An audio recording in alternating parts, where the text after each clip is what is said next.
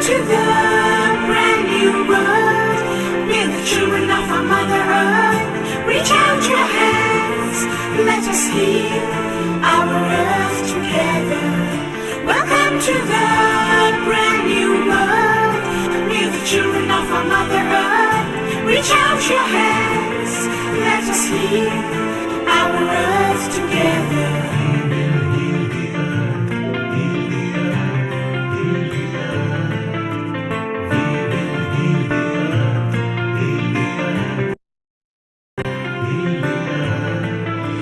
Birds are flying strong and fearless. Green is greener in shrubs and trees. The skies have never been so clear. Air is purer for us to breathe. Tomorrow will never be the same. There's not much for us to proclaim.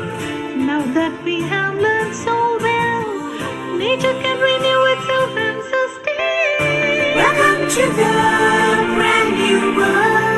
We're the children of our Mother Earth. Reach out your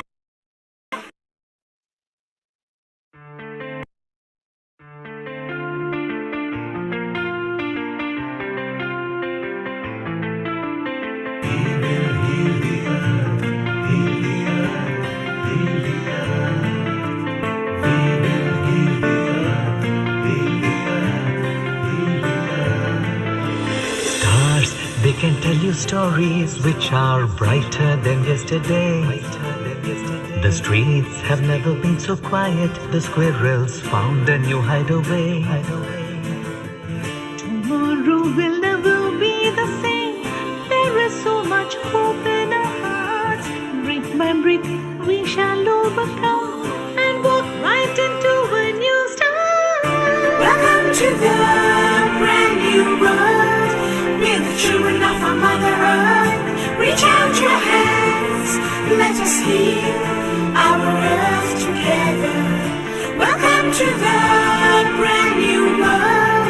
We're the children of our Mother Earth. Reach out your hands, let us heal our earth together.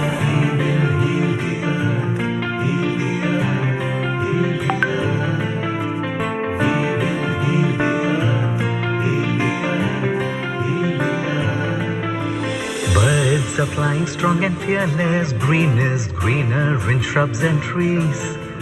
The skies have never been so clear. Air is purer for us to breathe. Tomorrow will never be the same. There's not much for us to proclaim. Now that we have learned so well, nature can renew itself and sustain. Welcome to the brand new world. We're the children of our Mother Earth. Reach out your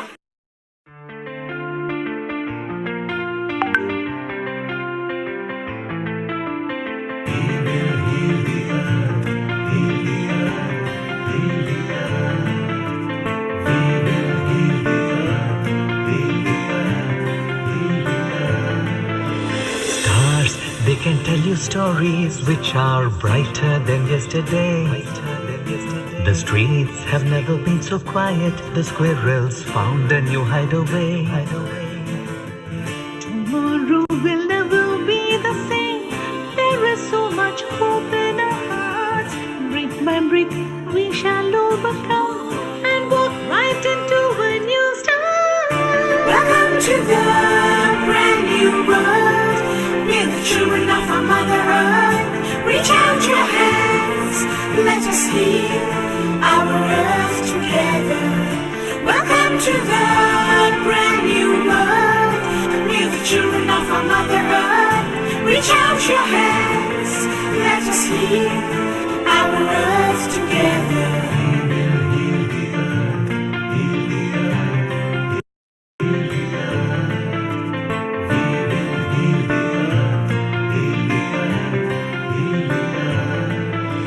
Birds are flying strong and fearless. Green is greener in shrubs and trees.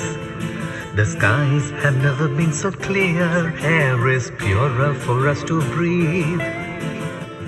Tomorrow will never be the same.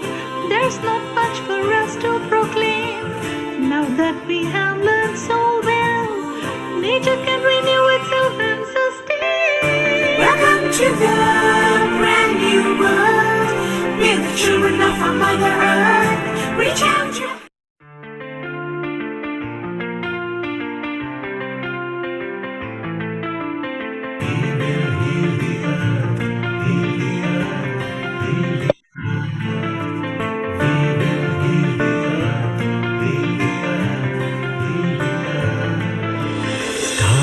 They can tell you stories which are brighter than yesterday. The streets have never been so quiet. The squirrels found a new hideaway. Tomorrow will never be the same. There is so much hope in our hearts. Brick by brick, we shall overcome and walk right into a new start. Welcome to the brand new world. We're the children of our Mother Earth. Reach out your hands. Let us heal our earth together. Welcome to the brand new world. We're the children of our Mother Earth. Reach out your hands. Let us heal our earth together.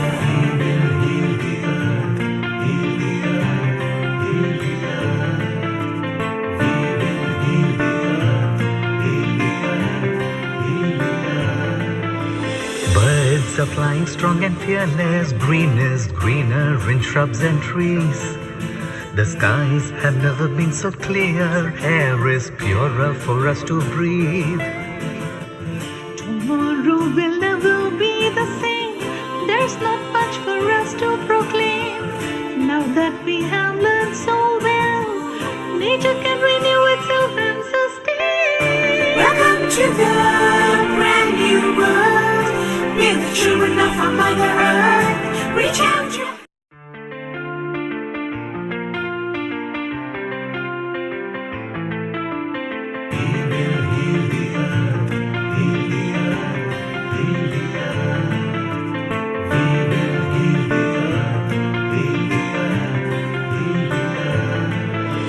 Stars, they can tell you stories which are brighter than yesterday.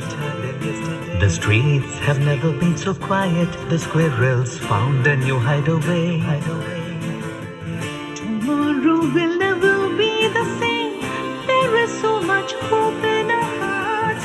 Brick by brick, we shall overcome and walk right into a new start.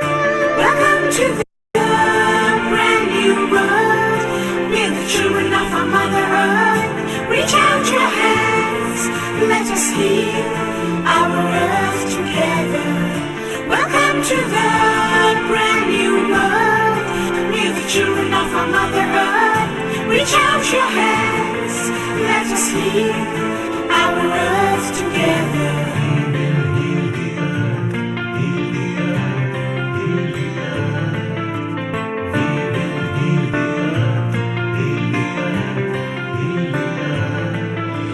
Birds are flying strong and fearless. Green is greener in shrubs and trees. The skies have never been so clear. Air is purer for us to breathe. Tomorrow will never be the same. There's not much for us to proclaim. Now that we have learned so well, nature can renew itself and sustain. Welcome to the brand new world. We're the children of our Mother Earth. Reach out your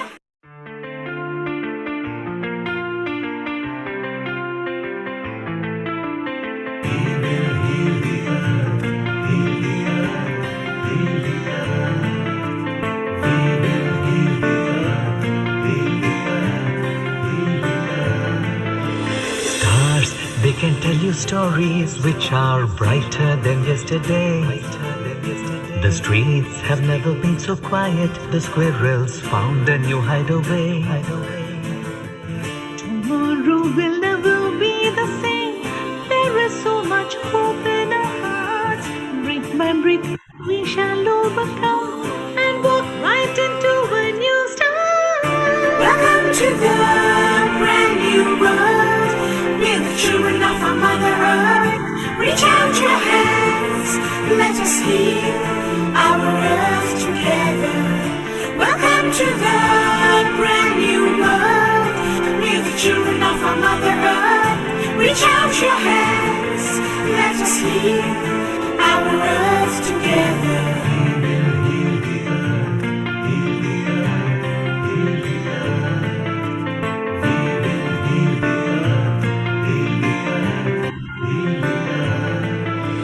Birds are flying strong and fearless. Green is greener in shrubs and trees. The skies have never been so clear. Air is purer for us to breathe. Tomorrow will never be the same. There's not much for us to proclaim. Now that we have learned so well, nature can renew itself and sustain. Welcome to the brand new world. May the children of our Mother Earth reach out your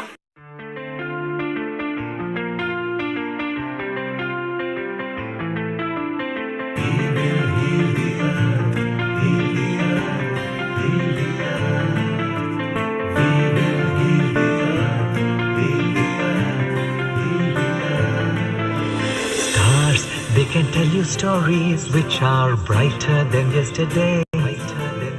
The streets have never been so quiet. The squirrels found a new hideaway. Tomorrow will never be the same. There is so much hope in our hearts. Brick by brick, we shall overcome and walk right into a new start. Welcome to the brand new world. May the children of our Mother Earth reach out your hands. Let us heal our earth together. Welcome to the brand new world. May the children of our Mother Earth reach out your hands. Let us heal our earth together.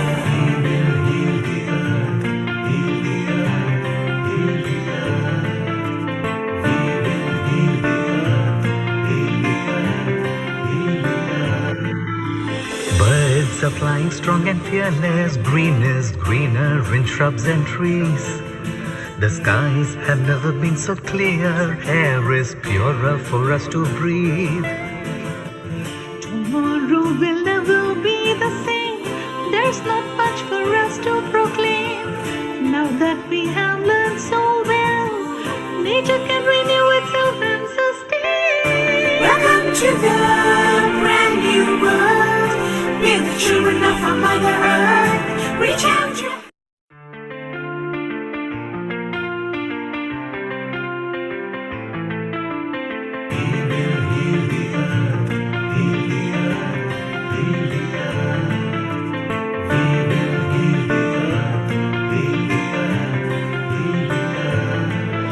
Stars, they can tell you stories which are brighter than yesterday.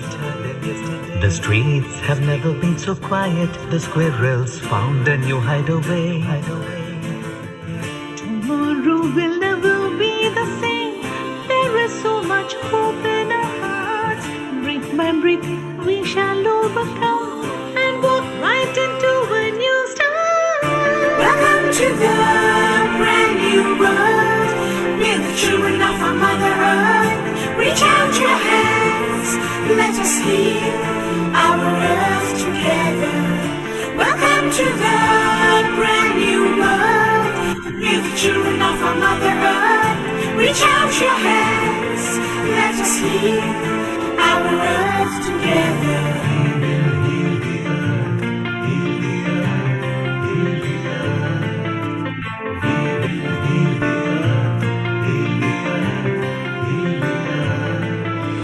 Birds are flying strong and fearless. Green is greener in shrubs and trees.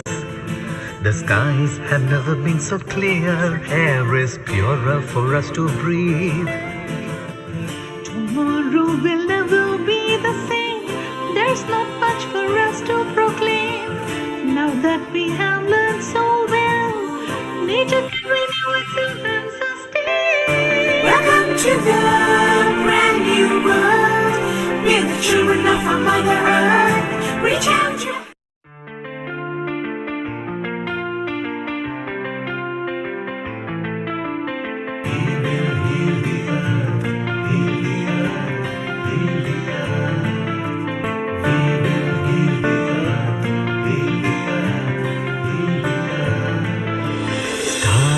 they can tell you stories which are brighter than yesterday.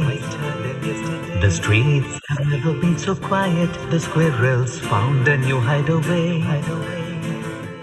Tomorrow will never be the same. There is so much hope in our hearts. Brick by brick, we shall overcome and walk right into a new start. Welcome to the brand new world. We're the children of our Mother Earth. Reach out your hands, let us heal our earth together. Welcome to the brand new world. We're the children of our Mother Earth. Reach out your hands, let us heal our earth together.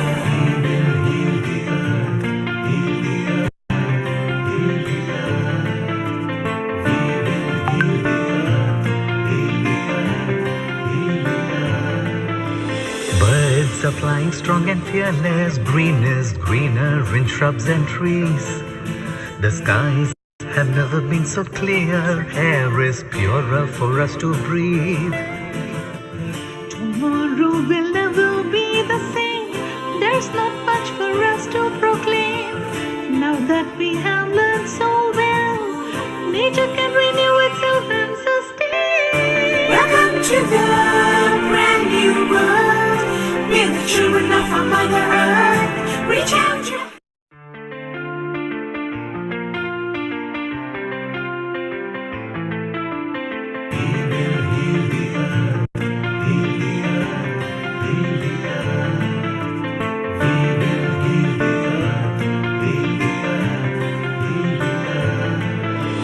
Stars, they can tell you stories which are brighter than yesterday. The streets have never been so quiet. The squirrels found a new hideaway. Tomorrow will never be the same. There is so much hope in our hearts. Brick by brick, we shall overcome and walk right into a new start. welcome to the brand new world.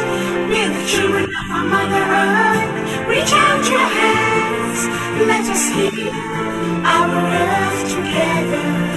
Welcome to the brand new world. We're the children of our Mother Earth.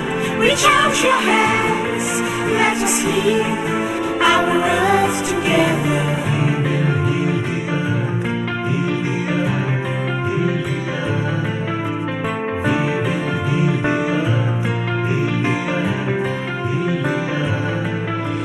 Birds are flying strong and fearless. Green is greener in shrubs and trees.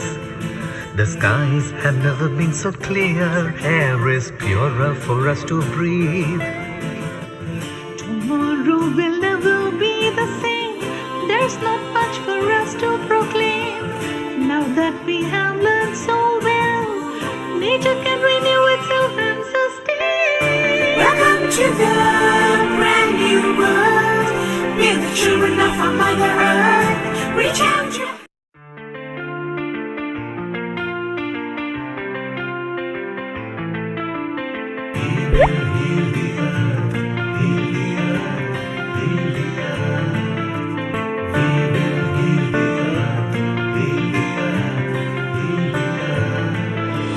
Stars, they can tell you stories which are brighter than yesterday. The streets have never been so quiet. The squirrels found a new hideaway. Much for us to proclaim. Now that we have learned so well, there is so much hope in our hearts. Brick by brick, we shall overcome and walk right into a new start. welcome to the brand new world. We're the children of our Mother Earth. Reach out your hands, let us heal our earth together. Welcome to the brand new world. We're the children of our Mother Earth. Reach out your hands, let us heal our earth together.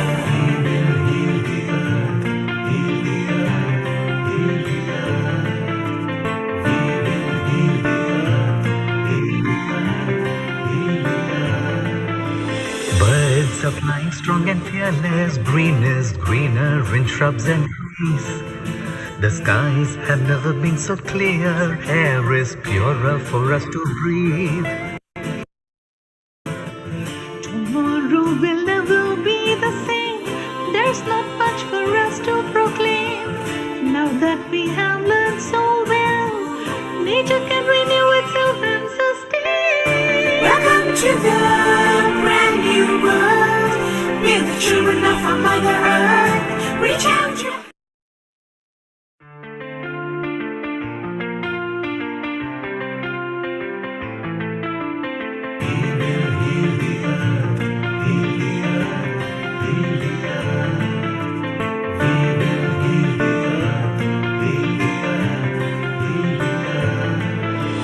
Stars, they can tell you stories which are brighter than yesterday. The streets have never been so quiet. The squirrels found a new hideaway. Tomorrow will never be the same. There is so much hope in our hearts. Brick by brick, we shall overcome and walk right into a new start. Welcome to the brand new world. We're the children of our Mother Earth. Reach out your hands, let us heal our earth together. Welcome to the brand new world. We're the children of our Mother Earth. Reach out your hands, let us heal our earth together. They can tell you stories which are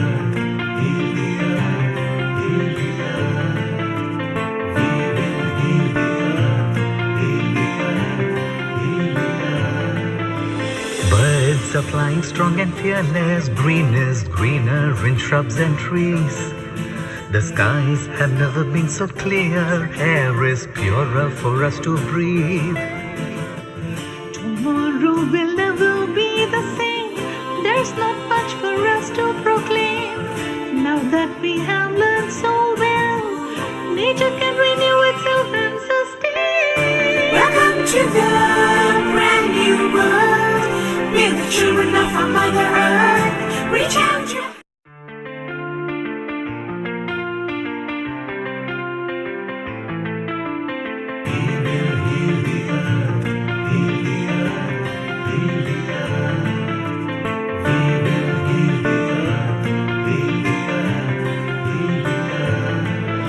Stars, they can tell you stories which are brighter than yesterday.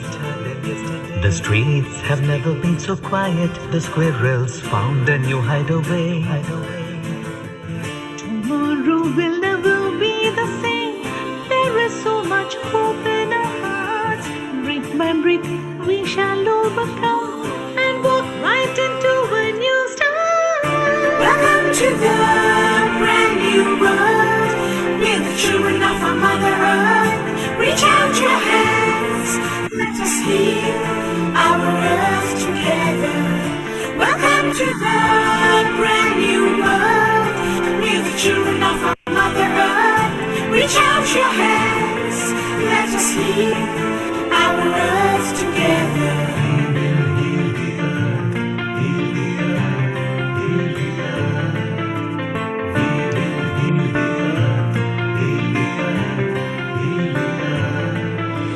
Birds are flying strong and fearless. Green is greener in shrubs and trees.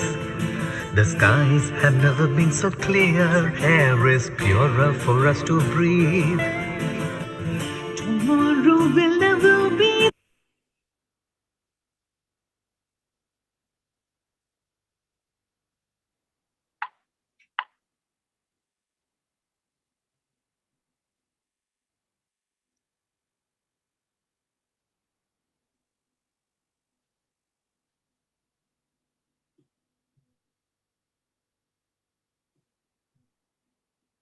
Ten, 9, 8, 7, 6, 5, 4, 3, 2, 1. Namaste, Globe, and a very warm, loving, and happy welcome to all our viewers and listeners. Let me start today with 3 Gayatri mantras. Om Bhurbhuvah Swaha Tatsaviturvarenyam Bhargo Devasya Dhimahi Dhiyo Yona Prachodayat. Om Bhurbhuvah Swaha Tatsaviturvarenyam Bhargo Devasya Dhimahi Dhiyo Yona Prachodayat. Om Bhurbhuvah Swaha Tatsaviturvarenyam Bhargo Devasya Dhimahi Dhiyo Yona Prachodayat. Now, what is our topic today? Our topic is happiness and meditation. So, you might know that yesterday, March 20th, was the UN International Day of Happiness. We don't doubt that our world has been facing unprecedented challenges, and so well-being matters now more than ever. Don't you agree? Are you, as a person, happy? And are you contributing to the happiness of those around you? Now, who are the people that you surround yourself with? The people that matter, of course, right? Now, can we all help ourselves and each other in this quest for happiness? Often we've noticed that the very tiny, small things in life contribute towards our happiness. Someone smiling at me and saying, "Good morning." Personally, you know what? I love that. My heart opens up with joy. I know I'm easily pleased, right? Still, what are the things that make you happy? Think about this while I remind you of something that your cooperation can help the community with. Yes, you guessed right. Today, the 21st of March, which is a Sunday, is Census Day. So please remember to fill out your census form online today. By taking part, you'll help your community get the services needed now and in the future both. And the census gives us a picture of all the people in the households in England and Wales. Now, meanwhile, let's go to our first guest, all the way to India, whose topic of the day is happiness, the ultimate goal of life. Our speaker is the dynamic, highly motivating, and entertaining speaker, Himani. Himani has an MBA in marketing and has worked as a manager in multinational companies like Reliance and Birla. Now she is successfully working as a life coach, corporate trainer, and motivational speaker. Himani founded Himani's Happiness Hub with a vision to spread happiness around the globe. Now, her aim is to share her knowledge with everyone by training them to use their inner power to achieve their goals. She has delivered more than 2,000 training programs in different cities of India, USA, UK, Africa, and Singapore. All these public programs. And to date, she has shared the secret with more than 800,000 people globally. Namaste and welcome, Himani. Namaste, Sarita ji. Thank you so much for this beautiful, warm welcome. And I really love your smile. Thank you. This gives a feeling of really we are celebrating the happiness day. We are. Okay. So, my dear friends, I welcome you all on the behalf of Healing Our Earth. And this is the beautiful program they have arranged, they have organized for the International Happiness Day. Right. So let me teach you something on happiness because I am a happiness coach. My organization is Himani's Happiness Hub. So I talk a lot about happiness and how happiness is important, how much happiness is important in our life. Okay. So first of all, United Nations have declared that 28th March will be celebrated as a happiness day in 2013. We are celebrating Mother's Day, we are celebrating Father's Day, we are celebrating Valentine's Day, we are celebrating Patriotic Day, we are celebrating different festival days. So why UN has decided that we should celebrate the happiness day? Because the today's scenario shows that depression level, stress, anxiety, negative thinking is increasing each and every day worldwide. And what is the solution for that? Only and only the positive feeling, and that feeling is happiness. And people are not aware about staying happy. Of course, we are talking a lot about happiness, but we are not at all happy because we are running after many things in our life, but we forget to stay happy. And that's why United Nations got inspiration from Bhutan.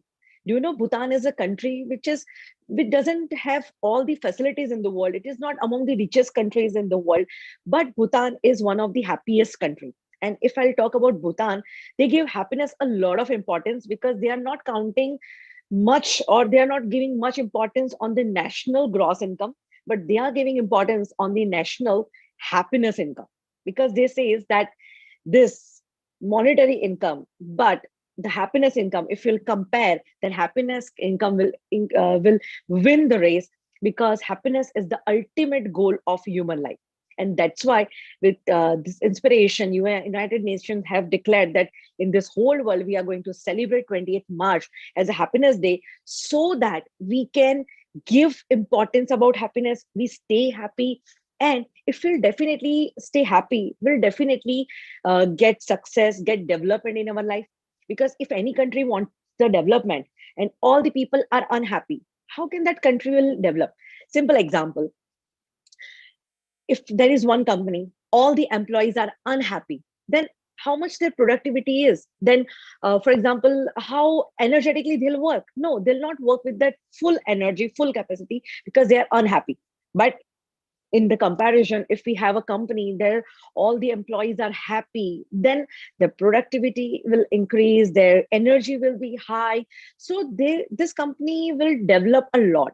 So that's why United Nations is giving the importance to the happiness day, and that's why we have celebrated yesterday as the International Happiness Day. And of course, Finland is the happiest countries among the all. It won the award of happiest country, and every country should compete in this sector. I feel that because my story is totally connected with happiness. If I'll share my story, Sarita ji has already shared something, but let me share. I have completed my MBA. I have worked with Reliance. I have worked with Birla. They are like very well-known corporates in India. I was on a very good position. I have 40 people working under me. I was earning good. Everything was there, but I was not at all happy. And the biggest reason behind my unhappiness was I was not at all enjoying my job, because that job was not my hobby, or that job was not my passion. I just did this degree or achieved that job just because that I was running after money, but I was not giving the importance of happiness. And at that time, I became so upset, so depressed. And I really realized that I have to make my passion into profession. I have to convert my passion into profession to be happy. And at that time, I quit my job, and I found out that training is my passion, teaching, learning, everything. I just love it. I just love that work. So I want to make my career into training industry. Everyone was resisting me. They had negative feedback about this, that Himani, have you heard any female speaking from this stage? Because this is a male dominated industry. And of course, it is very tough to handle the crowd, because I have to go on the stage, I have to do the public speaking. And they gave me that negative command that Himani, females are not successful in the public speaking field, and your age is like, you're so young, so who is going to listen to you? You don't have any experience, nothing at all. So everyone is resisting me, but only one voice is supporting me, and that voice is coming from my heart. And I always say that you need to listen to your heart, because we are always listening to the world, but we are just defocusing, or we are just neglecting our heart. I always say that though our heart is on the left position, but it always says the right things. And I listened to my heart. I decided to quit my job, and I came into this industry. I started my career by giving my lectures in the garden, and 10, 15 people were listening to me, but they really enjoyed my program, because I was talking on happiness, and I was very much happy in that work. So though my work was very small, I shifted from the corporate field to, I was like at that time nothing. I didn't have any identity, but I was only and only happy. And that happiness brings everything in my life. Slowly and gradually, everybody started organizing my program worldwide. I have got many opportunities to work on the biggest stage, plus biggest corporates, biggest you can say social groups, and different clubs and schools and colleges. And now the result is, in the last 8 years, I have trained more than 8 lakh people globally. I achieved everything, and success came to me. Why? Because I followed happiness. If you'll follow happiness, then success will follow. But if you are going only on the with money or success, and you are neglecting happiness, then nothing matters at all. Because see, I'll always say that if you have everything in your life but you are not at all happy, then that success has no value. I don't resist that you don't go for money, or you don't go for success. But if you want to be successful person, add happiness, so you become a happy and successful person, a happy and a rich person, a happy student, a happy housewife, a happy businessman. Add happiness in everything. And this is my story. So I just I always teach in my workshops. I have happiness workshop, and I teach everyone that give maximum focus on happiness in your life, and you will see everything will follow, everything will come. Whatever you want, you will get. But first law is to stay happy. And for happiness, actually, I have to kept my organization name is Himani's Happiness Hub. That means I teach people that make your life the hub of happiness, stay happy and spread happiness. But people are totally doing opposite things. They become the center of all the tensions and all the worries, and oh my god. So no, we have to change our life, and that's why I kept the name Happiness Hub. So start making your life the center of happiness. Be that happy, so each and every person will get happiness vibes from you, right? Your aura should be vibrant. Your face should be like that. So anyone sees this, anyone see you, they need to become happy, and that happy you have to become. For this happiness, let me teach you some techniques today. Let me teach you some happiness science today. So, for the first and most important, the question, where is real happiness? Happiness is outside or happiness is inside? The answer is happiness is within. Happiness is not a journey, not a destination. It is a journey. In this whole journey of life, if you really want to be happy, you have to cultivate a habit of happiness. You have to make your nature to be happy. See, Swami Vivekananda said that you are the creator of your own destiny. Have you heard this, everyone? Right? So we are creating our future, we are creating our life, and our mind is so powerful. It is well said that whatever you are thinking, whatever you are feeling, you are attracting that things in your life. So if your thoughts are positive, then you are attracting positive things in your life. If your thoughts are negative, you are attracting negative things in your life. Likewise, if your emotions are positive, then you are attracting positive future. And if your emotions are negative, then you are attracting negative future. What is emotion? Energy into motion is equal to emotion. Emotion, that means that is a powerful energy, and you are continuously sending in the universe. You are just ordering the universe, and whatever you are feeling, you are ordering to universe to multiply it. So for example, if you are sad right now, that means you are ordering this universe to give you more sadness. And the exactly opposite, if you are happy right now, then you are ordering the universe to multiply your happiness in your life. And this is a simple, beautiful secret. And that's why I always teach people to stay happy, because by changing your emotions, by changing your mood, you can attract powerful future in your life. Have you heard about the law of attraction? Have you seen the film The Secret? Have you read the book of The Power of Subconscious Mind? If you haven't, I'll suggest you should, because these books, the powerful authors, and this kind of movies had very well said that whatever we are feeling, we are attracting. So always remember that if you want to change your future, you have to change your present. And if you really want to change your present, then start being happy in this moment. And that is the biggest secret of all the success. I always says that I haven't seen that every successful person is happy, but I have seen that every happy person is getting success. So happiness is the assurity that you are going to get everything in your life just by changing your mood, just by changing your energy, just by changing your emotions, right? So that's why happiness is the ultimate key of success. And you will ask me that, okay, Himani, we understand that we need to be happy because our mind is like a fertile land. Whatever we are going to sow, we are going to reap. So if we want a mango tree, or if we want a beautiful mango, sweet, sweet mango, then we first have to sow the seeds of mango. But if we are like, we are having a negative mood and negative thoughts and anxiety and everything, then how will we get that kind of mangoes? So you will agree with me that yes, Himani, we are agree that we need to be happy, but we are not able to stay happy for a longer time, and we have lots of troubles. Then what should we do? Please teach us a technique. So that's why I'm going to teach a one beautiful technique to stay happy. And that technique, I'm going to talk many things in the session, but the most and important technique is, if you really want to be happy, if you really want to change your nature, then you have to acquire one beautiful habit, and that habit is called always keep smiling.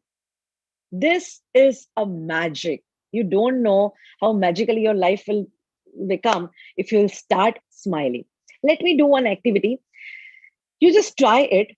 Now give me one beautiful smile. I'm not able to see you all, but I can feel your aura. So give me a beautiful, beautiful smile. Smile, smile, smile. If you have brushed your teeth, then show me your teeth too. Yeah, yeah. Okay. So give me a beautiful smile and now feel how beautiful you're looking just by changing some expression. You do you know, when you were a kid, when you were a child, you were supposed to like smile for 400 times in a day. A child smile for us 400 times in a day, and we adult only for 20 times. So this is like, that's why we are not happy in our life. We have to be a childlike person. I'm not telling you to be a childish person, but of course we can become a childlike person. Yes or no? Right? So with the happiness, if you want, if you will add this smile, that will be like a sone pe suhaga. That will add everything in your life. And smile is a proven technique to stay happy, to stay positive. Simple.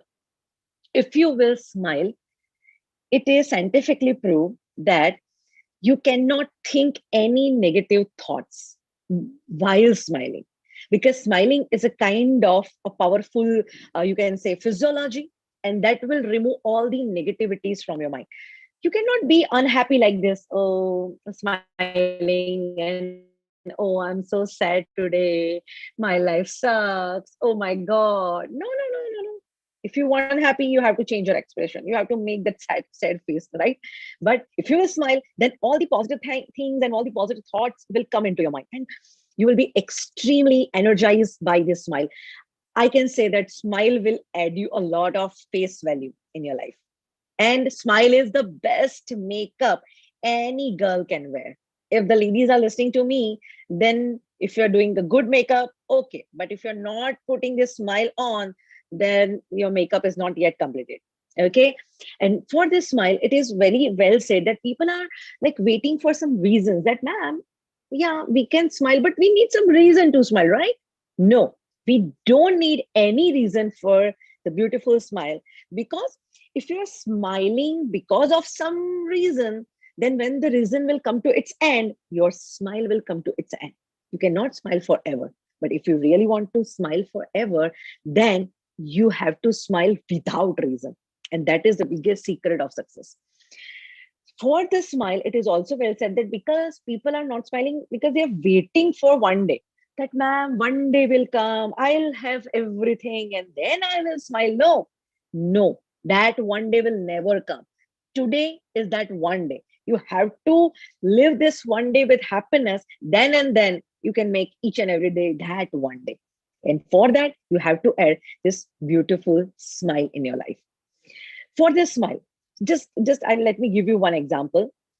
Whenever you go to the photographer asks you to smile. But what photographer will say? Cheese. Why? Because you will say that is a common sense. Yeah, that will make my photo beautiful. Okay, learn from this. If a 5-second smile can turn your photo in a beautiful memory, then if you will smile forever, how beautiful your life will be. You will live a life of your dream if you will start smiling. So I have given you a lot of lecture on this smile. Please smile. Some people are continuously seriously staring at me. So I'm not afraid of ghosts, huh? But I'm afraid of serious people. So don't be serious in my lecture. In my lecture, I always, if you, whenever you get time, I come to my happiness workshops. We have a 2 day, 4 day, 5 days happiness workshop. In that happiness workshop, I teach everyone that two rules only. If you want to learn something, put your mobile phone on a silent mode and put your face on a smiling mode. If you are on the smiling mode, then that means you are learning and learning and learning, right? Okay. With that smile, let me add one thing, that if you are a victim of that negative thoughts, many people come to me for the personal counseling. We handle one-to-one counseling. So many people are like asking the question that, ma'am, we are having that kind of trouble that sometimes we are having lots of negative thoughts, and sometimes we feel very depressed, we feel very low. What should we do? So let me teach you one technique. Whenever you are feeling low or whenever you are feeling upset, just try this. Go in some peaceful room in your house or a peaceful place wherever you are. Okay, close your eyes, take a deep breath in and out for 5 to 10 times. Then give yourself a beautiful smile.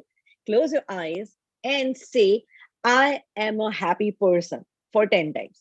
Like, I am a happy person, I am a happy person, I am a happy person, I am a happy person, I am a happy person. And you will see that your problems, your negative thoughts are getting reduced. And because of this technique, this is called the auto suggestion technique. If you will follow it every day, whenever you get time, just chant this mantra that I am a happy person, and that mantra will make you a happy person. What is the secret about this mantras? Mantras are the positive words ka chanting, right?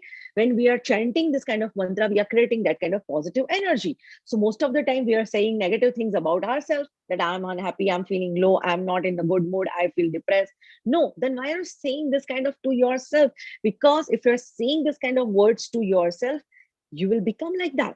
And if you don't want to become a depressed person, then don't say this kind of negative words. Say opposite words like, I'm happy, I'm energetic, I'm positive. And today, that's why I'm going to give you one beautiful technique. If you want to note down, then note it down. Do one technique. What you have to do is click a beautiful photo of yours, right? Click a beautiful photo of yours and have a 10-15 printout of that beautiful photo. That photo must have a beautiful big smile. Okay, if you want to really acquire this talent, then you have to follow this technique. Have a beautiful photo with a big smile. Okay, have a 10-15 copies and put this copies in every place of your home wherever you are going every day. Like, for example, your wardrobe, your bathroom, your hall, your bedroom, your kitchen, your mobile screen, your laptop screen. And write the sentence, I am a happy person. Because whatever we are seeing, we are attracting those things in our life, right? So that's why we always say that have a happy and positive faces pictures around you. Many people put negative photos, negative things in their room, and that will create negative energy. So it is better to have your face with a big smile, and whenever you are going to see your smile, you will have that reminder, okay, I have to smile, I have to be happy, I am a happy person. And that is a good reminder, and all your thoughts will be directed into that direction. Do you know, each and every day we have more than 60,000 thoughts. Hmm. We humans have 60,000 thoughts in a single day. And most of the time, if you'll check the quality of your thoughts, they are negative. With the negative thoughts, we are expecting a powerful positive future. How can it be possible? It is not at all possible. If you really want to change the future, again, I'm saying you have to change the present. And for that, you have to change your thoughts. And for that, you have to do this technique, that always seeing your happy face. Whenever you are facing the mirror, give a beautiful smile. Say some beautiful words to yourself, that I'm looking so beautiful. I'm looking so nice. I'm looking, wow, gorgeous, handsome. And my smile suits me a lot. My smile is my favorite exercise. Smiling is my favorite exercise. Always say this. and start smiling. And I'm just telling you that follow this technique for some time. Like if you have attended this program and if you'll follow it for next 30 days, that Himani taught me to smile, let me try it. If a child can smile for 400 times, why can't I smile for 200 times? Right? Just have a counting and just smile for 2 to 300 times a day, and you will see miracles in your life. Don't underestimate the power of your smile. Huh? It can create a powerful destiny, it can create a powerful future, right? So have a beautiful smile. Okay, let's do one activity. Let's check that can we think negative thoughts while smiling. Let's do this activity. Okay, I'm not able to see you, but I assume that you all are following this technique. Okay, so first of all, give me a beautiful smile. Okay, big big big smile. Okay, yes, big smile. Okay, have you heard about the frozen shoulder disease? Some people which are not like using their shoulders properly, they got this disease and they are not able to use their shoulders properly.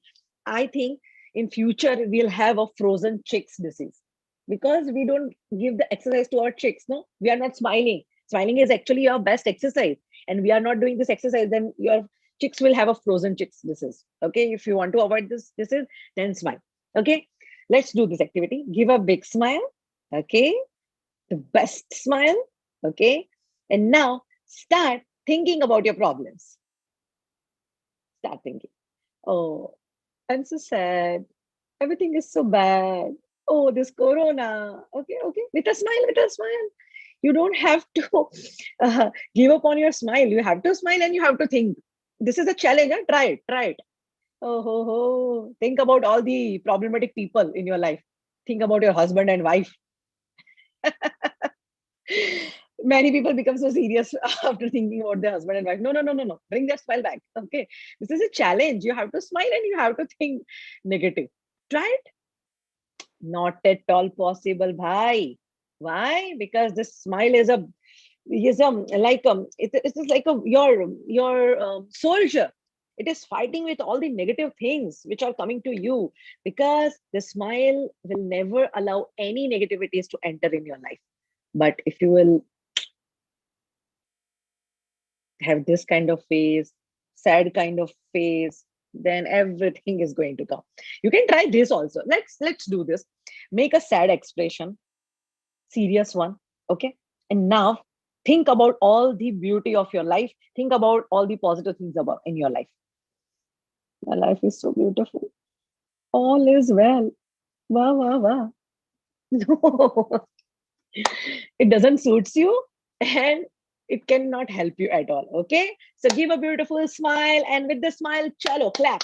Clap for yourself. Clap, clap, clap, clap, clap, clap, clap. I'm not able to see you, but you have to clap. Why? Because in any session, this is a law that you have to clap.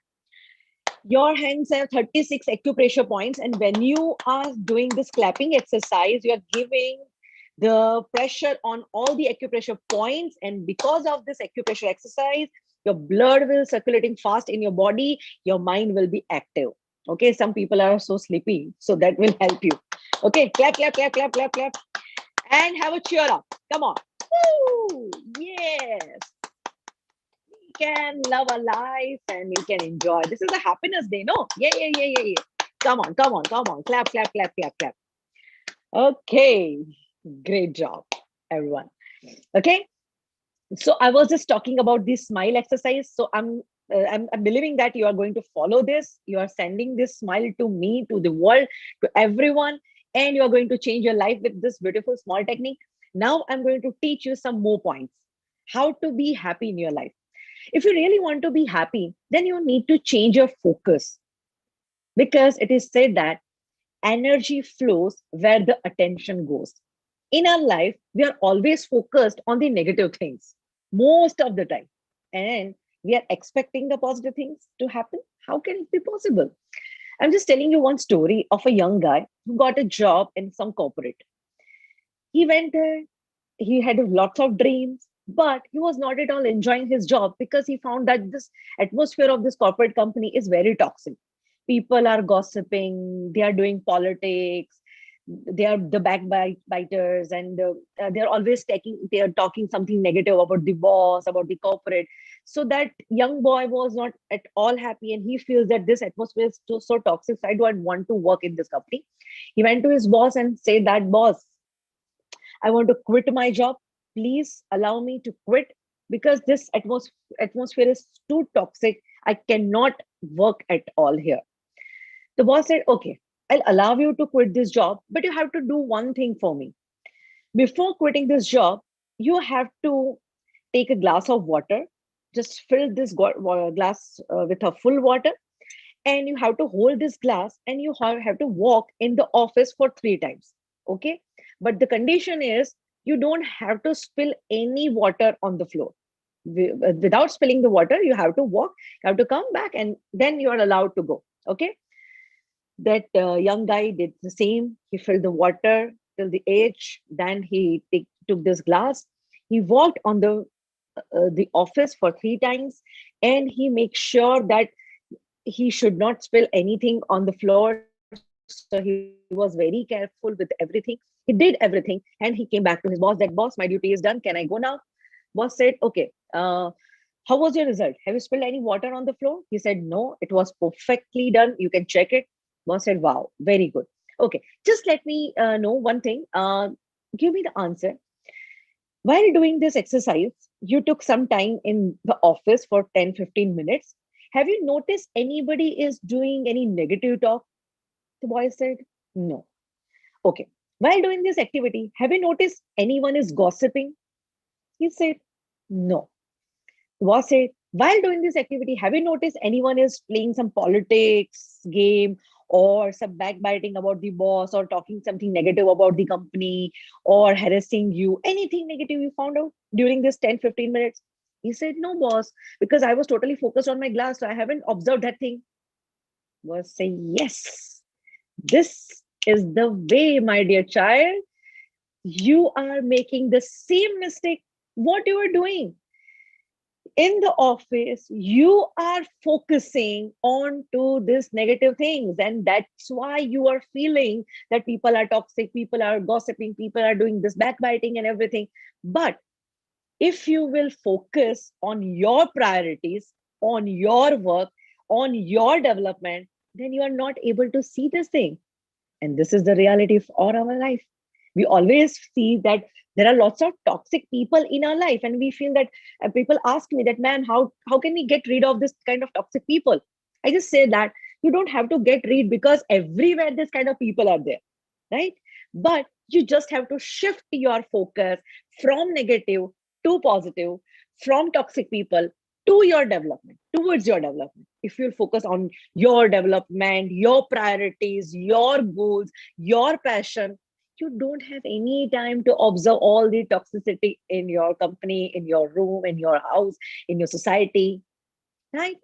So this is a very important and beautiful way to stay happy, and this is the secret of happiness. Yes or no? Agree, everyone? You can tell me yes by doing this. Yeah, we are a child. Okay, many people, Sarlaji, and I can see some of the people are showing me thumb and showing a beautiful smile. Okay, so this is the very important and most, I can say, the thing which you can follow in your life and you can change your focus, right? Okay. Second thing, if you really want to be happy, then you have to have this kind of attitude. This attitude is called the attitude of gratitude. Without having a gratitude attitude, you cannot be happy at all.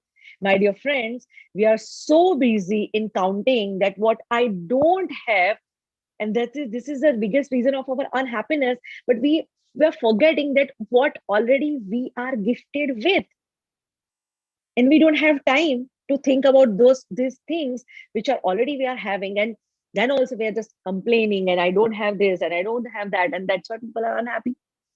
Sometimes we have different kind of workshops and we make people do many exercises. Here we have some time constraint, but in future, whenever we'll have some time, I'll make you do this activity.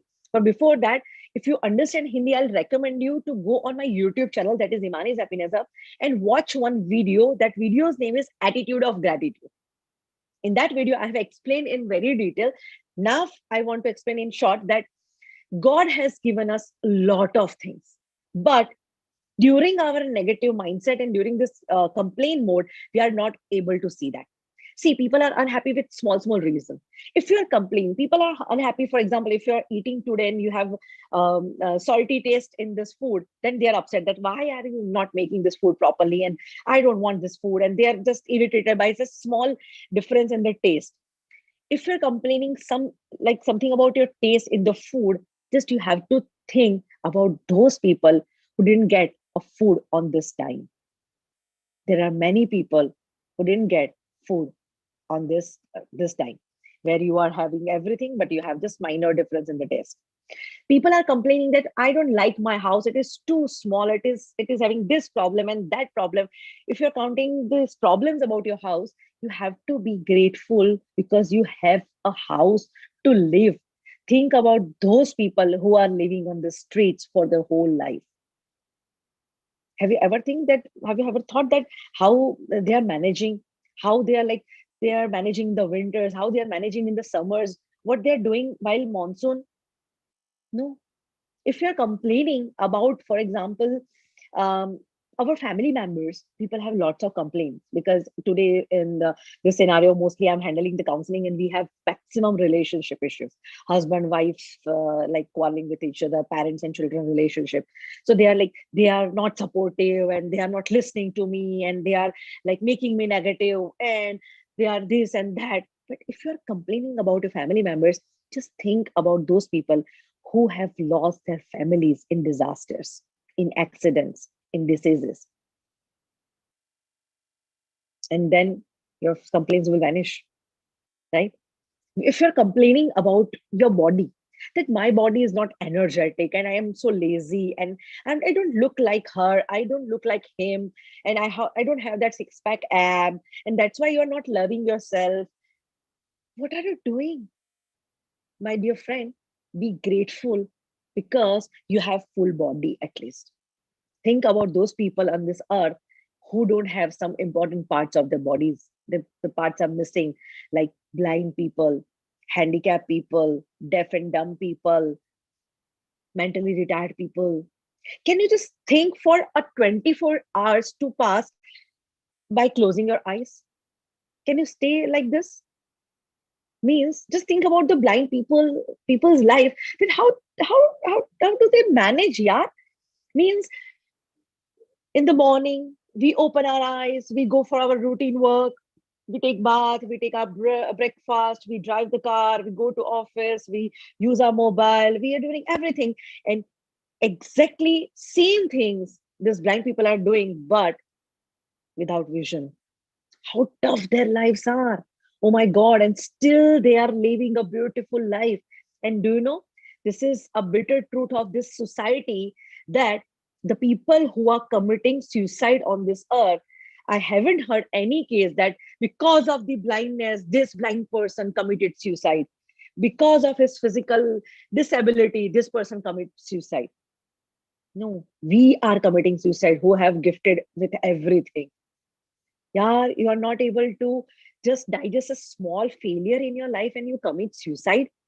In India, just one girl commits suicide. If you have heard about the Dangal film, Dangal is a very famous Bollywood film. Just it is on the based on the Geeta and Babita Phogat, the wrestling sisters, and they are like very famous in India. They won international championships, and her third sister, who is just 17 years old, just was not able to win that match by one point, and she committed suicide. That is so sad, no? At the age of 17, you have to start your life and you're not able to digest this small thing. You're not counting your blessings and you commit suicide. So we don't know how to live our life. This proves, man. We need to learn how to live a life, and without gratitude, we cannot be happy. So that's why I want to give you one homework. Will you do, everyone? A homework? Okay. So today you have to do is you have to write your 10 blessings. If you get a chance to meet the God whom you believe, and if you really want to say something to the God, then you have to say the 10 blessings.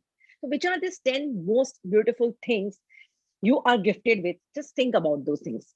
And you have to feel gratitude. Okay. We have, I think, 10 minutes time. Yeah. Yes, Sarita ji? Yeah. Have a little more than 5 minutes. Little more than 5 minutes, around 7 minutes. Yes, perfect. Okay. Let me do one thing. Let's end this session with a gratitude meditation. Are you all ready? Can we do it? Yes. Okay. Sure. Okay. Okay. So let me do one thing. You have to make a list of 10 blessings today. But now I'm giving you a time of just 1 minute. You have to think about any one most important blessing. For example, anyone if you think about your body or your family or your house or your car, anything, you just think and we'll do the gratitude meditation. Start thinking about the most important blessing and let's do one beautiful meditation. What you have to do is you have to sit straight, put everything on the table, and put both of your hands on your heart. Let's do one beautiful meditation, a short meditation technique I'm teaching you, which you have to follow at the night with a longer period. Okay, for the 10 blessings. But let me do it for some small time. Okay, put your hands on your heart. Okay, like this. Now close your eyes. Bring a beautiful smile on your face. The best smile you can do. The bestest smile, huh? Make it bigger, make it wider. Yeah, show me your teeth. You have to keep this smile during this meditation, okay? With this smile, think about your blessings. Think that how lucky you are. You have to smile during this meditation. Come on, give a smile, give me a smile. Yeah, with a smile you have to do. Yeah, put your hands on your heart. Think about that beautiful thing. Start counting your blessings. Then you will write it down in the night. God has given you a lot of things, but you are not able to appreciate those things. So think, oh God, you have given me the full body. Oh my God, this is the biggest blessing. Because without this body, how can I manage everything? Just be grateful for your eyes. My God, these small, small balls, my eyeballs, they are so precious. Because of them, my life is so beautiful today. Thank you. Think about your hands, think about your legs, think about your family. How important, precious your family members are. Without them, life has no meaning. Think about your house, think about your couch. You're so lucky you have house to live, to stay, a couch to sit. Just think about those people who are living on the street. Think about your car. Think about your wealth. Think about your relationship. Think about your career. Think about the food. Think about your clothes. Think about this fresh air you are taking. Wow, it is so beautiful, yeah. I'm I'm blessed with everything.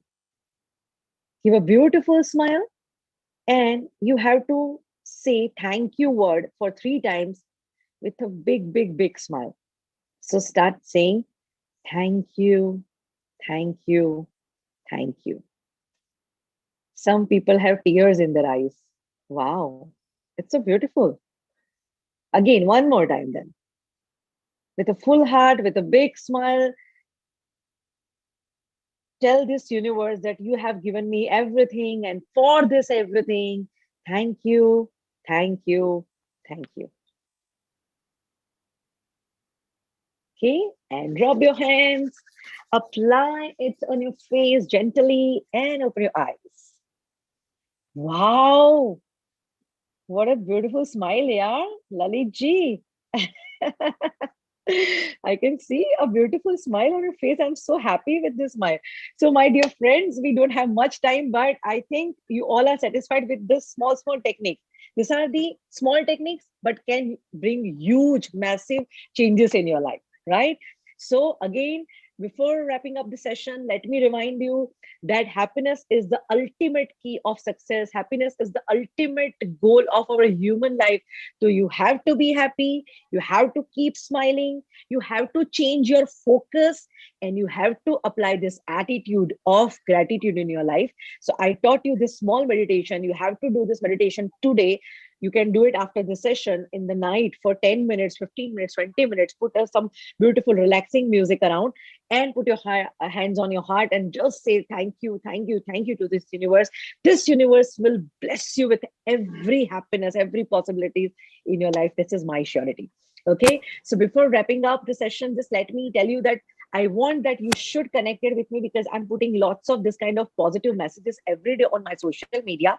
So if you are there on Facebook, YouTube, or Instagram, join me today, Himani's Happiness Hub, because I'm following always my heart. I just tell you one thing. In this month of November and December, I went to Himalayas for 40 days, and that was my solo trip. I always do this kind of things which makes me happy, though it sounds a lot of crazy thing, though it sounds a lot of craziness into it, but I do this kind of things. I went to Himalayas on a solo trip for 40 days, and in those 40 days, I was on a digital detox. So no mobile, no social media, no newspaper, no laptop, no connection with the world. I have given my parents the emergency number, but other than this, I was completely in the silence. And when I was with myself, I discovered myself and I felt that how beautiful we are. We all are so unique in each and every person. One more thing I want to suggest you, never compare yourself with others. This is also biggest reason of unhappiness. I found in my 40 days journey that God has did a lot of hard work to creating me. So if I'm comparing myself to others, that is the insult to my God. And if I'll compare, then I'll become unhappy. Right? So never compare yourself, accept yourself fully, and you will see beauty in your life. Okay, so stay connected with me. YouTube, we have lots of video, and I have given you the video, the attitude of gratitude in the homework. You have to see that video. Second video, I want to suggest magical words in every relationship because we are facing lots of relationship troubles. So there are 3 magical words. If you will apply in your relationship, that will change your relationship forever. And third thing I want to suggest you should do meditation every day. Yog Nindra is the best meditation. I have put the CD on my YouTube channel. So you have to follow this meditation and you can get rid of your negative thinking, depression, and everything. And in future, whenever I'll come to UK or in your country, you can invite me for a live talk show or you can organize our programs. You can come to me for any counseling. If you need any help, just join us. Just stay connected, be happy. And once again, I really want to thank this Healing Our Earth platform who has given me this beautiful opportunity to connect with you. Clock is right, 8:20. Yes, Sarita ji. So thank you so much, Neil Kumar ji. I just want to give a big, big, big thank you to him who introduced me on this platform. So thank you. I hope you all are happy. So once again, namaste. Stay happy Namaste. and keep smiling. And thank you very much, Maniji. That was amazing. That was absolutely amazing. And now we've got Dr. Soda here as well, one of the Healing Our Earth hosts as well. So, Dr. Soda, since you're here and you've been listening to Himaniji's session, welcome your input. What would be your happiness quote, or what would be something that creates happiness within you? Well, the happiness queen is sitting with us, so how am I going to compare that with her? Himani is an amazing happiness hub following. I tell you, she was an awesome speaker. But I'm going to share something with you, Himani. It's always a pleasure to meet you, to see your YouTubes and everything. I'm going to say, be silly, be fun, be different, be crazy, be smiling, be happy, be you. That's all you want to do. Just be you. As you said, Himani, it's an insult to compare ourselves with somebody. It's an insult to our creator. So be happy the way you are and just spread the happiness. That's my mantra. Amazing. That is absolutely amazing. So thank you, Himani. Thank you, Dr. Soda. So good to see you both. And see you both soon. Absolutely. Nice to see you, Himani. Thank you. Thank you. Bye-bye. So, by the way, did everybody know that today is the 66th event by Healing Our Earth? Right. And what do? We bring free events every Sunday. And what is our aim? And that is very simple. It is to spread love, harmony, and happiness during this corona epidemic and even after this. I'm sure we'll continue to do so. Now, if you wish to participate or contribute in any way, please feel free to contact us via the WhatsApp number on our website. Next week, Sunday, the 28th of March, please join us for a well-being and wellness session from 2 p.m. to 7 p.m., where we help our viewers maintain a happy, healthy, and peaceful body and mind. And the Sunday after that, the 4th of April, is an Easter vegetarian kitchen special. Now, with that, let's go to our next guest, still from India, who is going to encourage us in being blissful and divine. Oh my God, doesn't that sound heavenly? Sister Sujata Rati is a certified health dietitian and nutritional expert. She's also certified as a professional fitness advisor and trainer. Sujata is a graduate from Pune University with a first-class honors Bachelor's of Home Science degree. शिविका इधर देखो ना. She is a Hello. certified fitness consultant and yoga trainer. Currently, she coordinates the Wellness Center at the Global Hospital and Research Center in Mount Abu, Rajasthan, and has been a dietitian and fitness advisor there for over 25 years. She's performed mass exercises in India and abroad. She also designs lifestyle intervention programs for coronary artery diseases, diabetes, obesity, arthritis, hypertension, and asthma. Programs are based on diet, exercise, and pranayama regimes. Sister Sujata has also been honored with awards like Nari Shakti Award and Suryadata National Award for excellence in the field of health and research. She will be speaking today on how to live a divine and grateful life. Along with her enlightening words of wisdom, she shall also be making us do some exercises such as pranayama, breathing, stretching, etc. Namaste, Sister Sujata. Om Shanti. Is Sister Sujata sort of encountering some technical difficulty, is she? Admin? Right, what should we do? Should we talk about other things until we can get Sister Sujata back online? What can we talk about? Just trying to locate her sound. No problem at all. She is there. I think there is a bandwidth problem. Please, you can carry on. Dr. Soda is here as well, and you can chit chat. Thank you. Yes, absolutely. Dr. Soda, would you like to come back online? And in the meanwhile, by the way, I'd like to take this opportunity and thank all the guest speakers. And of course, all of you, the wonderful global audience of Healing Our Earth, because what would we be doing without you? Obviously, from our producer and our director and the whole team of Healing Our Earth, your feedback keeps us going and helps us to know what we're doing right and what we can do even better. So please, please do keep it coming. Come to our website and let us know what we're doing. And since Himaniji is back here, let's have a chat again, Himaniji, if you'd like. Unless you've disappeared as well. Oh my God. No. I'm there. I'm listening to you. You are there. Okay, fantastic. So Himaniji, we're talking about happiness. You spoke about happiness coming from within. You spoke about, I think what you meant was fake it till you make it, right? Keep smiling, keep looking at yourself in the mirrors, remind yourself to smile. And do you know what? I've had a lot of people sometimes say to me, look, we've done all that, but when circumstances are bad, they're bad.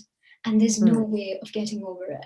Even though I smile to myself, I still feel bad because I'm going through some not so good things in my life. What are the sort of things people can do at that time to sort of keep themselves still motivated, still feel like smiling? Because, the fake it till you make it is fantastic. But when you're feeling really down, you just don't feel like it, do you? So what are the sort of things people can do? at that time, again, this attitude of gratitude will definitely help you. Yesterday only I had one webinar for London senior citizen group, and in that senior citizen group this question only arrived, because they are seniors, they are not drive the car by themselves, and they are like, they were telling me that, Himani, we are feeling that we are in the jail and we are locked in this house for the last 1 year. We are not able to see any one of our friends and family. Then, Himani, we are feeling so so bad. So what we can do? So I have just suggested this attitude of gratitude. Have you heard about the Indian freedom fighters who were locked in this one small cell for their whole life? They have to use it as a washroom only. They have to use that cell as their house only. They have to use that cell as their food. Yeah, they have to eat that food there, and they are not able to see the sunrise, sunshine, anything.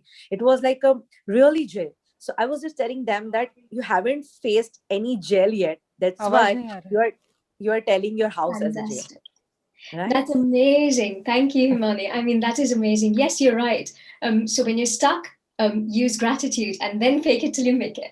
Thank you Simple. very much. Start appreciating small things in your life. You will be happy always. थोड़ा आवाज बढ़ाना. Thank you very much, Himani, and see you soon. Thank you Yeah. very much. और आवाज. And Sister Sujata, Namaste and Om Shanti. You had आवाज. a technical difficulty earlier, but welcome to Healing Our Earth. आवाज नहीं आ रहा है. We can hear you, Sister Sujata. हम आपको सुन सकते हैं. Okay.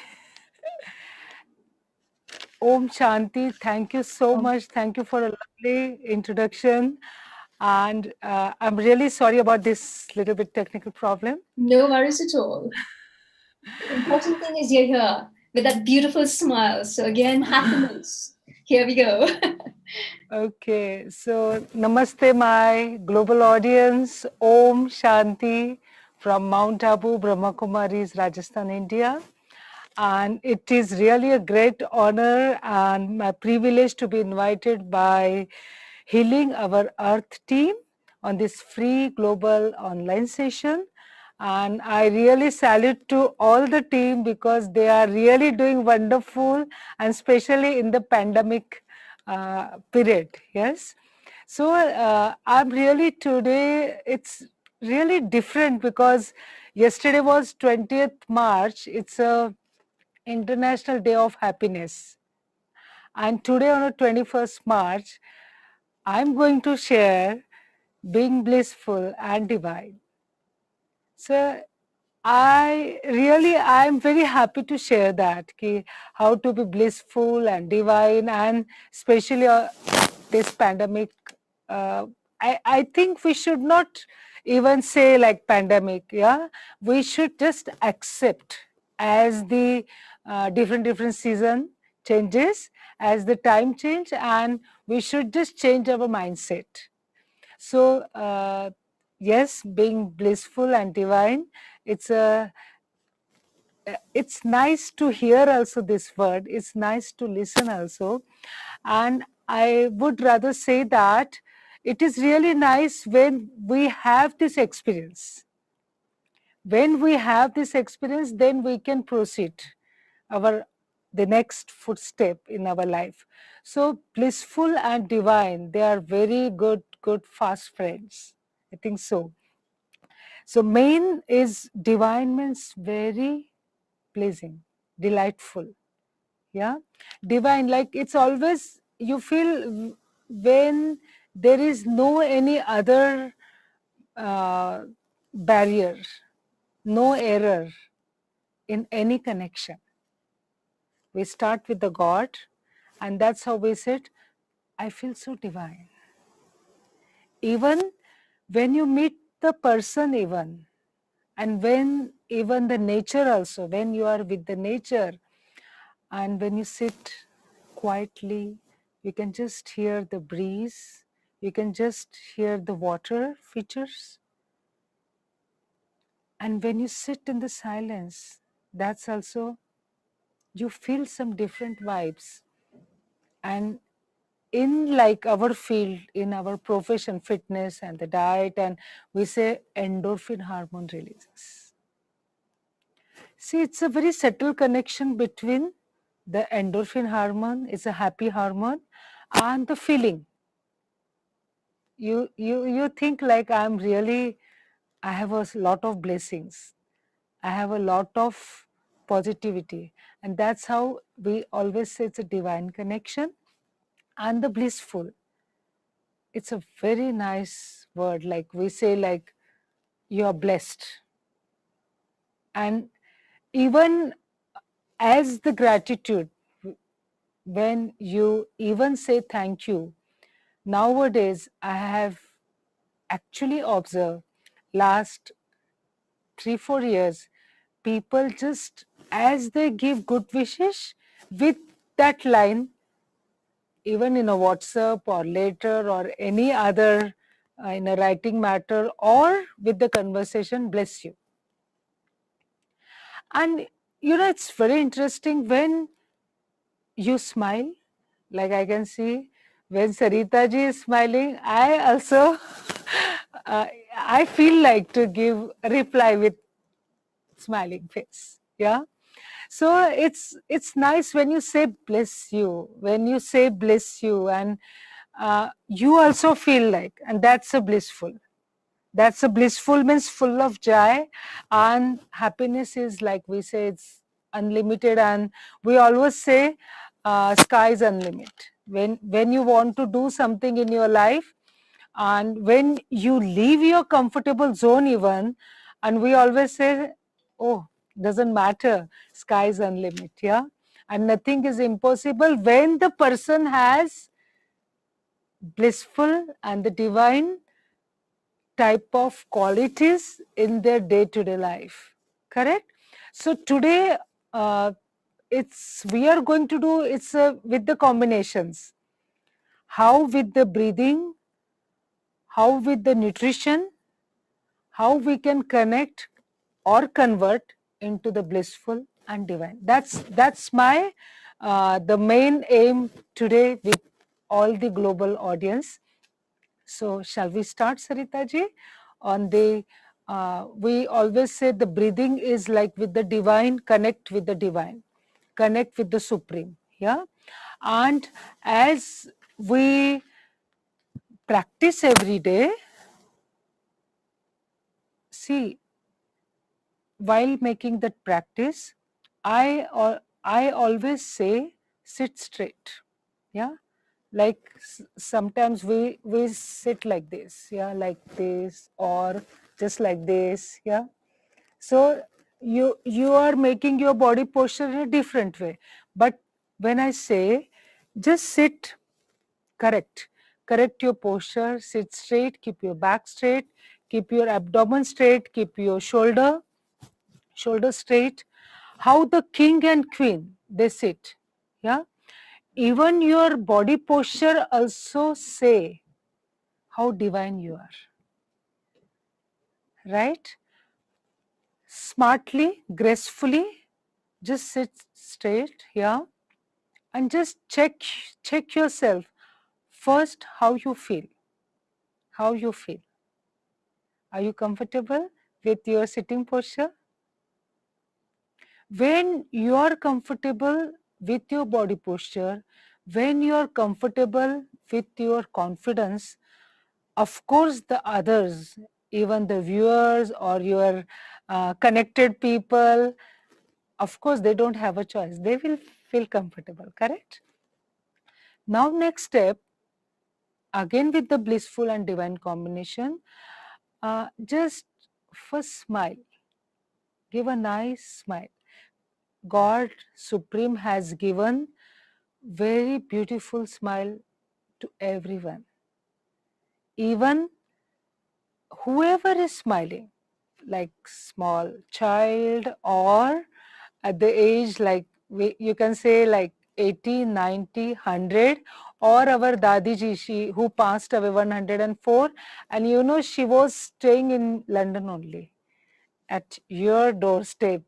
And when the smile is there, you can win the heart. And when we say being divine means heart to heart connection.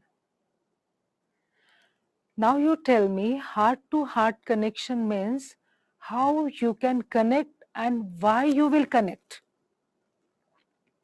First, let's see why you connect and how you will connect. When you have all the clarity, when you have a clear path, then you will connect, correct? That's, we say, heart-to-heart connection. So, the third step now, because we now just understood the divine connection. But now third step is what inside, like my mind, my heart, or if I say like I'm Sujata, but Sujata is just the name of the body, right? But if I say I am a great, positive, elevated soul. When there is a soul world, there is no bodily connection, correct? If I say Sujata is going to connect, correct? Then Sujata means, again, her profession, how she look, what's her body weight. If suppose like dietitian and fitness, always people I know, they will always think that. I'm not wrong actually, honestly I'm telling you. So when you say Sujata, but when you say soul is connecting, soul means it's absolutely neutral. Yeah, there's no figure, there's no shape, but just a tiny. So we are going to connect today with taking the support of our breathing system and with the pure thought, like I'm a blissful soul. So I wanted you to sit nicely as I'm watching you are sitting very nicely. Just to take a deep breath, exhale through the mouth. Don't close your eyes, like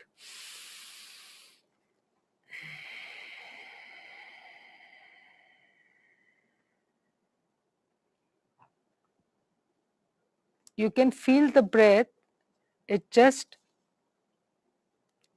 reside here, exhaling, yeah? Now take a deep breath again. I'm a blissful soul.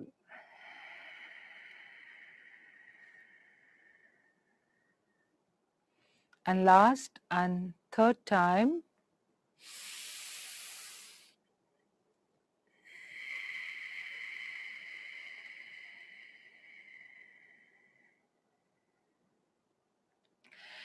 see what we do actually, I think in March 2020 to March 2021, and today is 21st of March, right? So in 1 year, especially my personal experience, I have practiced, because again in the environment, when you just open the media news, you're not happy. You're not happy to see what is happening in the other countries, other places, whether it is India or Australia or America or different continents, right? Are you happy to hear that news? You are there at your very secure place. But why your mind gets disturbed? Tell me that. You are really comfortable wherever you are, but still your mind gets disturbed. You know what is the reason? Some people know, but some people also want to know. They want to just add what they know, correct?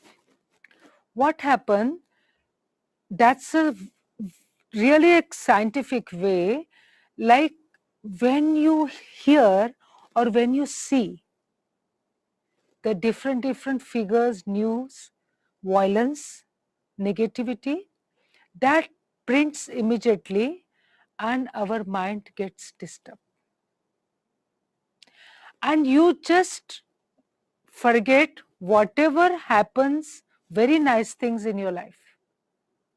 You're smiling, you're dancing, you're good health, but you just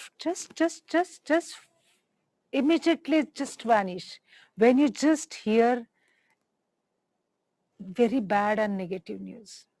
It gets scary. Actually, it's fear also. So what happened? It was and it is saying that here, everything is here 90%. That's how we should be very, very positive for the period, like every day. So that's how what I did in the last 12 months in, because see, just to listen and just to hear nice like hi, hello, how are you, I'm fine, I'm fantastic, I'm top of the world, I'm blissful, blah blah blah blah. But when you have the experience of that, how many people have that experience? Because we are very curious, what is next happening. In 1 year, what I did in every 1 hour, okay, just exclude the sleeping hours, right? But the rest of the hours, like every 1 hour, like morning, suppose 8 o'clock, or like we actually wake up like 3:30 in the morning for the meditation Brahma Muhurat. That is a different type of the meditation what we do. But suppose 8 to 8, 8 a.m. to 8 p.m. Okay, 12 hours. So every 1 hour, I have personally practiced 1 minute, just a 1 minute silence only, to make my mind strong. If my mind is strong, then I can tell people how you can keep your mind strong, right? Because whenever, even when we give the different kind of diets, like we always say you should have a rational nutrition, you should have a rational your thinking process, mindful eating, organic mind. But the person, my thinking is you should have that experience, then you talk, right? So what this habit, it's like everyday's habit, 1 minute in 1 hour. It's very simple. It's very, very, very simple. You don't need to go for that 1 minute, wherever you are. Yeah, wherever you are. But just take out the 1 minute for yourself. So 12 minutes is yours. During 12 hours, 12 minutes is yours. And how you are investing that minute? How you are investing that minute? This 1 minute gives you energy for the next 3 hours actually. That is also scientifically. Like when you laugh and when you have a smiling face, that also gives a positive energy. It's just giving. You're not taking any treatment for that, correct? But you are creating. So what happened? You are creator or you are destructor for your own. So this, I really wanted to advise you, because this is a very, very simple and very nice tip for just for a 1 minute tip, and how you can just bless yourself. But how you will bless? How you will bless? It's not like in India we say आशीर्वाद, like जीते रहो, blessing है आपके साथ. But that is all like superficially also, and just someone is putting their hand on your head. Okay, that's respect, that's a blessing. But how you can create the blessing for yourself? Like what we say, see, we have a gymnasium and the aerobics and yoga and pranayama, everything. But still my approach for the people, you use your body weight for the exercise. You should make your own effort. Just don't go on a treadmill. Don't go on a elliptical walker. Don't go on a only stationary bike. But when you do, then you can feel it. Same like some people, they always say, okay, I really feel like to drink juices because you just drink it, yeah? But God has given you jaw. You are not bedridden. I don't want you to bedridden anytime in your life, yeah? But when you chew it, you mix the food, fruits, salads, sprouts, healthy things with the saliva. What happens? It goes inside. And that's how you can become a healthy. It's very nicely synchronized actually.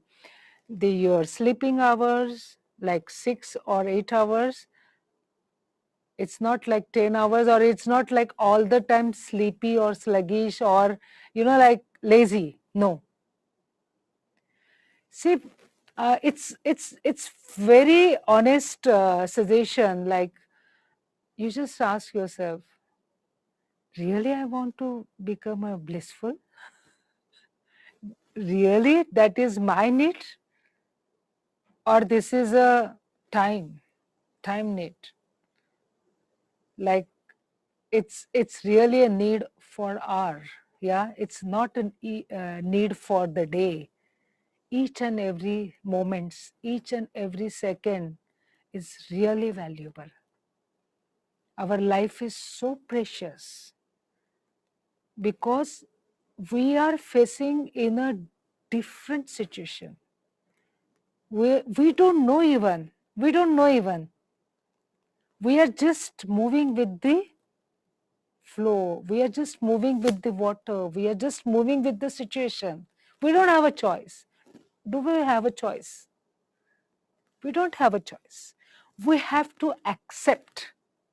We have to accept the practical, and we have to accept yourself. As you accept, then you can manifest the pure thoughts, the correct thoughts, and the right things will happen with every day. That's the main fundamental for the blissful and the divine life. Even whenever I go with the just delivering a talk, or like it's a social, I always see like how people, they are sitting and how they are standing. I just have always like, oh, they should give respect to their body. They should give respect to their self. They should give respect to their thought. Why they gossip? Why they're just talking? It's not our job. It's none of our business actually. God has given us a beautiful life. Beautiful, blissful, wonderful life. But in when? Always. So let's do the different exercise. Yeah. Would you like to do some exercises for 5 minutes, Sarita ji? Okay, so I want Yes. to stand up. I want to stand up.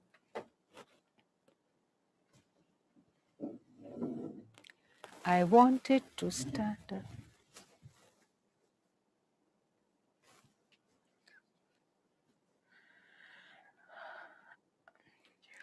So I wanted you to take the distance between both legs, like shoulder distance. Shoulder distance. And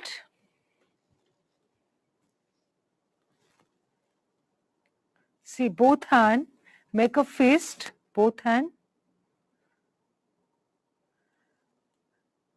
This exercise, you will feel like I'm top of the world. But this exercise, this stretch is as good for the massage for the heart and for the shoulder as well. First, I will just show you first how you are doing. Simple again, both hand. Take a deep breath. Take a deep breath. And exhale through the mouth.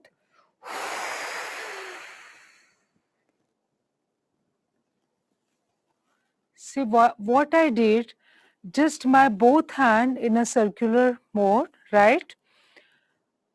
Inhale, exhale through the mouth, and as you exhale through the mouth, just lift your both heels, right? Like, see towards the roof. I'm a blissful soul. Okay, we are going to repeat 3 times, right? Both make a fist, inhale and exhale. 1,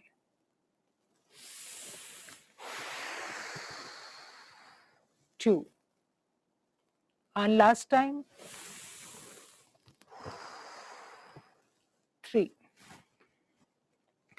So now next is, I wanted you both leg together, and make a namaste. This is a very respective pose. Hand at the, and have a beautiful smile on your face.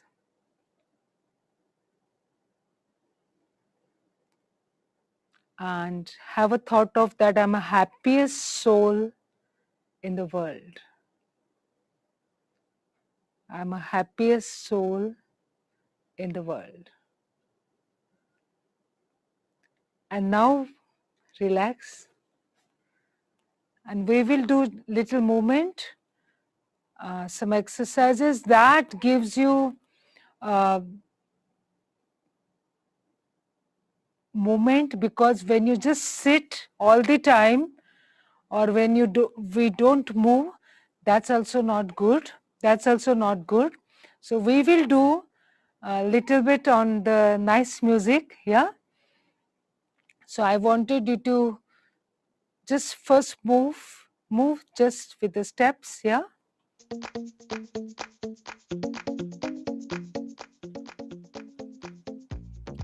And with the hand.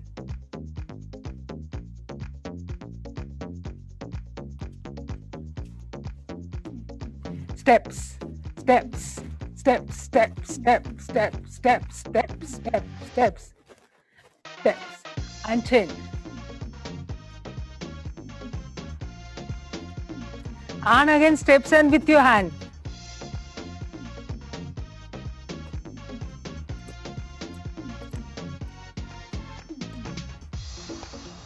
And tap, tap, tap, tap, tap, tap, tap, tap. Front and back, front and back, front and back, front and back, front and back. Cross your leg, just cross, cross, cross, cross, cross, cross your leg.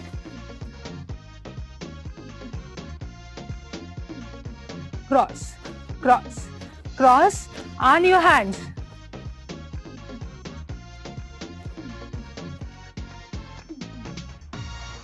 And again steps, steps, steps, steps. On right and left. Right, tap, tap, tap, tap. Good, very good. Yes. 4, 5, 6, 7, 8, 9, 10. Clap, clap, clap, clap, clap, clap, clap, clap, clap, clap. Change, change. Right, left, right, left, right, left, right, left, right, left, right, left, right, left. And again, when we appreciate anyone, what we do? We do clap, correct? So I wanted to clap for you.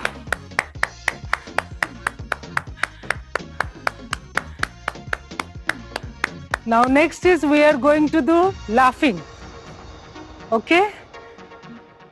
Ready? Okay. So the first is we are going to laugh continuously. अच्छा थोड़ा music low. Yeah. We are going to laugh continuously. Yeah. 1, 2, 3 and laugh.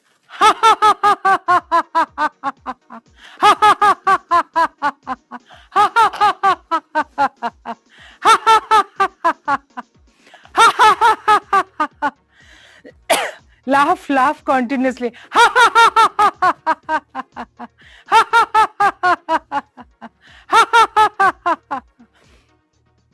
Okay, now second laugh. Second laugh, both lip together and laugh like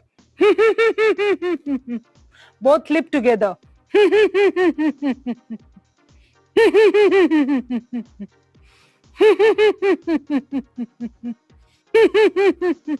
This is good for our abdominal muscles. The third laugh is without showing your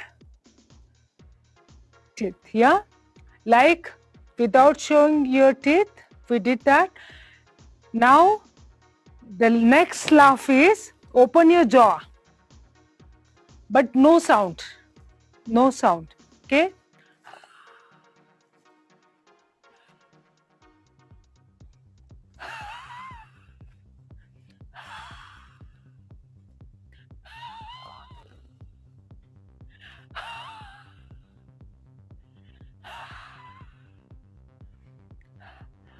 Very good, very good. And next is last laugh.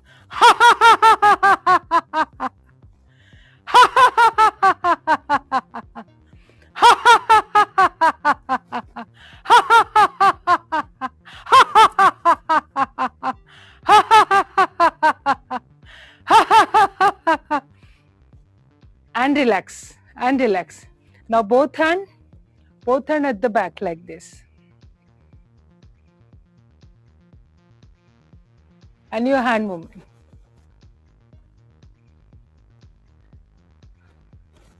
Good, very good, very good. And now see up and smile. See, now see up and smile.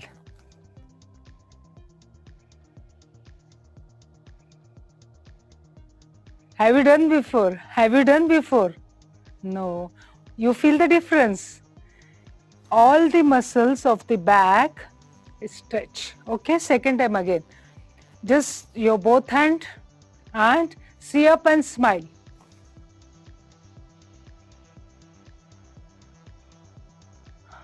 That's very good for the throat, for vocal, and if anyone have a thyroidism. Yeah. Again one more time.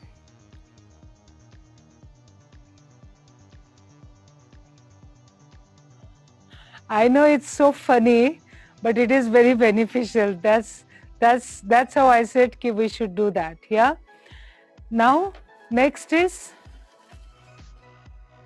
when you have a chair. Yeah. Actually, you can use so many different use of the chair. Is not only for the sitting, but okay.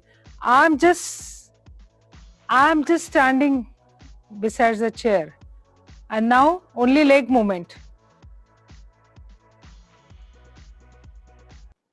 How easily? See, 3, 4, 5, 6, 7, 8, 9, and hold.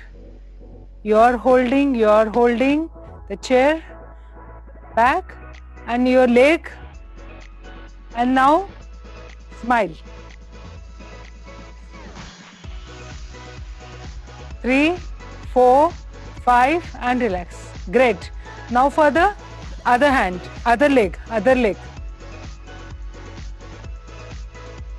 Ready? Okay, let's start. Left leg.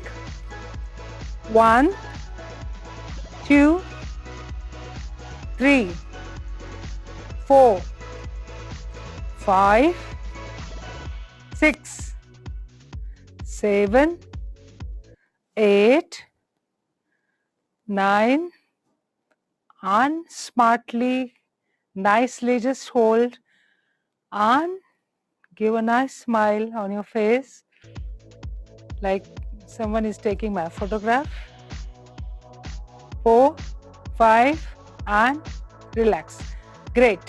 Now the last.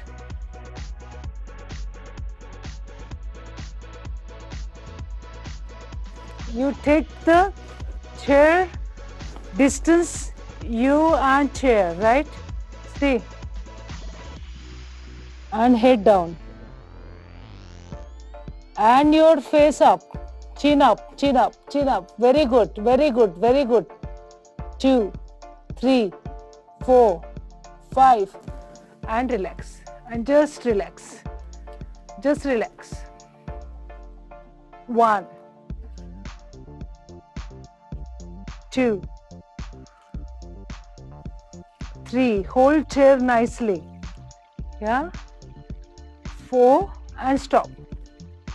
1, 2, 3, 4 and 5.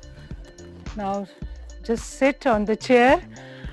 Yes, when you take the chair for chair exercise, you must check your chair is steady, not a revolving chair, right? The last, Sarita ji, okay? Just the last. Om chanting 3 times, and that's how we can conclude our session. Thank you so much. And I wanted you to just bring just a simple few tips in your day-to-day life. And definitely we are, and if we are not going to win, who will win? Why to give others to chance, right? We are giving others to chance, but first we will make practice of being a blissful and a divine. So I wanted you now in Namaste pose. Namaste pose. Just take a deep breath and Om. First Om, then second Om and third Om. We are going to do 3 times, okay?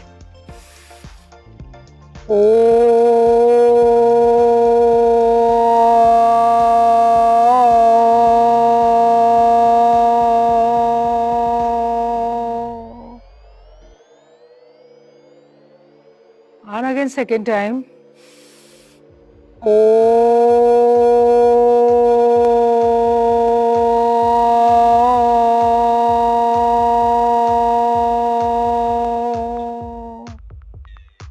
And again third and last time.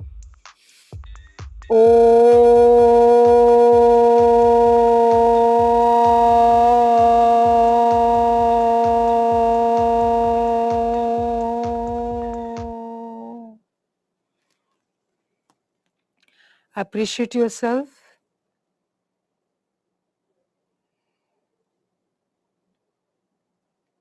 Om Shanti. Om Shanti. That was absolutely amazing, Sister Sujata. Now, what are the sort of things, I mean, would you say that this is something that people should do every day? Your tip for 1 minute every hour was fantastic. But then equally, you'll find people saying, you know what, I have a very busy job and I can't really pause every hour. And how do I remember to pause every hour? Do I set myself an alarm? How do I do? So 2 questions really. So let's start with the first question, which is the hourly thing. How do people manage it on a day-to-day basis? And what are the tips you can give them to remember to do it and to find a way around work and things to do it? Okay, that's very practical, and I agree with that question actually, how I start, because initial stage I used to forget. I was not able to manage every hour, right? But I just fill that gap in 8 days, how I did, and that's my suggestion actually. You can put some little tips actually, sticky slips, right? It's 2 p.m., 3 p.m., yeah. And what you want to actually think, like I'm a graceful, wow. Like it's nice thought actually. I'm a beautiful, I'm a graceful, I love to eat healthy things. And nice thought, which elevate your mood, okay? The second is, you can set alarm, just a bit reminder. That's simple, yeah. Okay, fantastic. And what about the exercises that you just did along with the pranayama as well? Is it something that we should do every single day, or is it something we should do once a week? What are the sort of things we should do? I would actually advise Saritaji and all my global audience, you should do every day without fail, because that's it's for our mental health also. We take the support of our physique, but it is really good for the mental health. Fantastic. And do you know what? I love the point you made about being graceful and standing like a royal. I love that, and I don't think many of us remember to do that regularly. So now consciously, everybody needs to start doing that. And the laughing, I loved it. I loved it. I couldn't stop laughing. So it was fantastic. So thank you very much. I loved everything, and you know what, it's been an amazing session. And what's it like in Mount Abu at the moment? Is it still cold? Is it better? Is it what's it like, and how do you manage doing your practices? Do you do it outside as well, or do you normally do it indoors?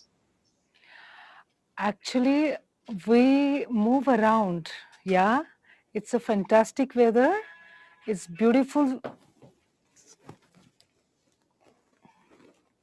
Hello, sorry. It's a fantastic weather. It's a beautiful weather. Uh, it, we know now how to cope up with the pandemic also, and with the spiritual base. We are just taking the support with the spiritual base. Yeah, it's nice. Amazing.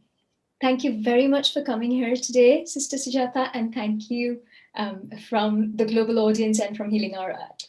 Namaste. Thank you so much, and namaste. And I would like to invite everyone to Mount Abu. You're most welcome.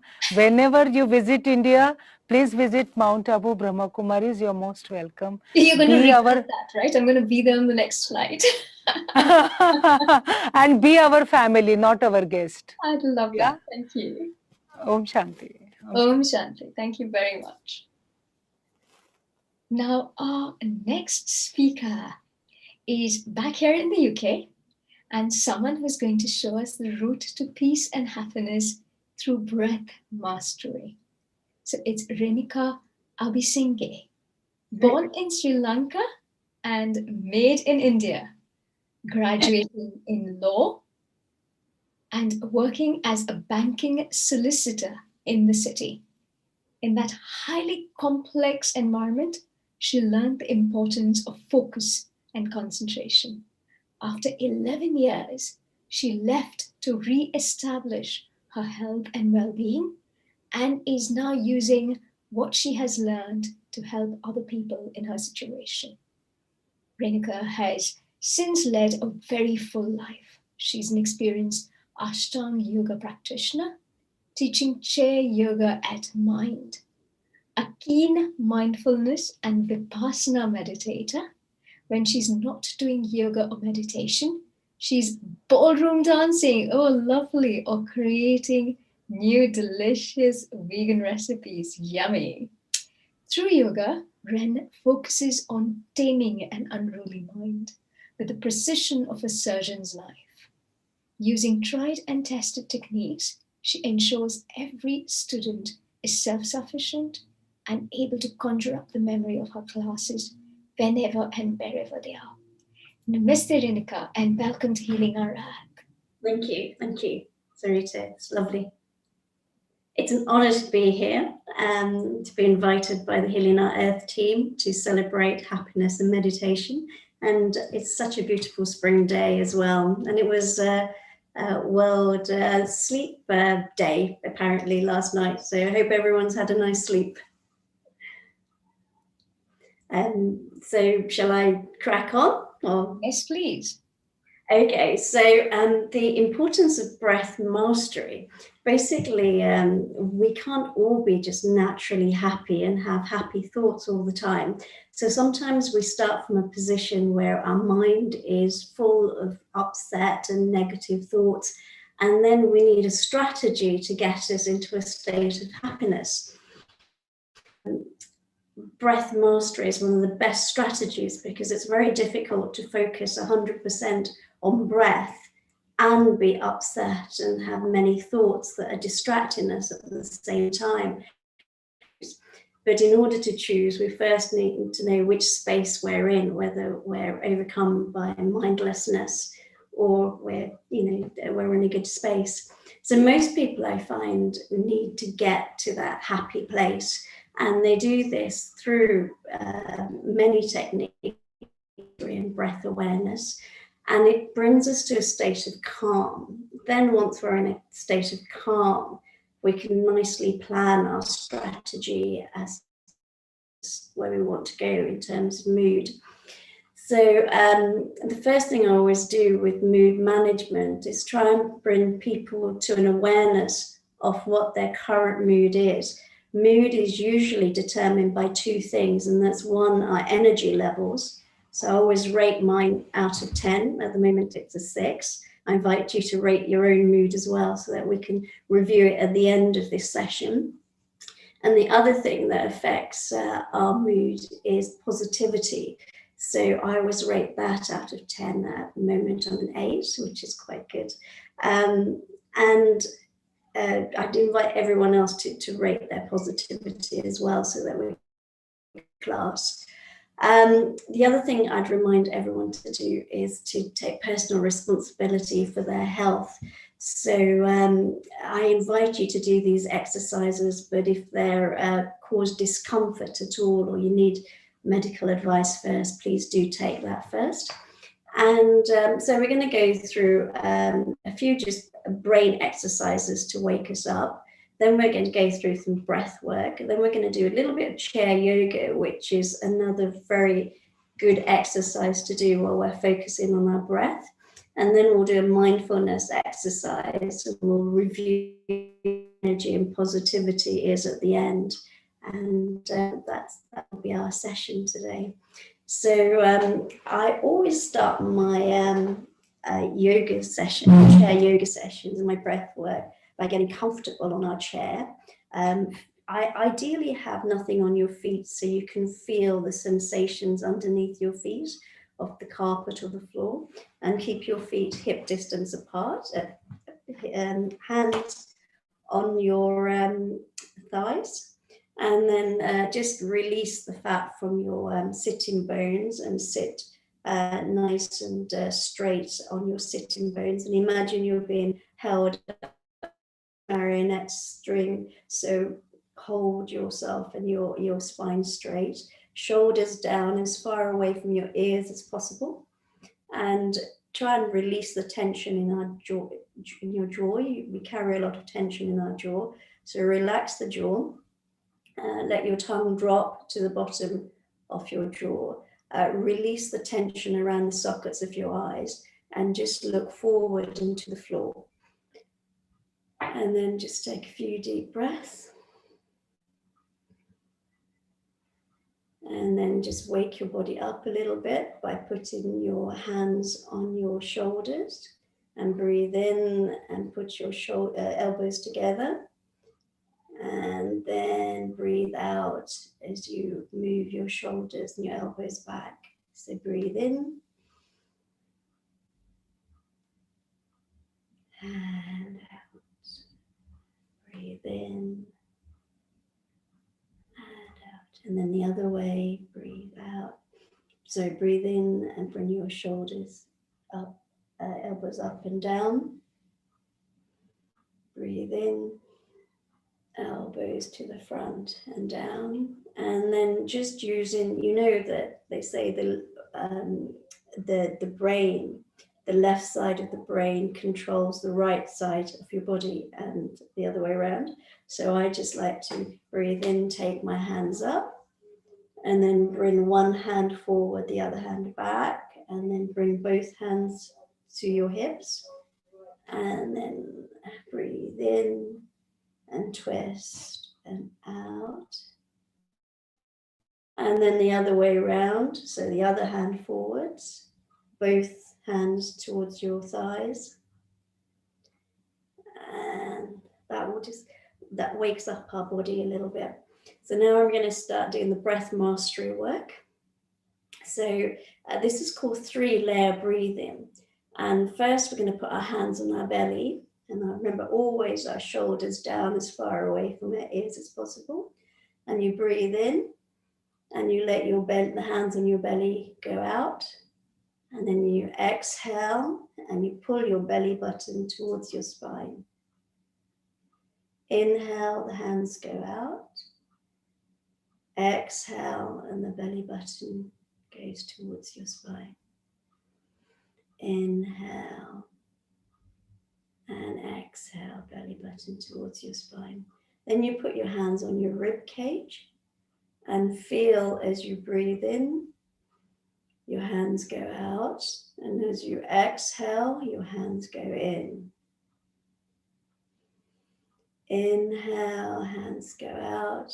Exhale, hands go in.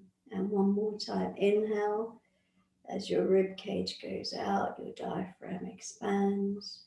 And now put your hands on your chest. And as you breathe in, your chest goes up. Your chest goes down. So you breathe in, you exhale. So you breathe in, then you exhale. So you breathe in and your hands go out and you exhale.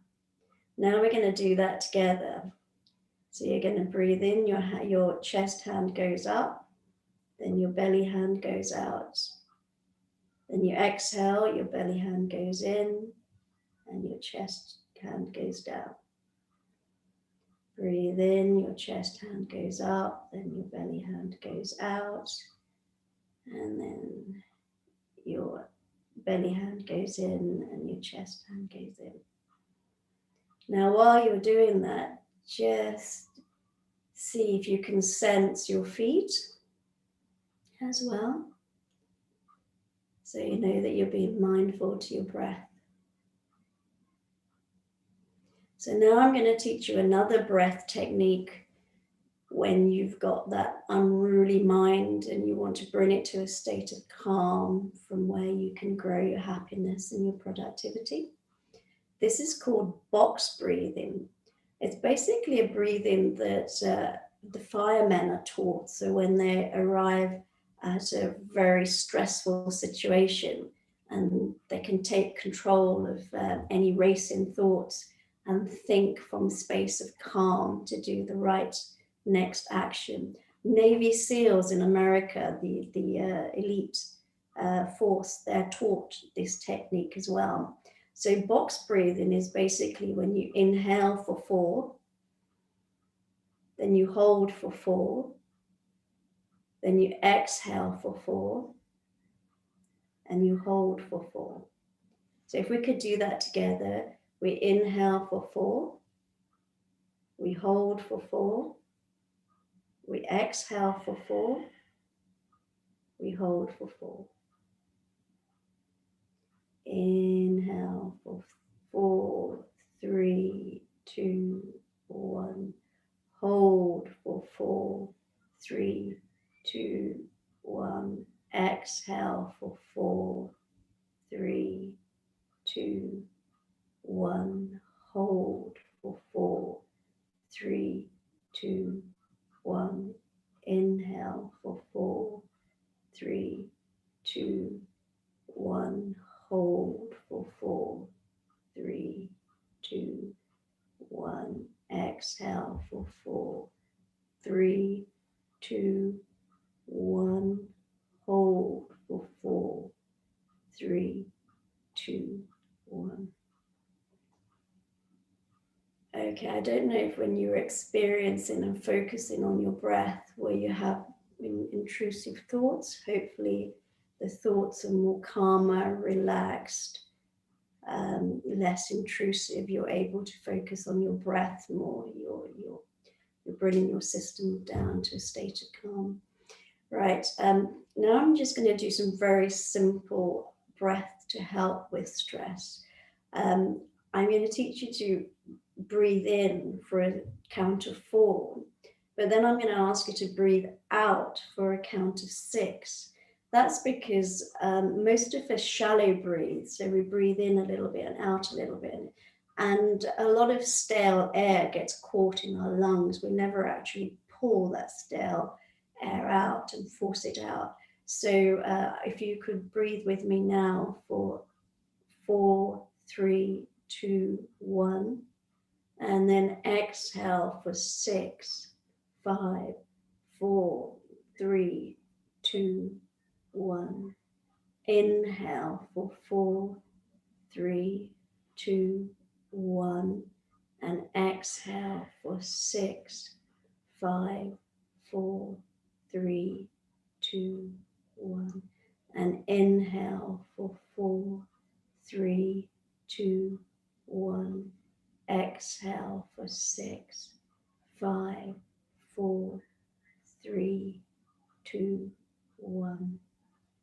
If you keep breathing, I'm just going to talk for a little bit. When I go out, when I go for a walk, and I find that my thoughts are becoming too much, they're overwhelming me, and I need a moment of calm.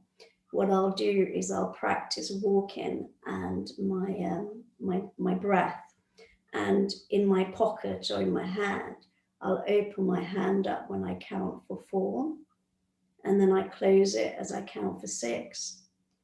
And invariably, my thoughts will overwhelm me again. And then I have to look at my hand and realize it hasn't been moving with my breath for a while. So by becoming more aware of when we're unmindful, we can bring our presence of mind back and become more mindful. That's the technique that most people use, and it is the most powerful to cause mindfulness. And 47% of the time we are with an unruly mind. Harvard studies have shown that we're just so easily distracted, and then it takes a long time to get back to productivity and mindfulness. So now I'm just going to teach you a few chair exercises. But first we're going to do some nostril breathing, which is another one of my favorites, because it really helps to pull me back when I lose track of my thoughts. So if we take our left hand or right hand, whichever's more comfortable, and just have your little pinky pointing out and your thumb pointing out, and close your middle fingers. And we're going to put our thumb on our nostril, and we're going to breathe in for 4 with the alternative nostril.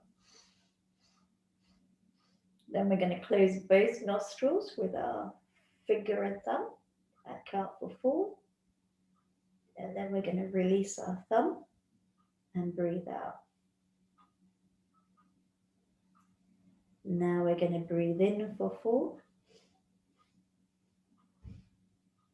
Hold both nostrils closed together, and then release our pinky and breathe out. So we keep doing that. So breathe in for 4. Hold. And then release. So that's breathe in for 4, 3, 2, 1. Hold for 4, 3, 2, 1. Release for 4, 3, 2, 1. And then breathe in for 4, 3, 2, 1. Hold for 4, 3, 2, 1, and release your breath for 4, 3, 2, 1. And again, breathe in for 4, 3, 2, 1. Hold both nostrils for 4, 3, 2, 1. And release your pinky for 4, 3, 2, 1. Now, did anyone notice while they were doing that, it was very hard to get overwhelmed by mind chatter, that it was quite easy to focus on our breath? Right, so just a few chair yoga postures that require breath work as well, but it allows you to do some exercises with your breath work. But please, the main thing is the breath work. So we just breathe in for 4, 3, 2, 1. You hold your belly button in. As you release, you always turn on the exhale and turn to for me, it's my left side. And then you breathe in and you come forward. Then you breathe in for 4, 3, 2, 1. You turn to your right side. And you breathe out for 4, 3, 2, 1. You breathe in for 4, 3, 2, 1. Come to the front. You really exhale for 4, 3, 2, 1. And you turn to your left side. Breathe in for 4, 3, 2, 1. Exhale for 4, 3, 2, 1. And you turn to your right side. And then you come forward. And then we're going to breathe in and put your chin to the ceiling and your shoulder blades come together and you bend your back. And this is the cow. And then you exhale for 4, 3, 2, 1. Look to your belly button, curve your back and chin to your chest. Breathe in for 4, 3, 2, 1. Chin to the ceiling, curve your back, shoulder blades come together, open your chest. And then exhale, look into your belly button, curve your back, and exhale for 4, 3, 2, 1. Inhale, shoulder blades together, look to the ceiling, and then exhale. And then come forward, look up, and now we're just going to breathe in and put your hands in a prayer pose. You breathe out and you come forward, and then as you breathe out, you turn to your left, you push your hands together and you look behind you. Breathe in and unwind, come forward.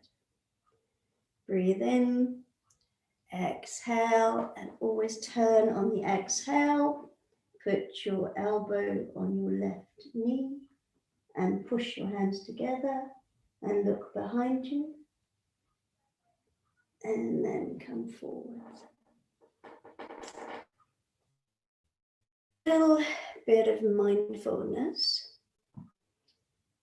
before we conclude. So again, feel your feet underneath the floor. Feel your hands, the fabric underneath your hands. Elongate your spine. Imagine you're being held up by a puppeteer's string. Shoulders down.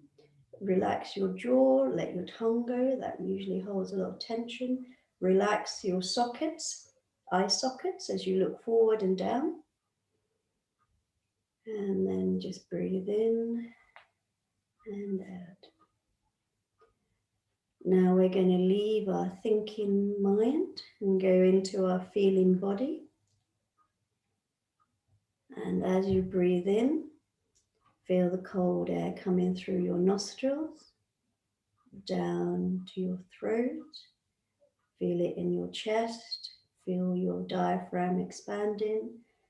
Feel your cold feet. And then feel the air leaving your lungs, out through your throat, and up through your nostrils and out. Feel the heat around your eyes. And then breathe in again. So whenever you find that the happiness is left and you're upset or sad, start just focusing on your breath. The air goes. And the aim is to bring you through to a sense of calm. And once you're in a sense of calm, you can plan, you can strategize for happiness, for productivity. Happiness is lovely, but calm is unbeatable.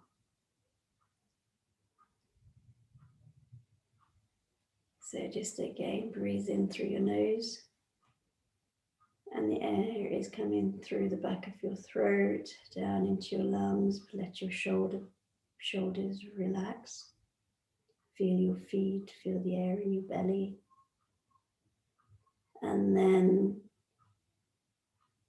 let the air come out again through your nose. So, how's everyone feeling? Out of 10, has anything shifted in your energy levels? Has your positivity increased? Are you calmer? Are you happier? If you want to learn more meditation and breath mastery and yoga techniques, please do come visit us at flexiblefriend.org. And please do look up other techniques as well, like mood mapping and mindfulness techniques. And well, namaste. Namaste, Renika. If you don't mind, I have a few questions for you. Now, that was amazing, first of all, absolutely amazing. You've got a very calm voice, you sort of talk people through it very beautifully. What are the sort of things that people should do? Should they do this sort of thing sort of regularly, every single day? If so, what is it just their own voice talking in their own head doing these things, or do they need some guidance, you think, to start off with? Well, mood is very hard to manage, because when we wake up in the morning, we haven't been physically working on anything consciously, but our dreams might upset us. So straight away, we need to decide, what strategy are we? Are we happy waking up in a bad mood? Or do we want to stay in that mood through breakfast, lunch, and dinner? Or do we want to do something? Do we want to change that? So it's very good to get into a routine, into a practice of, even if it's simply recording your mood. And I say, out of 10, how energized do I feel? Out of 10, how positive I feel. This is very useful information to know. If anything goes wrong, you can go to a doctor and say, my energy levels have been going down, down, down. I used to be, a year ago, very energized in the morning. Now I can't get out of bed.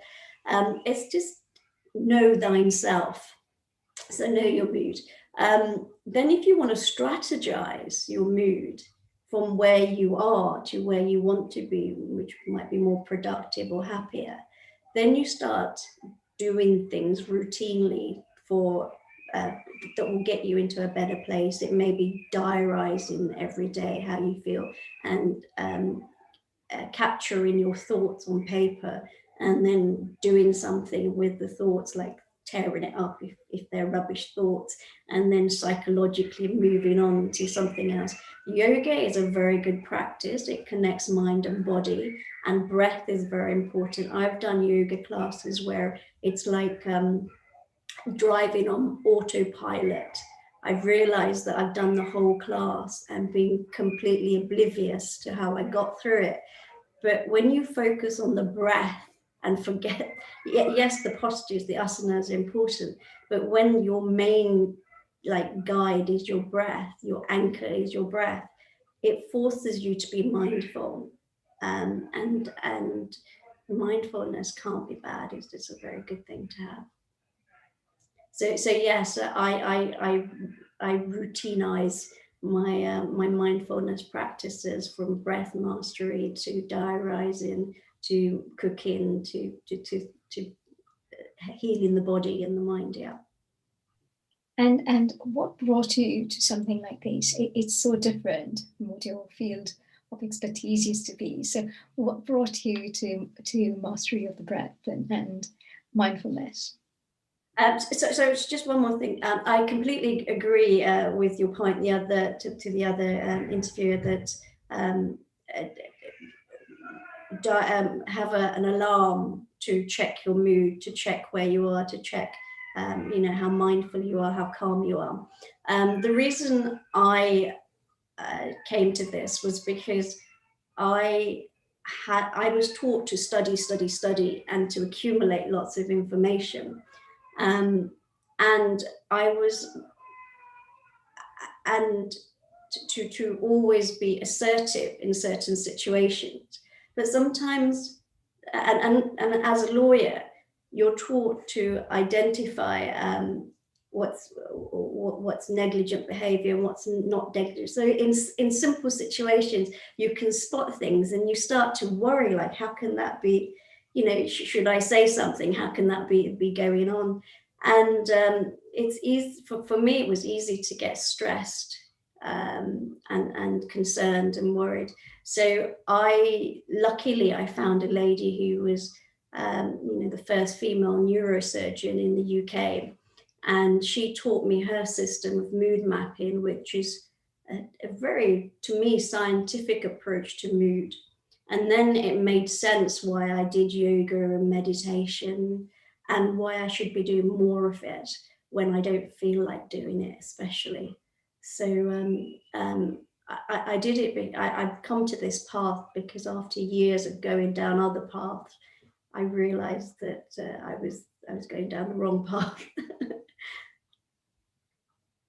So was that transition quite difficult? The transition from a corporate world, a world of go, to a world of mindfulness and awareness and conscious breathing and conscious, because you were talking about your hand and actually breathing in and out, and when your hand doesn't move, you've not done it. So then you get back into doing it, which is, I guess, very conscious breathing, right? So was that transition quite hard, or did it just happen gradually over time? And it wasn't just a conscious decision to say, that's it, stop that and move here? It was a huge cultural shift, because you were in quite extreme environments where a lot of money was concerned.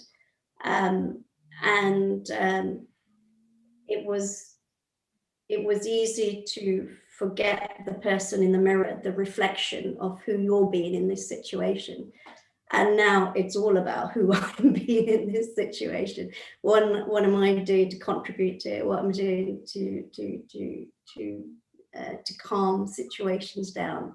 So yes, but I've seen things shift. I've seen MBA schools teaching mindfulness. Now I learned about Vipassana at a course at the London Business School.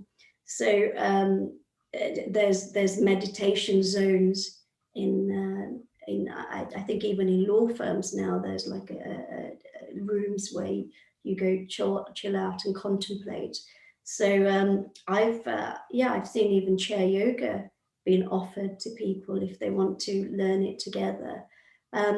So it is all about what's happening to me in the middle of all of this.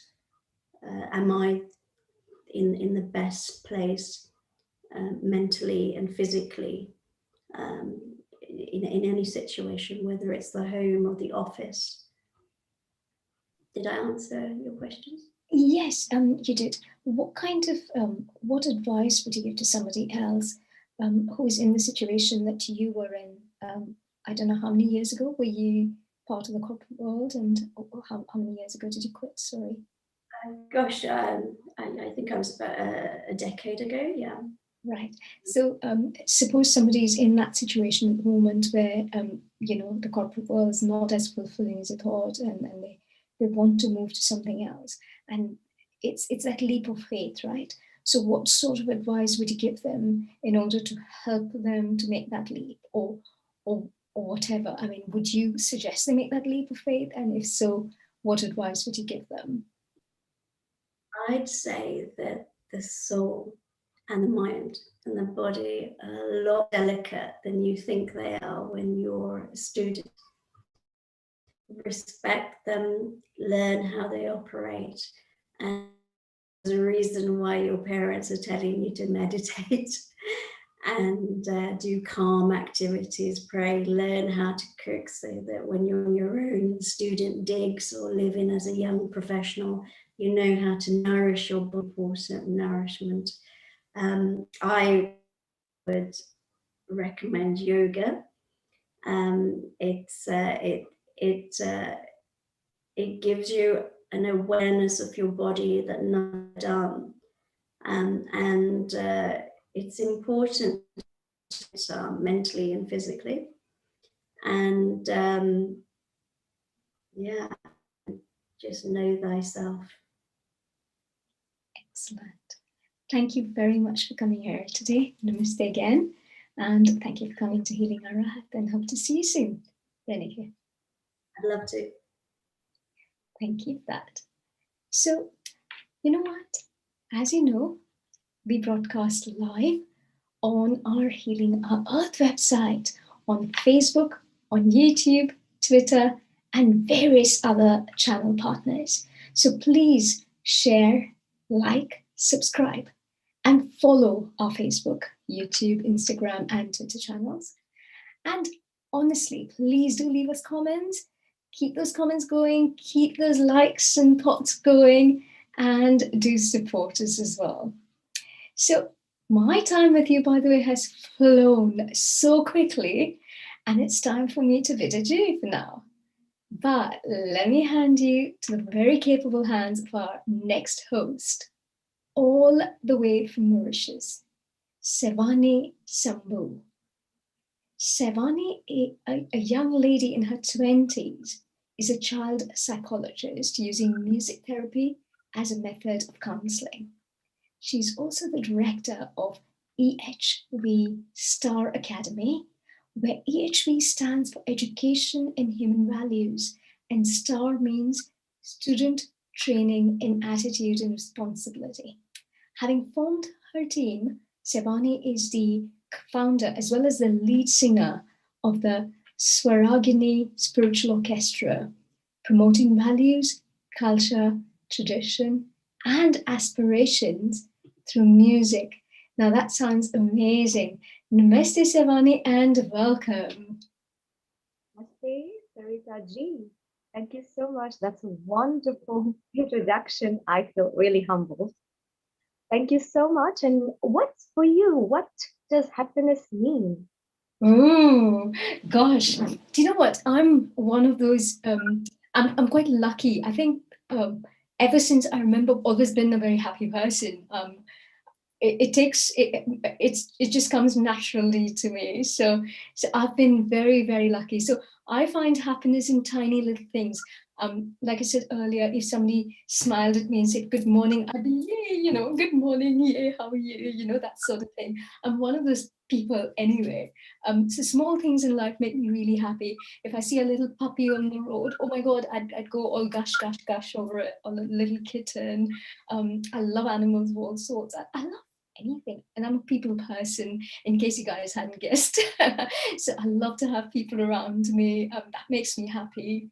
So yeah, I'm very much a happy person, and what happiness means to me is not something I can put in one sentence or one word. is just something I feel like I feel grateful that I am happy. That's so beautifully said and wonderful. You find happiness in little things. Similar, just also little things give happiness, and then the little things get the broad picture of the of the whole life. Thank you. Absolutely, absolutely. And what about you, Savani? What about you? What are the sort of things that make you or give you that little sense of that gush of happiness, that feeling of, joy? What gives you that? Oh, well, on my side, I love painting. So when I start, just with the colors and the brush of the paint, I get really a peace of mind and I feel really good. I lose track of time. Not only that, music is a way where I find my happiness as well. And I can sing, play my guitar or harmonium and spend time, finding the notes, staring at little, paying attention rather to little music in nature, like bird chirps, the sound of the winds, the waves. Yeah, well, there's a lot more, but those are few things that really create some sense of joy in my heart. Fantastic. So do enjoy your session, and obviously I'll be here listening, and see you all soon. Thank you.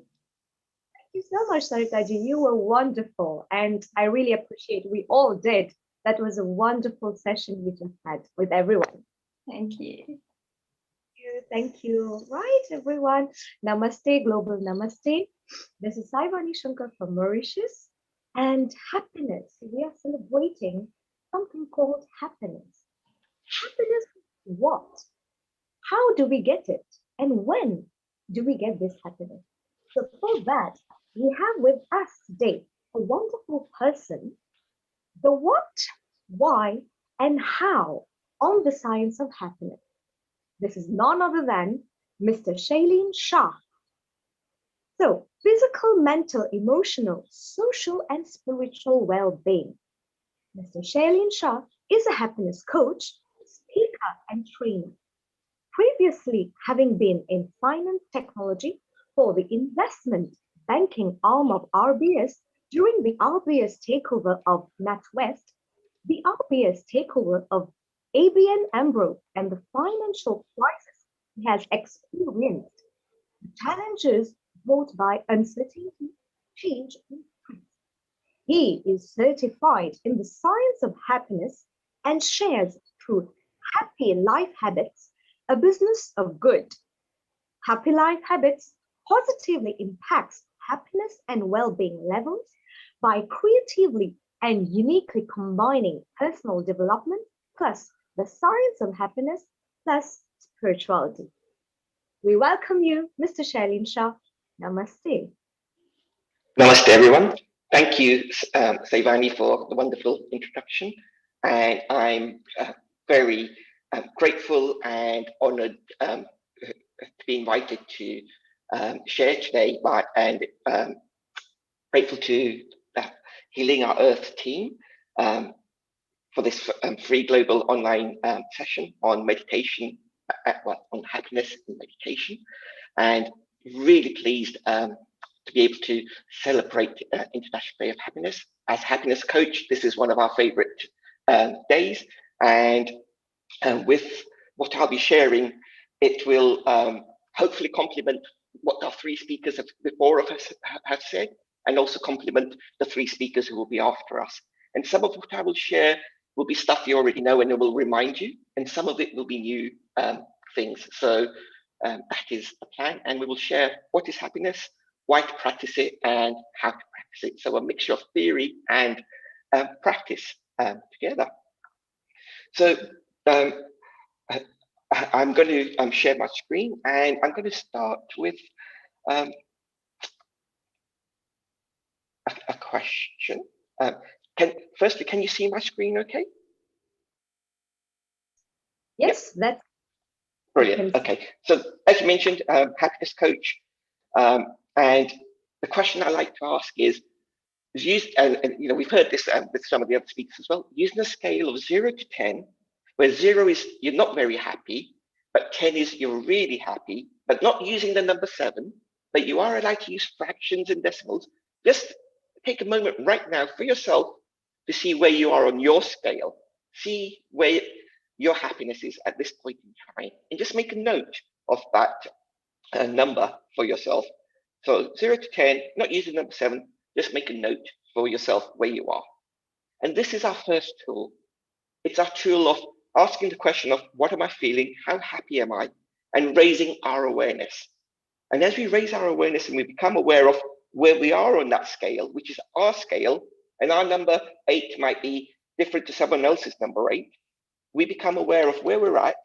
And then we have our second aspect to this, choice.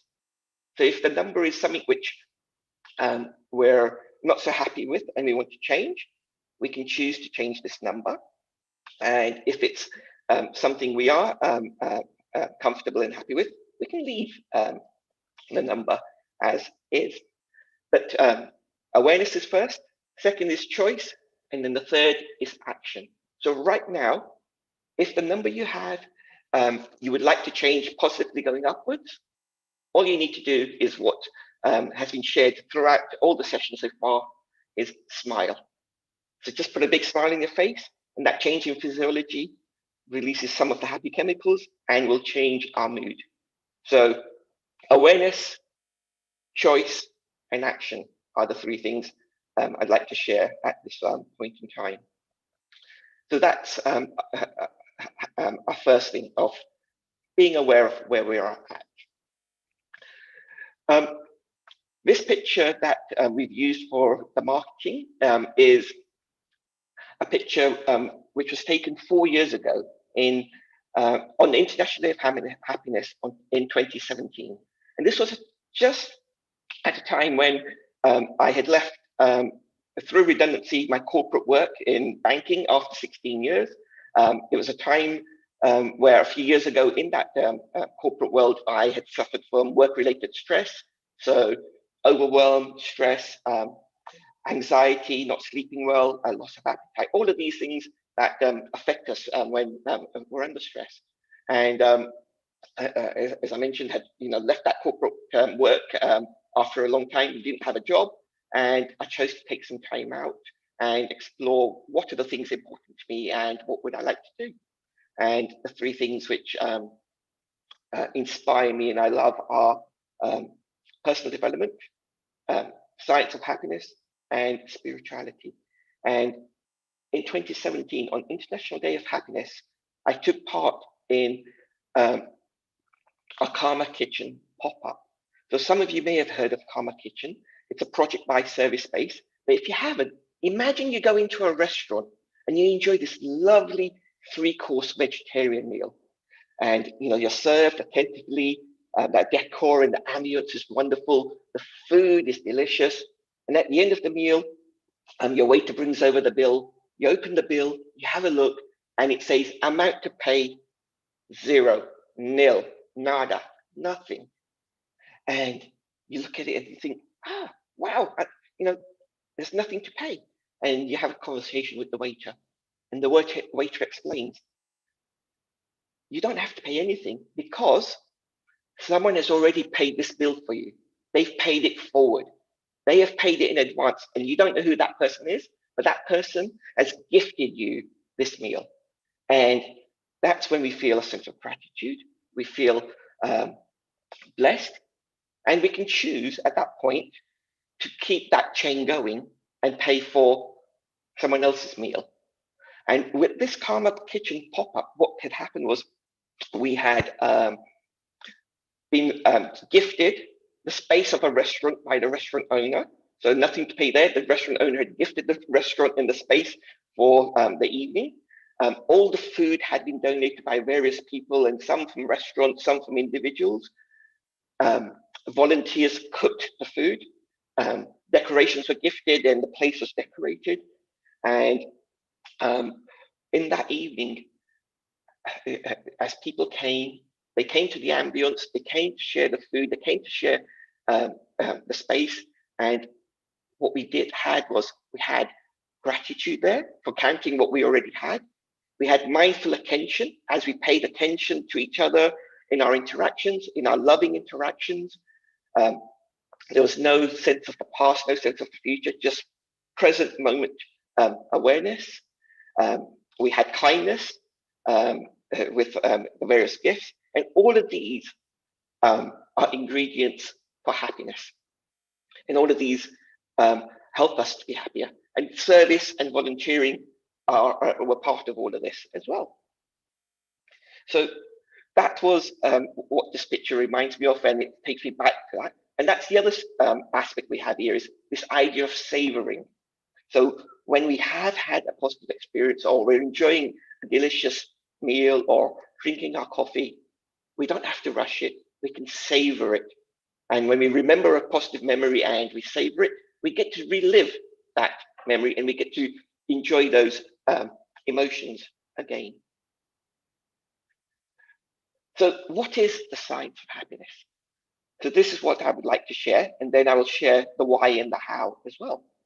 So for me, there are 4 dimensions which are really important. These are 4 dimensions, are the 4 dimensions of health, the 4 dimensions of happiness, and the 4 dimensions of a human. They're the physical, which is our body. It's the mind, the mental dimension. It's our emotional and social dimensions, what we feel and love, our relationships, and it's our spiritual, our soul related dimensions. And all 4 of these are different aspects of health, they're different aspects of happiness, and they're the 4 dimensions which make up a human being. And what we sometimes do is we just focus on 1 or 2 of these dimensions and neglect the others.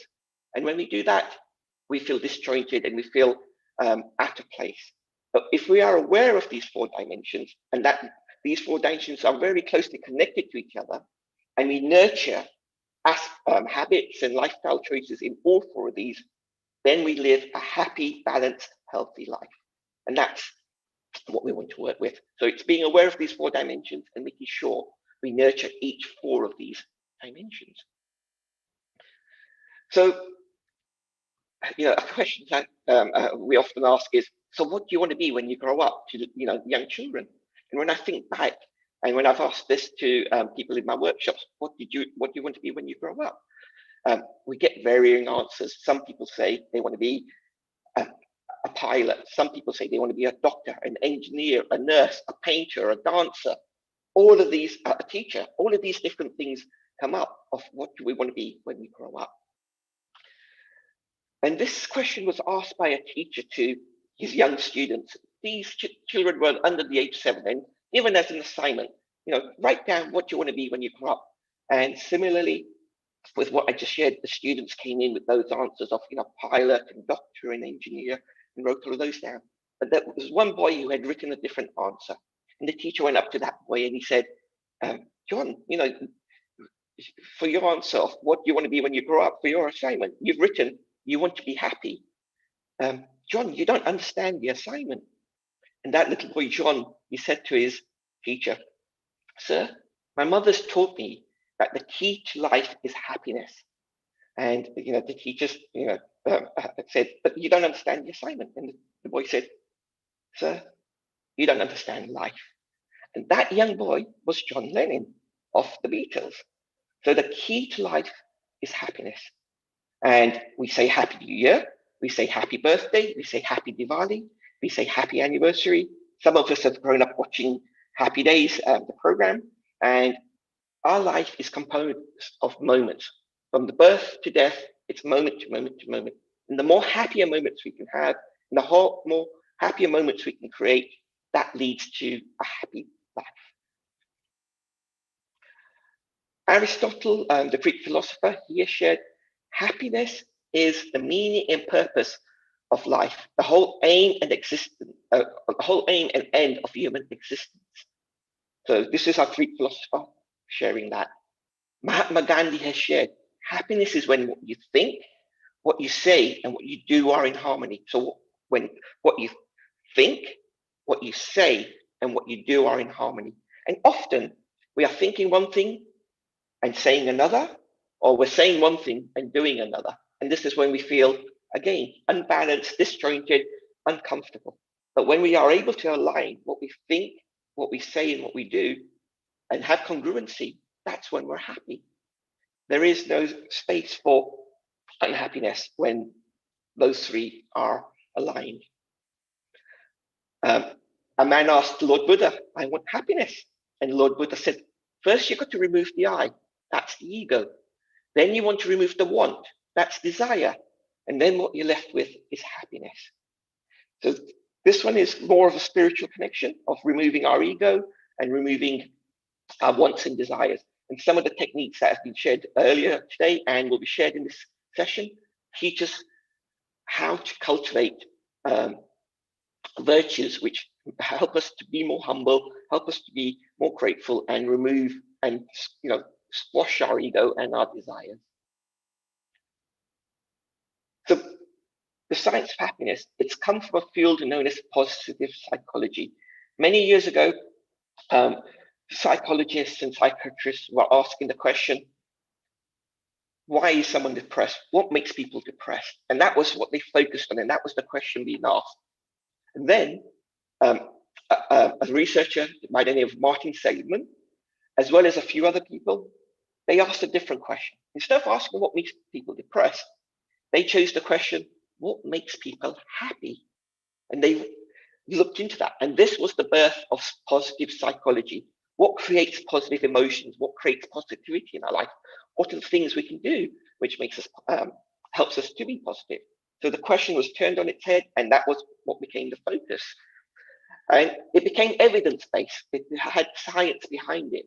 And what they did was they would take a control group and ask them to do a particular practice, and then they would have another group who would not do that practice. And they would compare various things before the practice, during the practice, after the practice. And some of it might be a questionnaire that the person fills out who's taking part.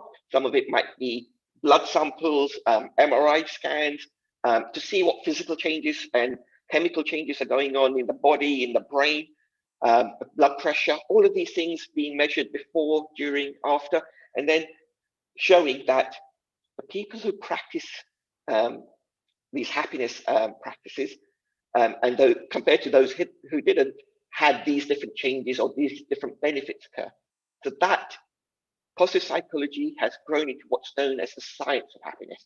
And for me, it's a case of where East and West are coming together. It's where spirituality is being mixed with science, where science is showing the spiritual practices we have of gratitude, forgiveness, mindfulness, seva, all have positive benefits. And what many of these practices and emotions are, they're pro-social behaviors. So they're not just thinking about ourselves, but they're thinking about others. So society and other people and connection. So that's what I love about this arena. And that mixes my personal development, science of happiness, and spirituality together. It's giving evidence to the things that we know are right and good to do, and the practices that are there for thousands and thousands of years. One of the happiness researchers, Sonia Libio-Miski, what she has shared, and this one I really like. So often we think of happiness as just as a fleeting emotion, but it's much more than that. We know it's more than that. And this one, along with the Gandhi example and Aristotle, adds a bit more to it. And it says it's the experience of joy, contentment, or positive well-being combined with a sense of one's life is good, meaningful, and worthwhile. And some of these words I want to really just pull out.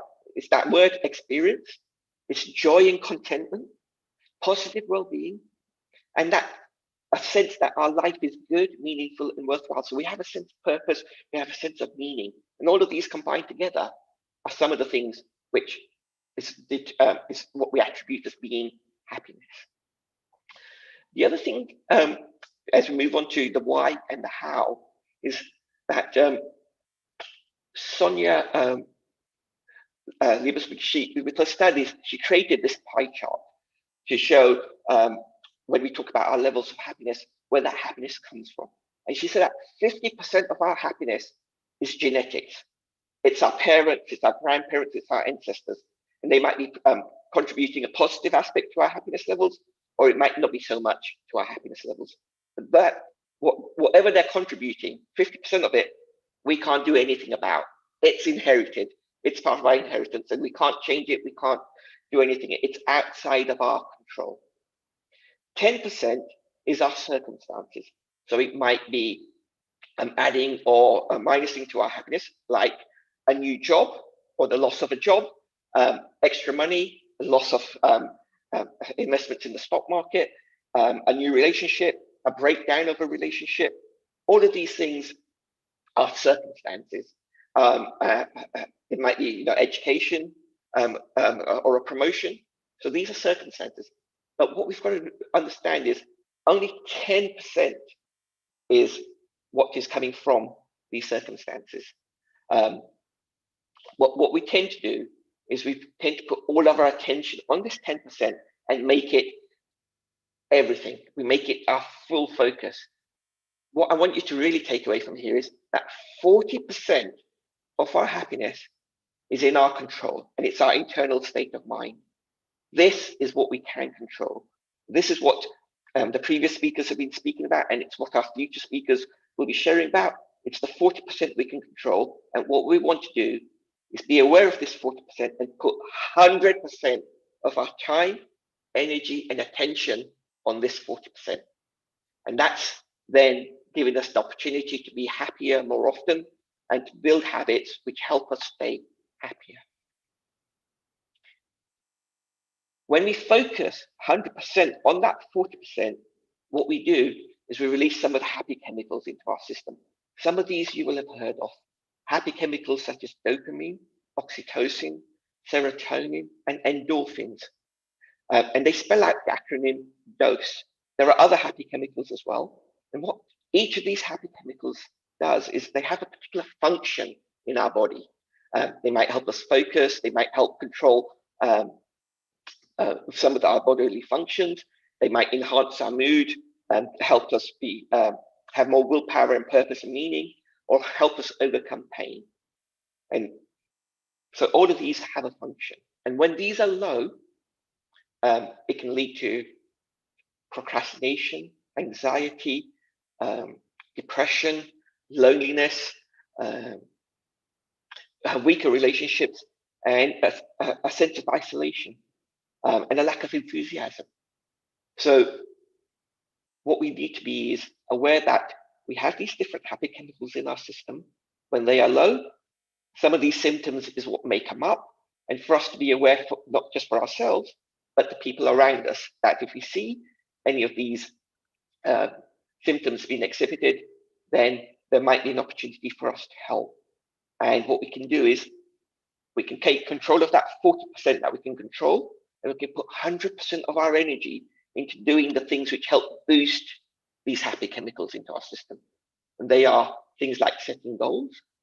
They are meditation and mindfulness. So today is happiness and meditation. So that aspect comes in. Gratitude, we have heard a lot about already today, and I will share more on that. It's one of my core niches and one of the core practices. Kindness, compassion, hugs, contact, touch, which is a little bit more difficult now, but it helps release the hormone or the chemical oxytocin. Gifts and gratitude help release that. Sunlight helps release serotonin and makes us feel more boosted and happier. Dark chocolate, a little bit, not too much, little bits of dark chocolate. Exercise. So we had the laughter yoga earlier, we had the chair exercise, and we'll have laughter yoga later. All of those things help us having a positive outlook on life. So a shift of thinking from the negative to focusing on what we want and on the positives. Regular exercise, laughter, and sauna helps. Meditation and spicy foods. So all of these are things which can help release the happy chemicals into our system. What we want to do is have one of these aspects that we've mentioned in the booster built, one or more, built into our day throughout the whole day. So what we are doing is we are releasing these happy chemicals throughout the day into our system. They're keeping our mood uplifted, they're helping us stay topped up when our happy chemicals have become less. But what they're also importantly doing is helping to flush out the stress chemicals. cortisol, and adrenaline. Those are important to help us survive and deal with threats, but often they're being released when there isn't a real threat in our lives. And if they build up and over time become more built up and we hold on to them, then we have chronic illness occurring and chronic stress. So by doing these things, of exercise, of movement, walking, of being in nature, of meditation, and all of these things, by doing these practices, we're flushing out the stress chemicals and we're flooding our system with the happier chemicals. And we see these shifts occur in our physiology, in our mood, and in all 4 of our dimensions that we've talked about. This picture of the brain is from the Greater Good Science Center. So that's one of the organizations that I've trained with. They are foremost sharing lots of research on the science of happiness. And what you'll see here is some of the wonderful things that we practice from our spiritual lives, as well as the things that we know are right for us as humans. So there's mindfulness, there's a sense of community, there's kindness, caregiving, optimism, smiling, meaning and purpose, empathy, connection, self-compassion. We've got to look after ourselves, then we can help others. A sense of belonging, service, forgiveness, play. And when play, we get laughter, then we get laughter yoga come in. Having trust and love and gratitude. So all of these things are the things which help us be happier. They're all of the things which help release those happy chemicals into our system. And they're all things which help create pro-social behaviors and help create a happier, kinder world. And what we've got to do is remind ourselves that these are things which are important. These are things which are good for us, and make sure that we're actively, regularly doing these things. So that's a key message there. When we do these things, the benefits, so this is the why, still part of the why. Why practice happiness? Why practice these different practices? And the 3 I'm highlighting are mindfulness, kindness, and gratitude. And when we practice these, the science has shown, and these everything on here is from those science experiments I've shared by different people, which they've captured from a control group and from a group who've done the practices and measured various things. What they found is that when people practice mindfulness, kindness, and gratitude, their stress levels come down, they sleep better, their blood pressure is less, their overall immunity and health is boosted, it improves. They are able to keep stronger commitments on positive habits. They are just, feeling better all round, not just in physical, not just in mental, not just in social and emotional, but also in spiritual. So in all 4 dimensions, huge benefits there.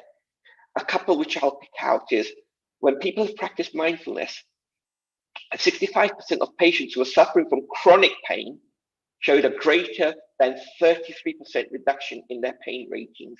So just by practicing mindfulness, their pain ratings had dropped for 33% of, a difference of 33% there. If we shift to gratitude, when people who are suicidal wrote a letter of gratitude, their feeling of hopelessness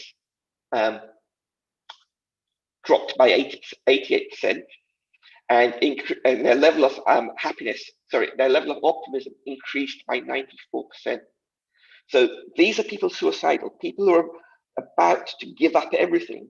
And by writing a letter of gratitude, they had a hope increased by 88% and optimism by 94%. It was a lifesaver for many of them. 10% improvement in sleep quality in patients who have had chronic pain. So, and many of them insomnia, so they just aren't able to sleep. So many benefits through these practices. On kindness, there's one which I've written there called a triple whammy. So I'll just share that for a moment.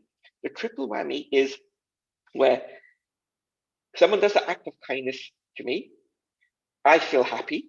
I feel the happy chemicals being released. The person who's done the act of kindness feels the happy chemicals released. And a third party who's witnessed this interaction, this act of kindness, whether it's giving food to a homeless person or helping someone across the street, someone who's witnessed that, they have the happy chemicals released.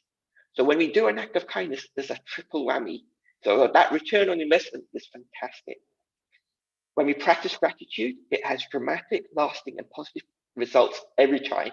And this has been shared by Robert Emmons, one of the foremost researchers on science of gratitude. Sean Acker, another happiness researcher, what he shared is when the brain is positive, it is 31% more productive than when negative, neutral, or stressed. So 31% more productive than negative, neutral, stress. We know when we felt stressed, we don't want to do things, we're not able to do things, we're not able to think properly. Or when we're negative, we're not able to be productive. But if we focus on the positive, we can be 31% more productive. If you have a quick look at this slide, and I ask you, what do you observe? And you have a look at this. What often happens is many people say, the eye is incorrect, it's a different color. And that's what often people notice. And this just reminds us that often we're just focusing on ourselves and not on others. And what you'll notice is the letter U is missing. And that's what we forget, that U is missing, the other person. So we focus on the I, forget the U. But what this really is about is our mind, our world is geared towards a negative bias. We look for the negative, we look for what's different. What we don't notice here is there are 25 wonderful alphabetical letters which we can use and combine and write words with. We miss that. What we notice is what's negative or what's missing. And one of the researchers, John Gottman, in relationships, and when people have started a relationship, he's interviewed them or watched a video clip of them, and what he's found is through their interactions, if he notices that they've had 5 positive interactions compared to 1 negative in that video clip, he knows that this couple will be strong together for many years. But if that ratio is almost 1-to-1, so 1 negative with 1 positive, the relationship's not going to last so long. And as people have shared earlier, we have 70, 80,000 thoughts. Many of them are negative throughout the day, and we often have many negative thoughts, and we need 5 positive to 1 negative to overcome the negative. So we need to focus actively on the positive. Gratitude is one of the key things that I share, and gratitude has been shared already many times today. And gratitude, Cicero said, it's not the greatest of virtues, but the parent of all those. When we practice gratitude, we develop compassion, we develop humility, we develop contentment, kindness, and generosity. All of these are qualities of the heart. They're all qualities which nurture and are part of the spiritual path. And whereas spiritual teachers I've heard them share the benefits of gratitude. As Happy Life Habits, we have a 30-day gratitude and journal practice or a training course. And the people who've come on this course have found after 30 days, they're happier, they have more positive outlook, optimism, hope, resilience, productivity, and connection. So gratitude is a big time winner. It doesn't cost anything, and you can just practice it straight away by asking yourself, what am I grateful for? What do I already have in my life? What am I blessed with? Again, this is just highlighting some of the positive shares that we had earlier on the benefits of gratitude. And it's again asking the question at this point now, as we come towards the end of this segment, what is your happiness level? So compare it to what you had before, and hopefully your level is higher, or it's the same and not less. But if it is less, or if it's not higher, you can smile. You can ask yourself, what makes me happy? You can ask yourself, what am I grateful for? Or you can ask yourself, what are 3 good things that have happened to me today? And all of these are things that can help lift that happiness. You can do some laughter, you can do some exercise, you can do some deep breathing, and all of the practices shared throughout today, you can use to up that number. So the takeaways that I'd like to share is happiness is what we're all after. It's across those 4 dimensions of physical, mental, emotional, social, and spiritual. What we want to do is have that daily dose of dopamine, oxytocin, serotonin, and endorphins. Gratitude is one which helps us deal with life's challenges. It activates learning centers in the brain. And when we ask that question, what is my happiness level? We're raising our awareness, we're making a choice, and we can choose various actions to be happier. And the science has shown these actions do help us be happier.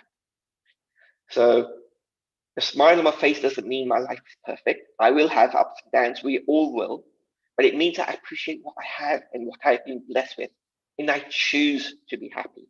Happiness is a choice.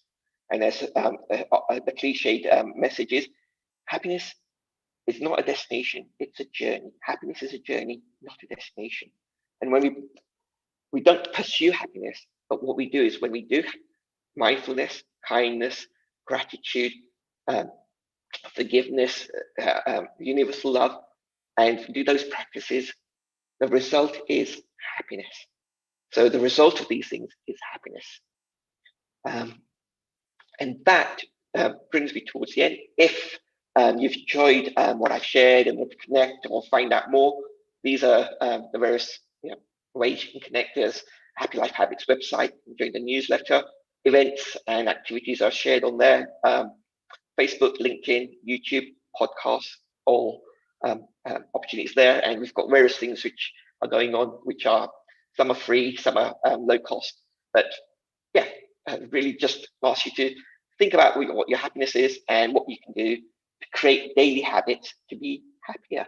And with that, I say thank you again to the Healing Our Earth team for inviting me and allowing me to share. Saivani, thank you so much for the introduction. If there is time, happy to take 1 or 2 questions.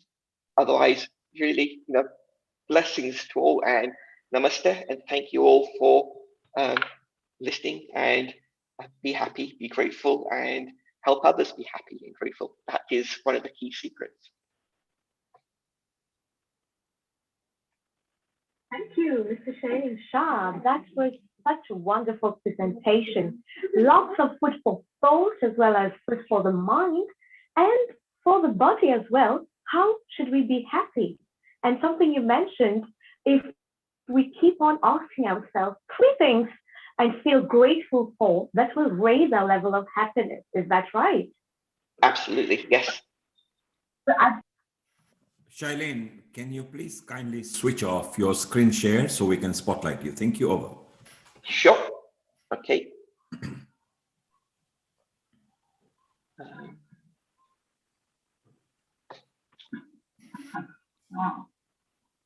If you just mouse on the top, it will show you stop screen share on a red button. Okay, let me help you since we may be new to it. Thank you. Over. Okay. Sorry. Yep. Got it. Yep. by the time this day, to be happy physically, mentally, emotionally, spiritually, and ultimately also for the well-being, the peace of mind, that depends on inner happiness. And you were mentioning, 3 things that we are happy for, we are grateful for. I'd ask you today, what 3 things that made you happy today? So, yeah, the 3 things that made me happy today. One was the opportunity to take part in celebrating International Day of Happiness with Healing Our Earth team and to be able to share on my favorite topic. Second was listening to all the other wonderful speakers who've come before us and them sharing various practices and ways of being happier. And I am looking forward to listening to the speakers who follow us thereafter. So yeah, those are the 3 things for me. That's such a wonderful way of presenting it, indeed. And have we ever noticed, external things make us happy. People around us make us happy. The atmosphere, the feelings that we are in a beautiful environment with people who are very loving, who are happy themselves, makes us happy too. So, what would you say about that, Mr. Shailen? Yeah. So what I would say is um, often people get caught up, as you said, on the external. So a pay rise, a job, a bigger house, and they're chasing those things and thinking, okay, when I get this, I'll be happier. But the reality is often it's not the case, and we want more and more. But with these practices that we've talked about of gratitude, of kindness, of mindfulness, what that does is it helps us see the nature of these things, and that most of these things are what is temporary happiness, and it allows us to cultivate the qualities of humbleness, of contentment, of going deeper within, where the true long-lasting happiness resides. And so it's part of that spiritual path. And as I shared, some of these things are the things we think about, we become aware of. And when we're in that position to have those positive chemicals and a positive attitude, it allows us to activate the learning centers in the brain. It allows us to be resourceful, and then it allows us to understand the nature of these external things, put them to one side, and know that the real happiness is within us, and also in our connection with ourselves, with others, and with the higher self. Absolutely. That's splendidly explained, because sometimes we feel that happiness as a human being, it depends only on external factors. But as you said in one of the slides, that a person asked the Buddha, I want happiness. So unless you remove the I and the want, you won't get it. So that's the true key of happiness. So in 3 or 4 minutes, what would you like to say to all the people watching us today on Healing Our Earth, especially with the beautiful theme of happiness and meditation? Yeah. So what I would like to say is, hopefully, with what everyone has shared today, it's inspired people, it's raised people's motivation, and that's one part of the equation, and it's raises our awareness. But what we need to do, and this is where the company name or what I work with as Happy Life Habits is it's about it's about not just feeling inspired and motivated, but then taking action, and taking regular action, taking consistent action, and building it into a habit, building it into our lifestyle. We all know 5 fruit and veg a day is good for us. We know 30 minutes of exercise is good for us. We know vitamins are good for us on a daily basis. And that if we don't do these things on a daily basis, it impacts our well-being and our happiness. So that dopamine, oxytocin, serotonin, and endorphin, it spells out dose. When we take medicines, we have a daily dose.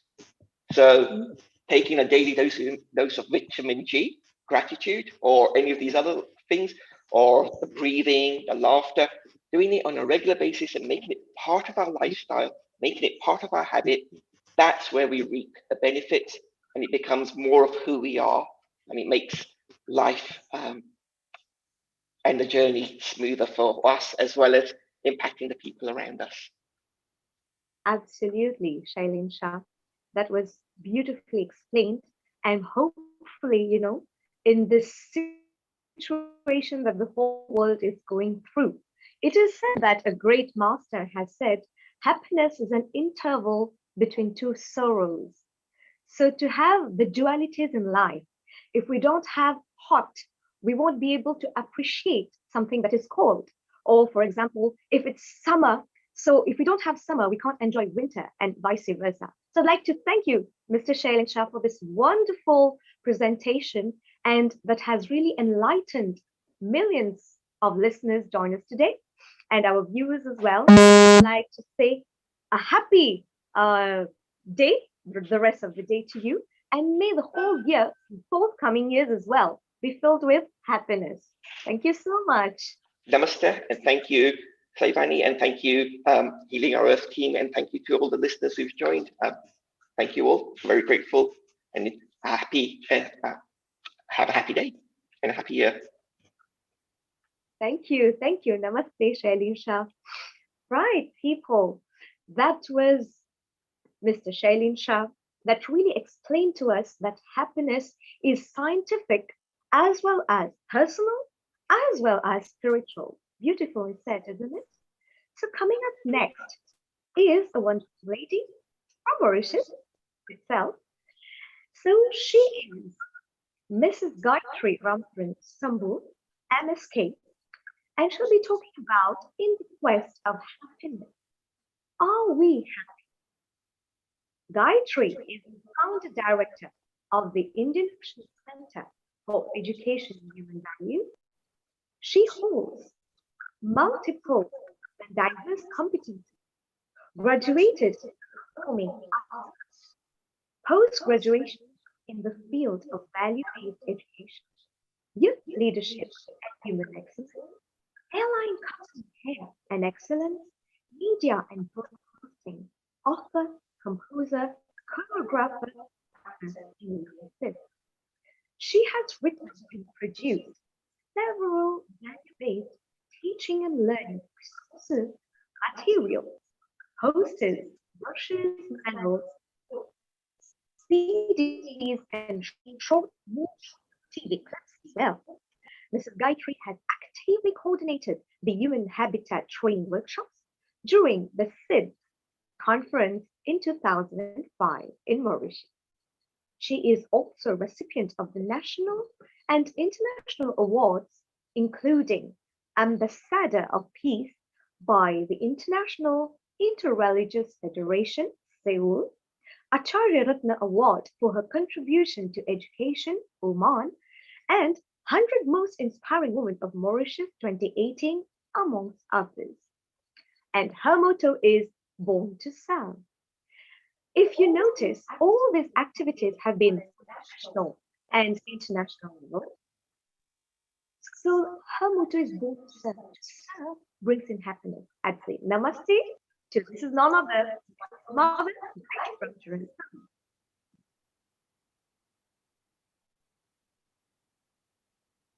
Namaste. Namaste. Namaste, Saivani.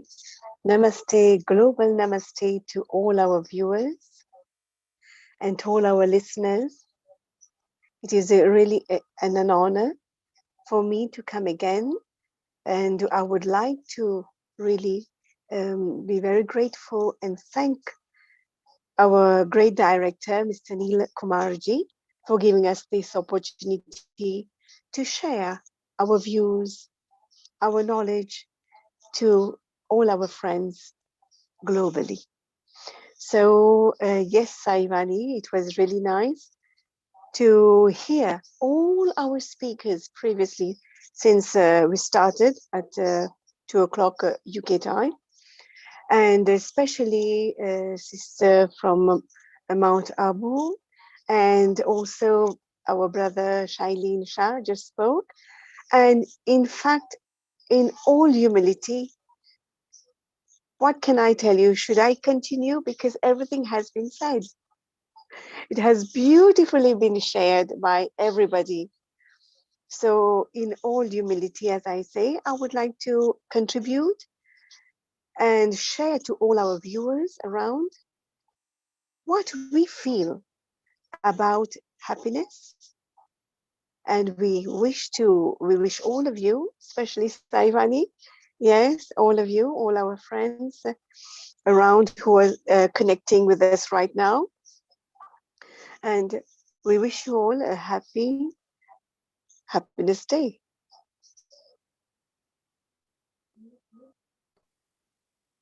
Yes, indeed, Ms. Gayatri. That was a nice expose, and we thank all our listeners, especially the director and founder of Healing Our Earth team. So, for you, Mrs. Gayatri, what does happiness mean? And in the quest of happiness, are we happy? What is all what is it all about? Please share with us. Yes, I have been thinking about it for a long time because we're all chasing. We can see people rushing, chasing in the quest of obviously happiness. Nobody is looking for suffering. I think so. Everybody will not deny it. So let's try to share with you our views. So I would like to share the PowerPoint.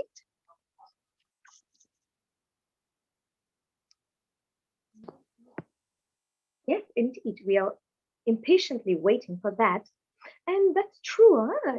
People around the world, we are not looking for suffering, pain, stress, tension, but everyone would like to experience happy things, something that brings joy to our life, something that really creates the happiness in our heart and absolutely peace of mind. So for that, Mrs. Gayatri, she is preparing the presentation. So yes, Mrs. Gayatri, you can just give us the gist of it. By the time I'll come and help you with the sharing of screen. Is that all right?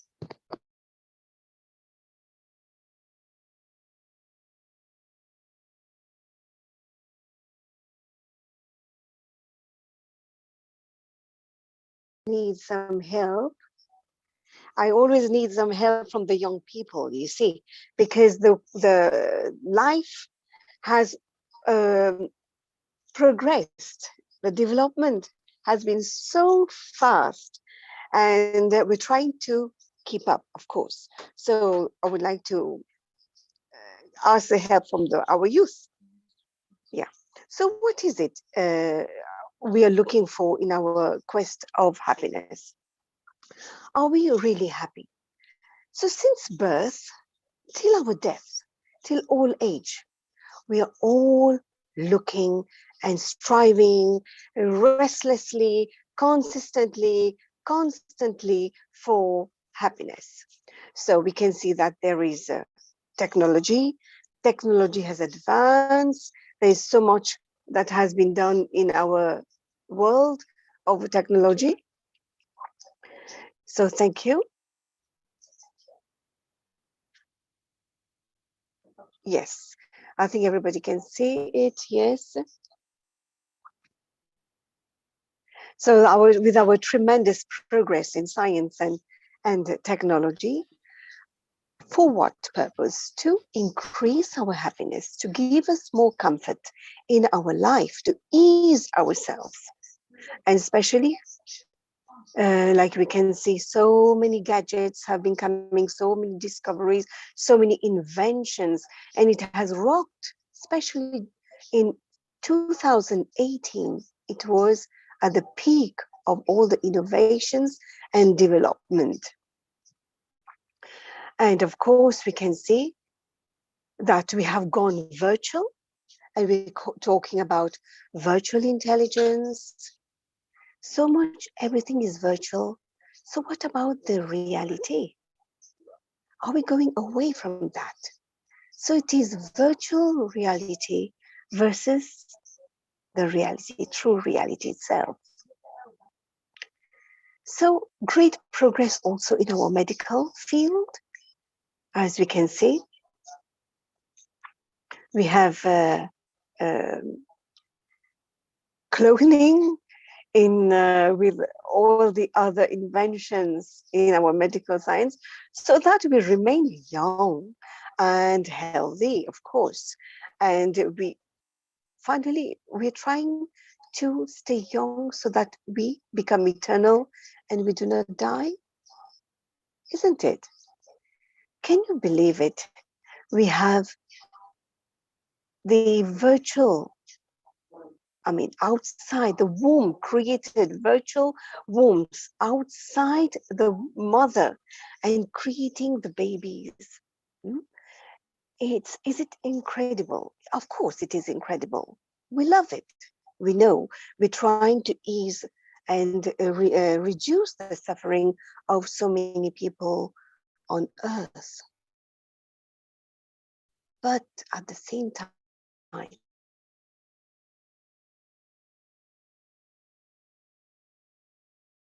had written such tremendous progress that he's there, but there is hardly a healthy human being left. Let us see 2021, what is happening. We said we were at the peak of the inventions and it was rocking in 2018, and lo, 2019, we are struck with the deadly coronavirus. And this had hit the world globally so hard that life itself has changed completely. And when we say happiness is our birthright, but we see the major casualties of this pandemic, of this lockdown, is mental health, depression, stress, anxiety, fear. And we can say 47% of the UK, has increased, the mental problems has increased by 47% in the UK. And after just a few months after the pandemic. So it is something to be thinking about. Yet in 2021, we still have countries who are working very hard to bring the happiness and to be at the top countries to be happy. So the report which came out on the 19th of March, just now, day before yesterday, and it had declared Finland again, 4 times, the 4th in a row. Finland is the top country, the world's happiest country. Why? If we go and we research, we can see that free education, free healthcare, they have trust in the government, they have trust in other people, and they feel that happiness is a birthright, and they have a good, balanced lifestyle.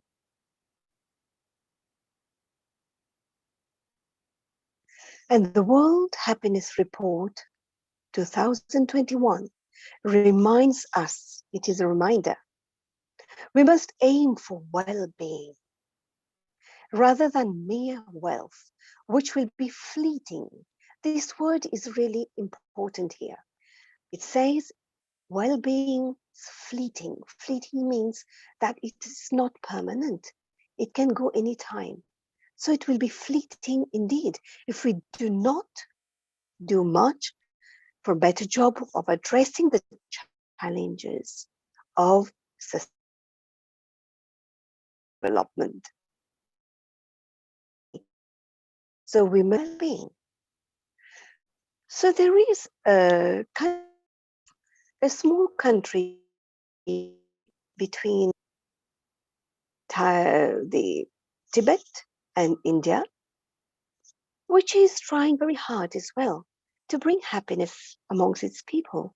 It is in the Himalaya, and it says it measures the happiness of its country not by the GDP, but by the GNH, the gross national happiness. And the gross national happiness for them is more important than the gross national product. And the king of which country? Can you guess the country? Saivan, do you have an idea? It is the Bhutan. Yes, Bhutan is the country, small country in the Himalayas, trying its best to make its people happy. So it is also called the kingdom of happiness. But do we, if suppose we want to go for travel, for a holiday, do we think about Bhutan? Hardly. But Bhutan is a place where it is called the Kingdom of Happiness. Maybe in the future, after the lockdown, maybe we should think about traveling and visiting that place. And why not all the countries? Let us all try to make our countries become kingdom of happiness by measuring our happiness on the GNH. And let's see the Bhutan's ancient legal code in 1629. It is said that if the government cannot create happiness for its people, then there is no purpose for government to exist. Very important. So the Bhutan, they measure this happiness based upon the 9 domains of the GNH, the gross national happiness. We have the psychological well-being, the health, which is free, of course, time use, the time management, a true education full of values. We have the cultural diversity and resilience, good governance, as we just mentioned, and community vitality, the ecological diversity and resilience, at least that is trying to make people aware of having the balance with the universe, with the planet. It is very important to be ecological friendly, eco-friendly. So this is where they give a lot of importance as well. And our living standards. Of course, we do need money, we do need finance, we do need comfort to make us happy. So let's see Albert Einstein. He is a German born, but went to USA, and he has been a Nobel Prize winner in 1921 for his explanation of the photoelectric effect. And in 1922, when he went to the restaurant, he gave a tip to the Japanese bellboy. And then what was the tip? It wasn't a money.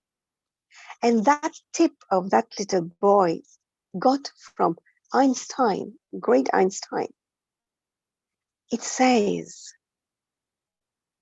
it is worth $1.56 million, that little piece of note that Einstein wrote and gave to that little bellboy.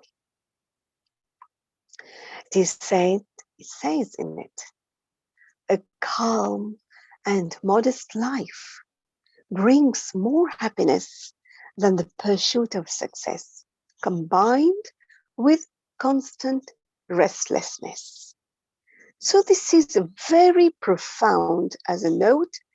And imagine Einstein himself in 1922, he mentioned, he gave to the whole world the secret of that happiness, his theory of happiness.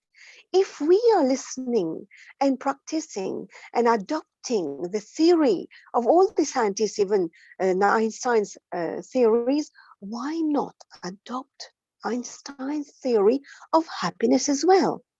A calm, of modest life brings more happiness.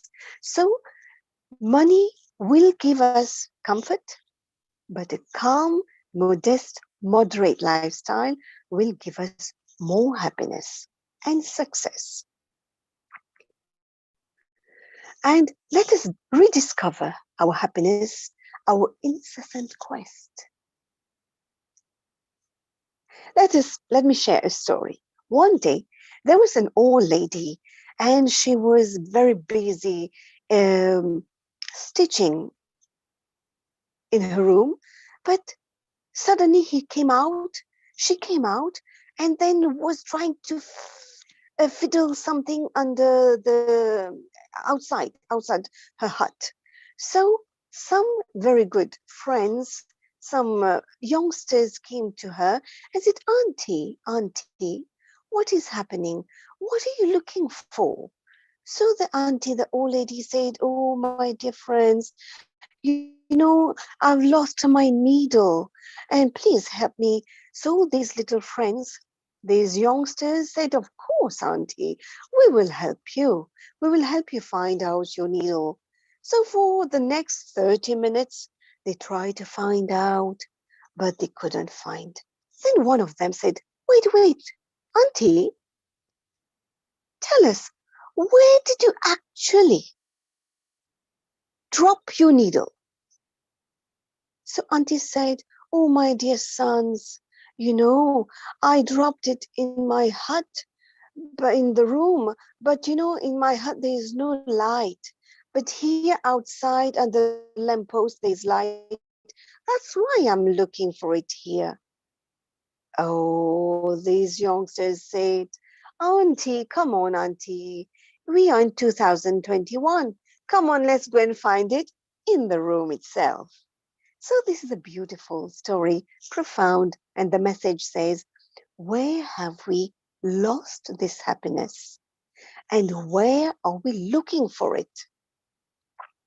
So in this, we can say, while in the quest, I will say, while chasing for this happiness, we do get happiness. We get the instant happiness, like so many will take a cigarette, we'll have instant happiness, or we'll take a drugs, instant happiness, and that cost a lot of money as well.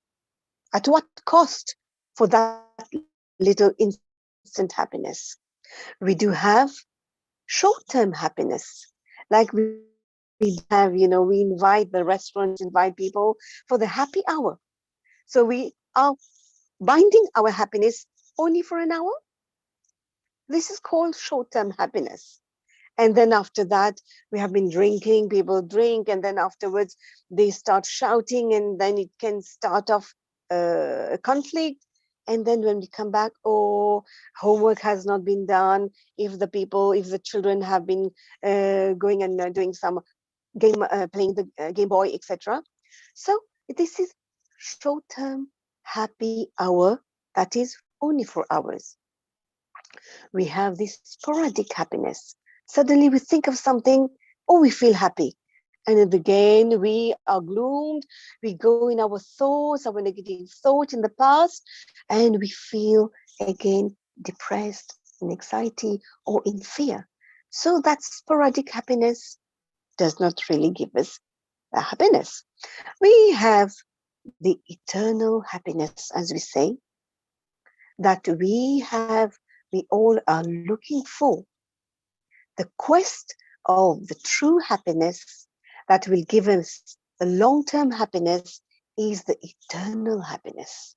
That is the Satchit Anandam. So tell me, Saivani, God has created so many things on this planet. And tell me, what is it that He has given to us so that we can give to others? We can give happiness to others. Let us go back in time as if we are in the Stone Age, okay?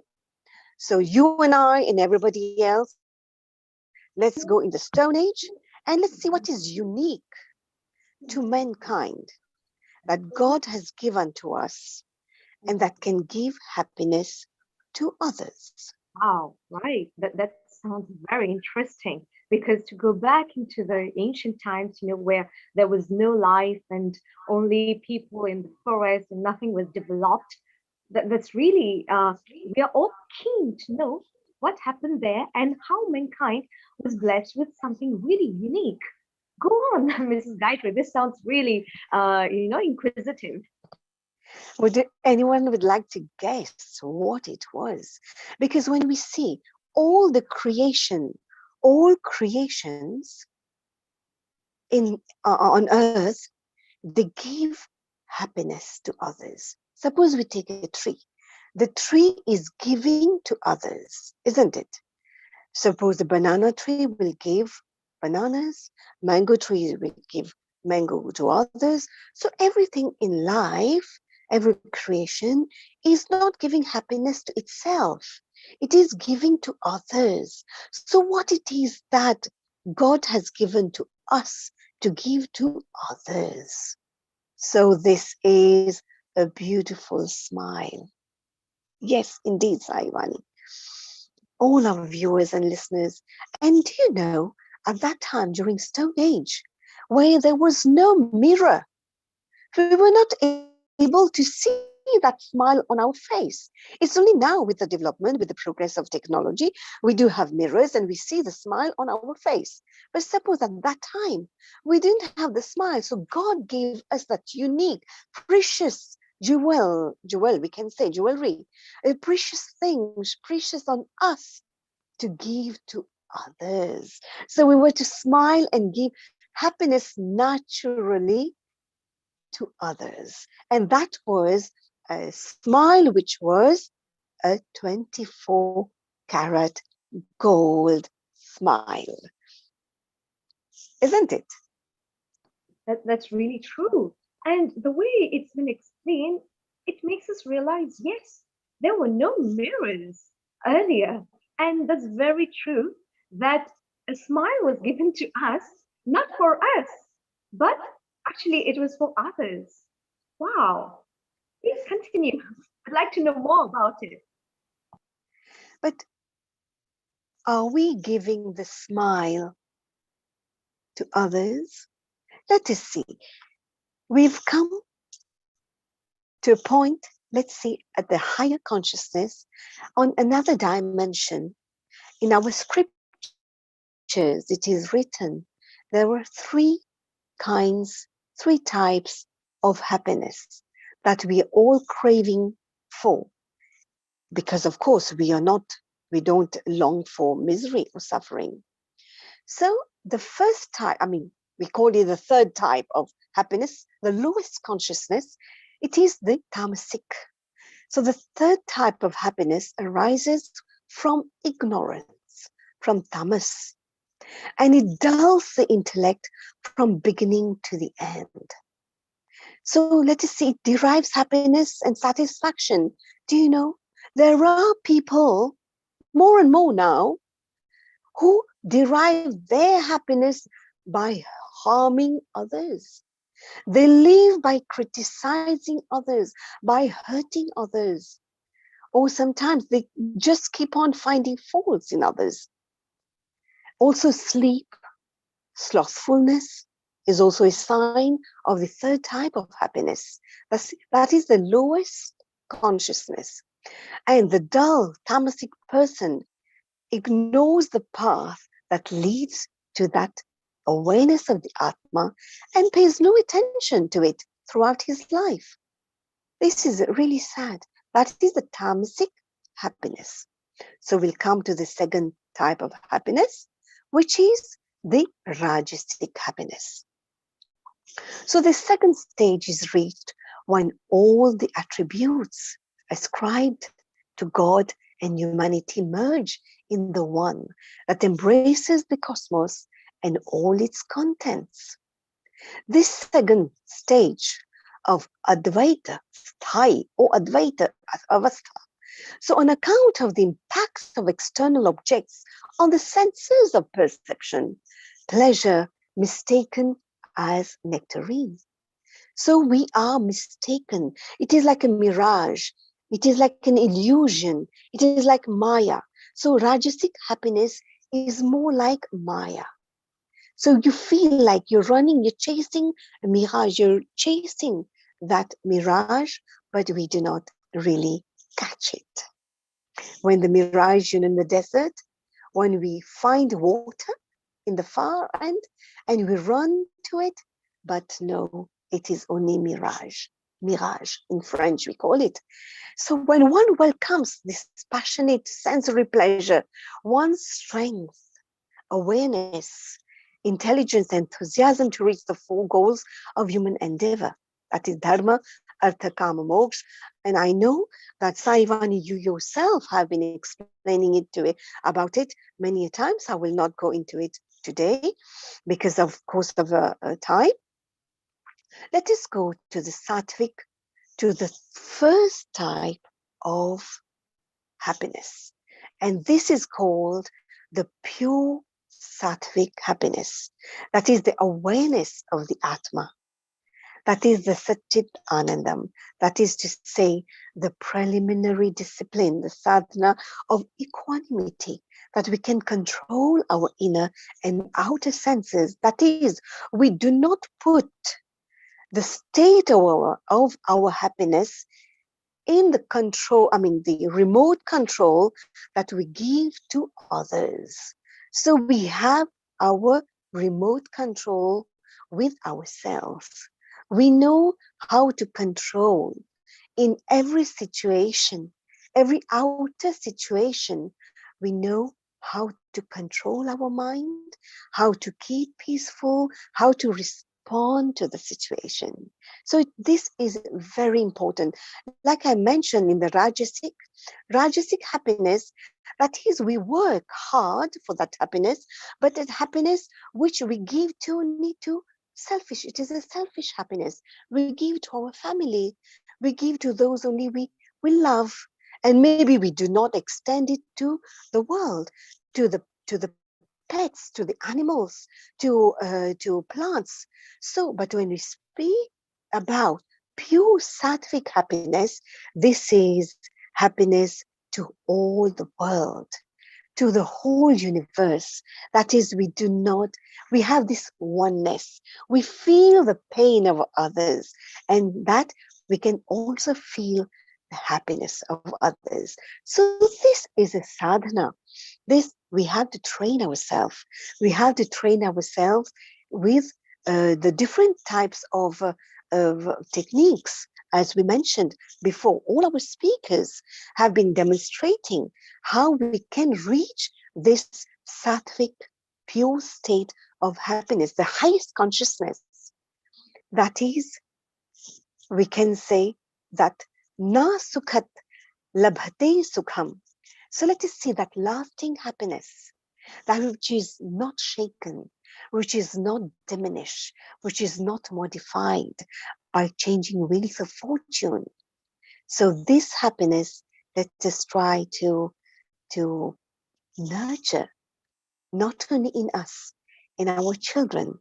This should be the education, the aim of a true education, to be able to empower our new generations, our young people, to understand how to keep and to live in this selfless, sattvic happiness, as we may say. So I would like to end my part. This animal, musk male deer. You know, the musk male deer runs around when it is around 2 years old. It runs across the forest looking for something. What it is searching for? It is searching for that beautiful fragrance, that scent that is not compared to any other fragrance. That is the kasturi. We must have known the kasturi. So this musk deer runs across the forest to look for that scent. Where is it coming from? The beautiful fragrance. And finally, it finds out that that fragrance, that kasturi, was not outside itself. It was not outside. It was with him. It was the scent sac was with the deer itself. So, dear ladies and gentlemen, all our friends, all our viewers, especially children and youngsters, let us be aware. This International Day for Happiness is a reminder to understand, to know that happiness, true happiness, is within ourselves. It is within us, like the kasturi is with the musk deer. So We have the different techniques of meditation, positive thinking, positive affirmation, positive music. Keep smiling. And the smile, that unique smile God has given on our face, to give it to others. We should not become miser. We should not keep it to ourselves. Selflessly, let us share this smile, this golden 24-karat smile, the pure smile, to everybody. Because as Mother Teresa said, peace begins with a smile. So if we are looking for peace, like the 17 SDG goals, the Agenda 2030 is talking about peace in the world. So it begins by our smile, and the smile is within us. And as Shailene just said, previously our speaker, about the hormones, are already the 4 hormones, the dose, as he mentioned, that is the dopamine and all oxytocin, serotonin, and endorphin. All these are inside us.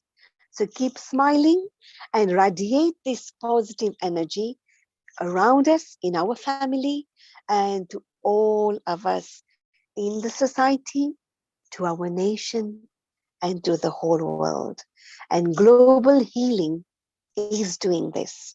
Global healing, I would like to say thank you so much, Global Healing, for giving us this opportunity to connect with the world, to connect with everyone here, and to share this happiness.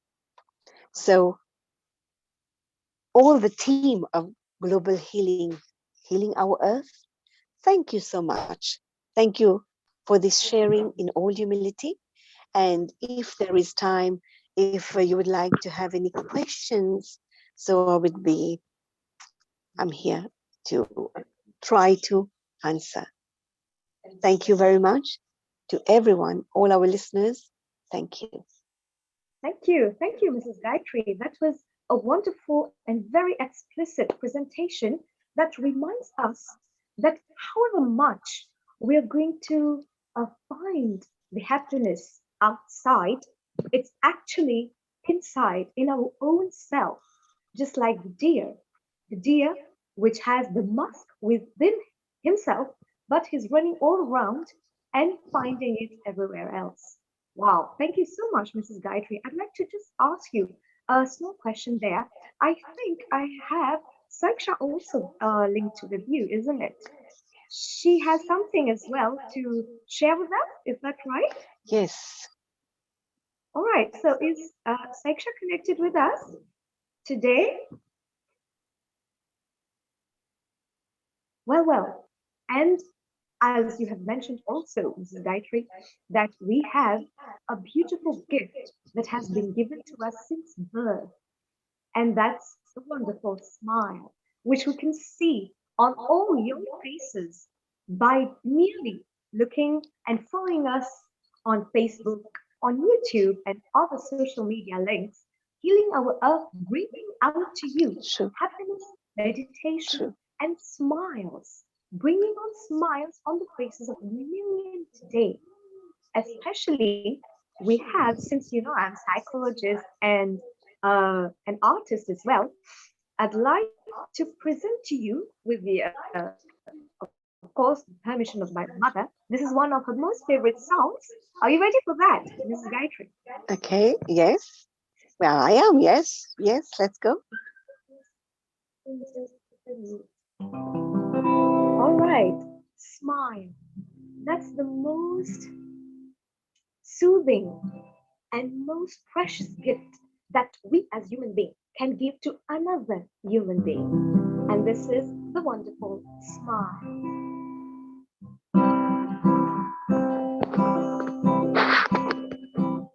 Smile, smile, smile, smile the whole day through.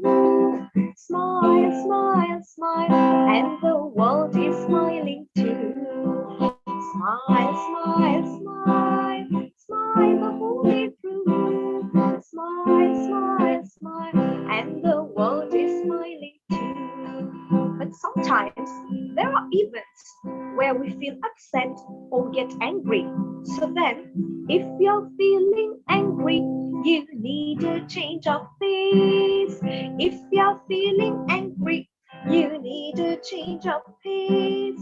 Take away that ugly frown. When we are angry, we actually frown, and the way we look it's not pleasant to anyone else. Take away that ugly frown, put a smile on your face. Smile, smile, smile, smile, hold it through. Smile, smile, smile, and the world is smiling too. At certain times, it happens that we feel sad, we are very gloomy, or we feel, upset, and then the body itself shares that feeling of sadness. So what happens? When you are unhappy and everything looks blue, when you are unhappy and everything looks blue, don't give up and start to cry. Very often we find youth, young children, they start crying. So don't give up and start to cry, but this is what you do. Smile, smile, smile, smile the whole day through. Smile, smile, smile, and the world is smiling too. All together. Smile, smile, smile, smile the whole day through. Smile, smile, smile, and the world is smiling too. Smile, smile, smile, and the world is smiling too. Smile, smile, smile, and the world is smiling too. This is a beautiful song dedicated especially on this day, the International Happiness Day, and we are celebrating it on Healing Our Earth. The happiness and meditation, and not only that, we have a surprise.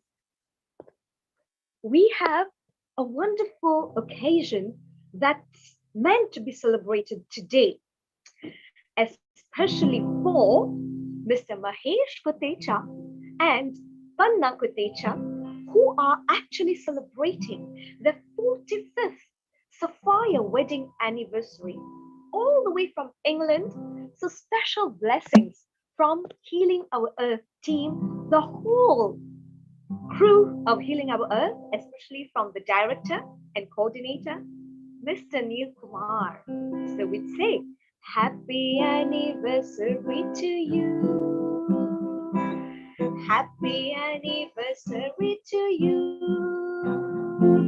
Happy anniversary to Mr. and Mrs. Kotecha. Happy anniversary to you. May the good Lord bless you. May the sweet Lord bless you. May your lives filled with the happiness. Happy anniversary to you.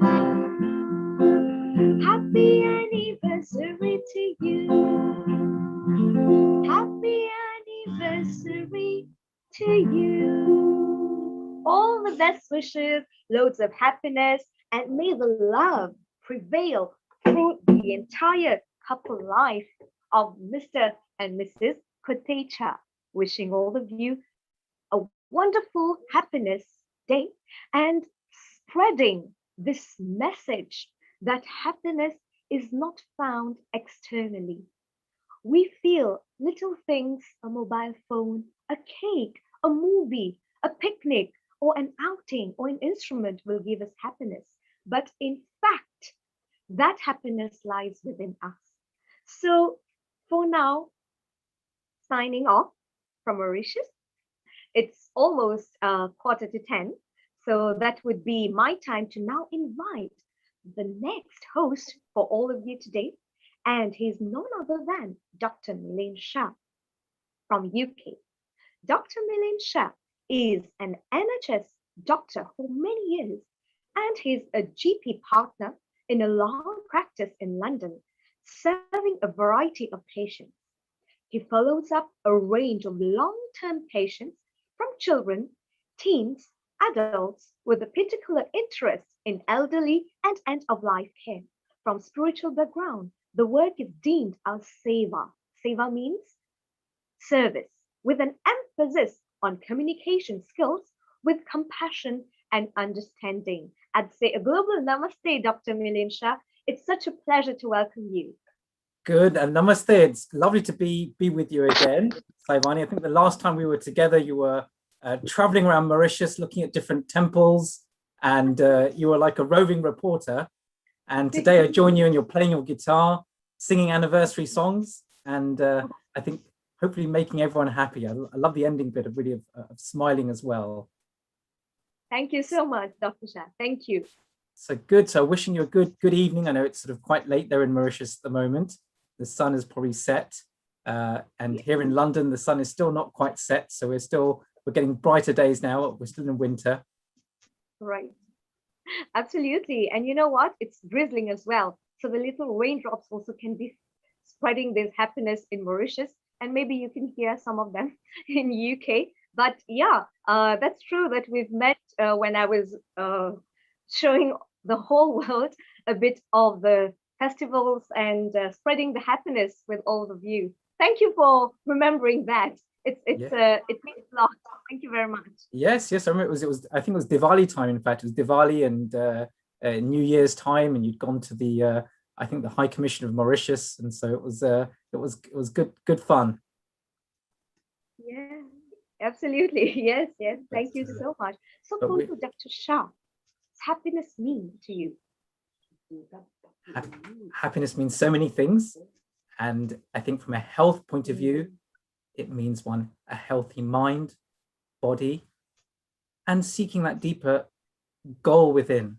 So often we will, as doctors, we'll try and make that physical body healthier, or make someone free of some agitation, it may be, or sort something out. But actually, what is that person seeking? What is their goal of life? And as they're finding that inner goal, then that happiness can come. So may I reach, we are all seeking it. Sometimes we're seeking it, as you say, if only I could have that new house, that new thing, whatever. Why? So eventually when you find out, it's so I can be happy. And that happiness is actually that calmness, that peace of mind. And once that's there, happiness is experienced.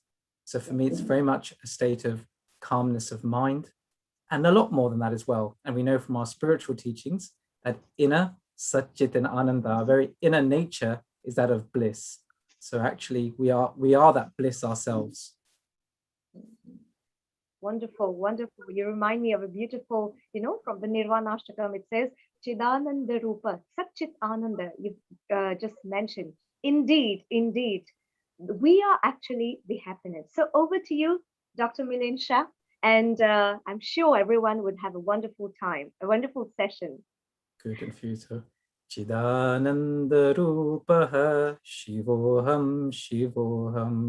So we just had Shivratri as well. So it was a nice reflection of Adi Shankaracharya there.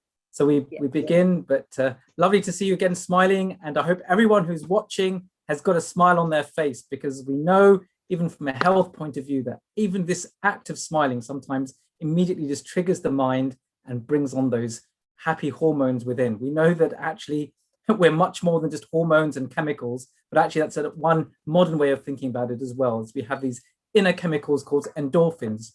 Once you smile, once you exercise, and now we've got Seema Ji with us, who's going to tell us a little bit about her journey in happiness and meditation. We can see even those chemical changes in our brain. There's much more than that, but even then, for a modern scientist to think, what is that? Even if we can create those happiness changes. So just now, wherever you're watching, do have a smile on your face. Sometimes, I think even Saivani was saying at the end, when you get angry or upset, you have a frown on your face, or we can have, but maybe smile. So with that, a warm welcome to everyone to Healing Our Earth.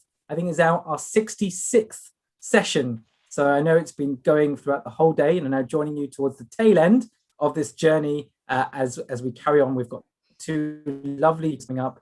Seema has joined us, Seema Bhatia. And Seema, I know you're no stranger to Healing Our Earth either.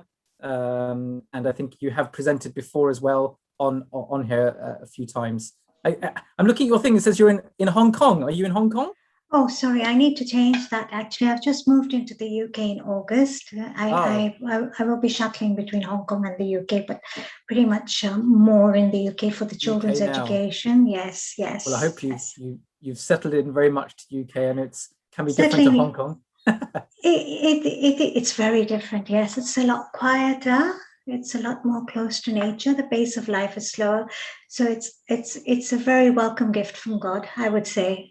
A very welcome gift from God. Yes, and I'm enjoying it thoroughly. And I wanted to say a global namaste to everyone on this platform. Thank you very much to the whole community and coordinators for having me, especially to the founder, Mr. Neil Kumar. Thank you so much. It gives me great pleasure to be on this platform that spreads so much happiness and so many colors of joy. It really is wonderful. So and a warm welcome to you, and that we'd like to introduce our guests to you now as well. So just as you're there on the screen, and I think you've heard it first, London is actually closer to nature and is actually quieter. That's the thing first I've heard it here, so that's really good. It is indeed much quieter than Hong Kong. Hong Kong is a bustling city of lights. Yes. And it's constantly moving. If you visit it, life is very fast over there, you know. And as we've seen even in this lockdown, as things have changed here as well, we're that much more closer to nature. I think as we've started with Healing Our Earth last year, when we began with Gayatri Mantra, people were just saying how much this lockdown has changed as well. I know people are now waiting to hear from you rather than us chatting, so we should hear a little bit about you as well. So your topic is going to be sort of happiness and joy. Those of you, some of you may be logging in, have met or know of Seema before, but she was born and raised in Nairobi, Kenya, and a family in the food business and extensive travel in Africa, India, and Southeast Asia have allowed her to follow her passion and grow in knowledge in breath work, meditation, and also the effects of food on the body and mind as a whole. Seema was drawn to meditation at a very young age, experienced several schools of thought, including Siddha Yoga and Mayan practices. Seema's present-day meditation is focused on the teachings of Sri Sri Ravi Shankar of the Art of Living, and she attempts to bring joy and benefits of these practices to the wider community through live demonstrations and online classes. As a breath, water, and sound teacher, that sounds really quite fascinating, so hopefully you can share some insights onto that. And by teaching simple meditation techniques to improve the quality of our lives. So I'm really looking forward to this because it's such a common term now used, but especially in the last 10 years, decade of this topic of meditation, even mindfulness. Everyone has their different takes on what this is, and it'll be really helpful for your very simple, I'm sure, explanations and guiding us on your reflections. So Seema, once again, a namaste and a welcome both to Healing Our Earth and to London. Please take us on our journey. Okay, so before we begin, since it's World Happiness Day and there are about 22 people watching right now and probably a lot more on YouTube and Facebook, so let's use the power of collective energy to really center ourselves within, you know, and really draw on this energy to send out all positivity to the whole universe right now so that it can heal, reboot, and rebirth. And what a better time to do it than in spring, right? So let's just close our eyes and bring our hands together in Anjali Mudra or Namaskara at the center of your heart. This is a mudra or a hand gesture where the left hemispheres and the right hemispheres of the brain meet, and it symbolizes unison. So let's close our eyes and let's all take a deep breath in. And slowly breathe out.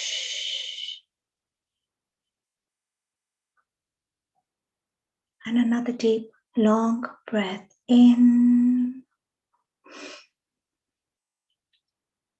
And let go. We will now chant Om 3 times. Breathe in for Om. Om.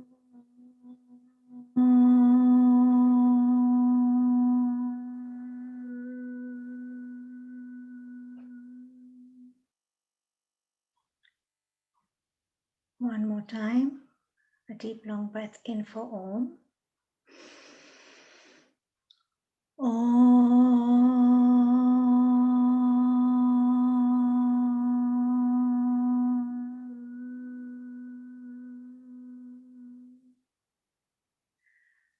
one last time, a deep, long breath in for Om.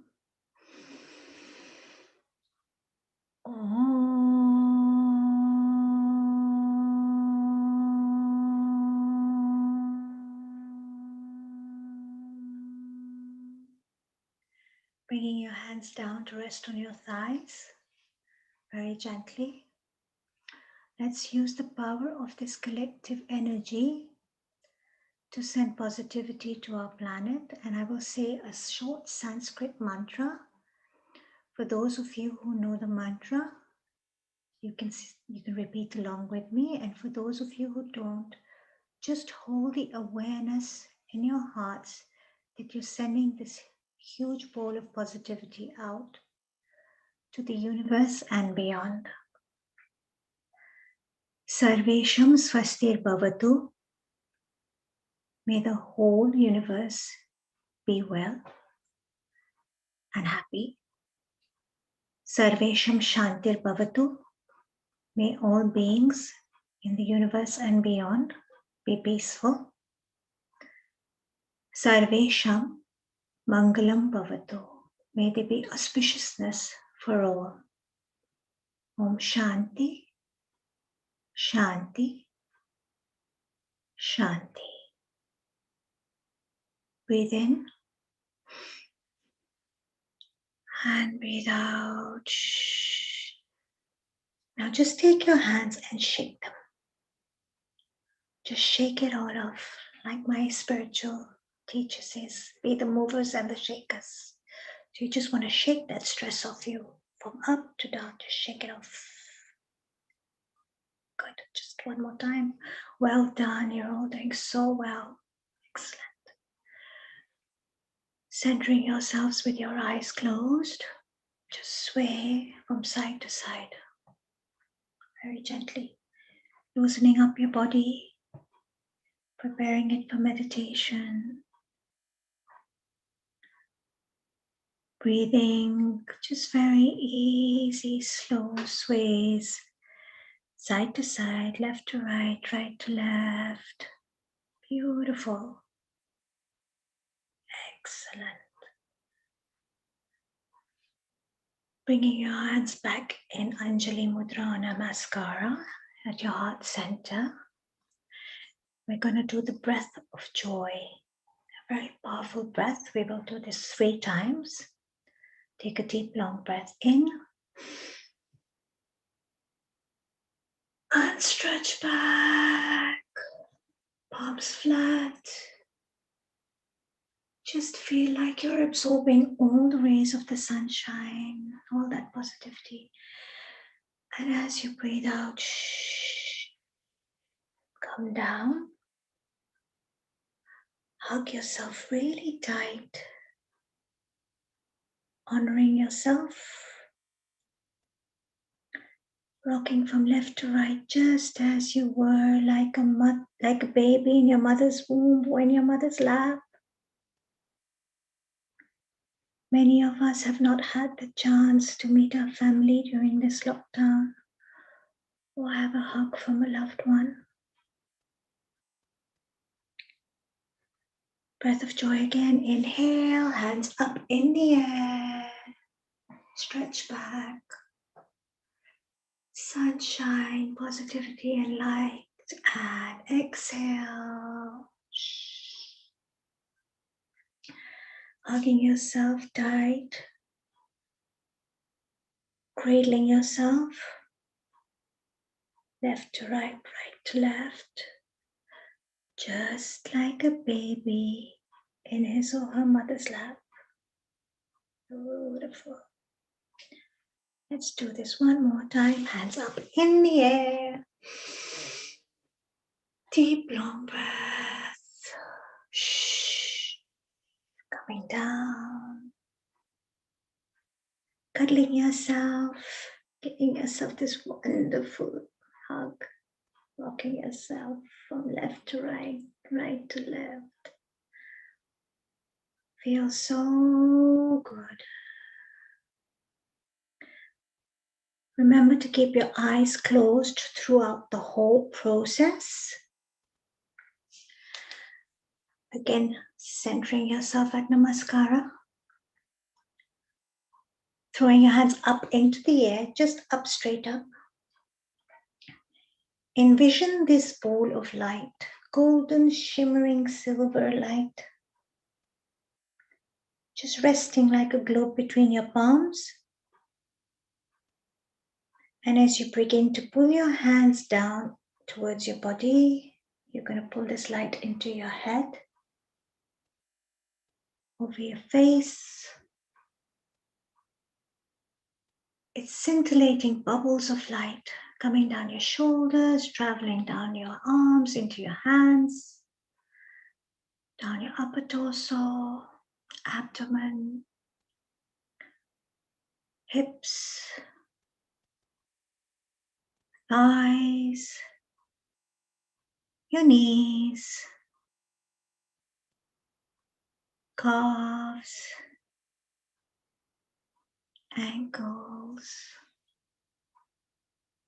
and your feet. As you do this, bring your mind to accept all that's happening around you. Any sounds, maybe the sounds of the car, the birds chirping outside, the children playing, the sounds of your breath. You are now in harmony with your environment. I accept all sounds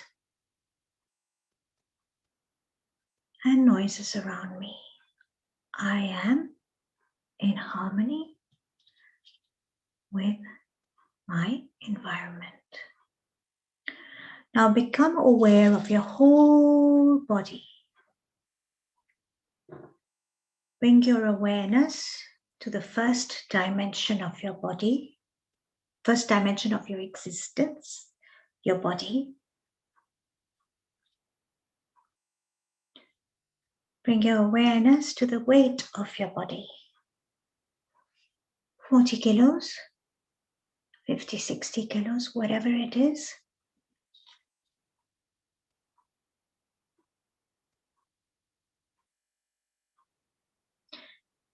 Take a deep, long breath in.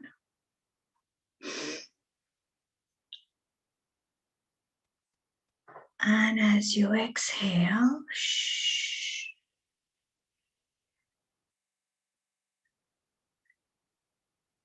place this entire weight on the chair or the sofa that you're sitting on.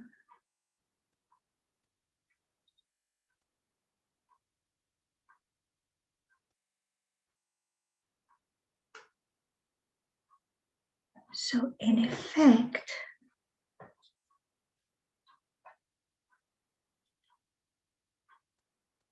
you are seated on the chair and the chair is carrying the weight of your body.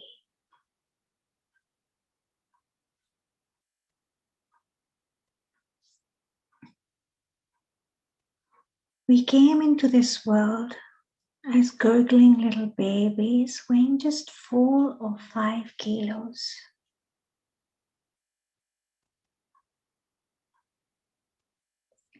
Today, we weigh 60, 70, 80 kilos.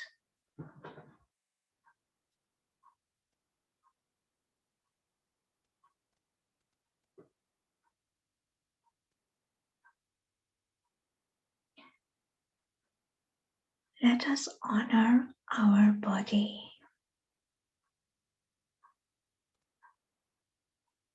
And respect our body.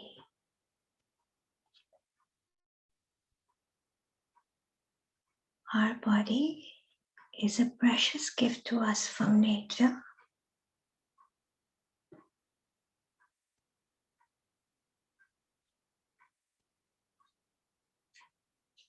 we must honor and respect it as the temple of our soul.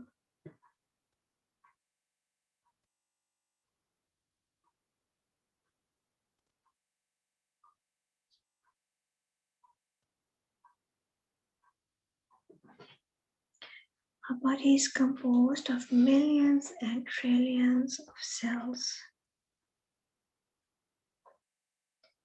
scintillating energy that is in harmony with the scintillating bubbles of light, electricity that we pulled into our body. We are this energy.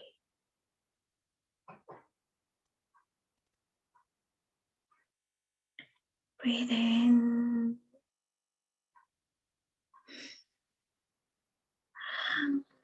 Slowly breathe out.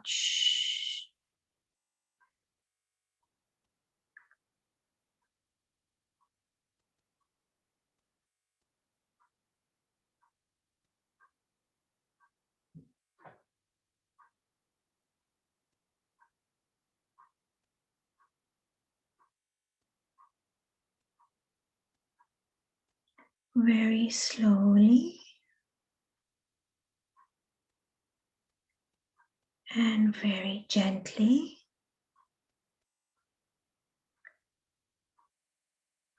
let us take our awareness to the second dimension of our body.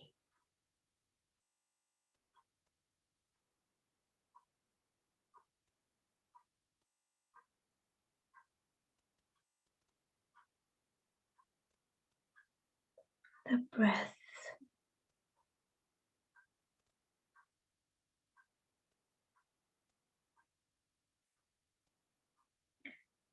Let us take a deep, long breath in and slowly breathe out.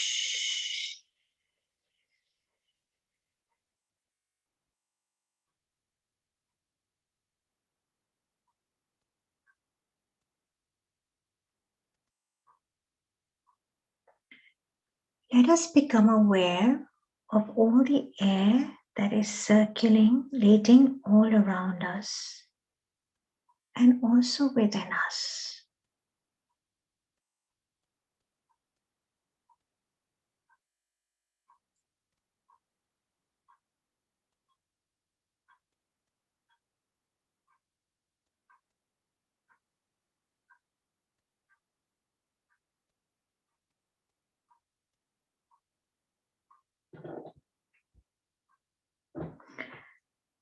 Let's take a deep breath in. And slowly breathe it out.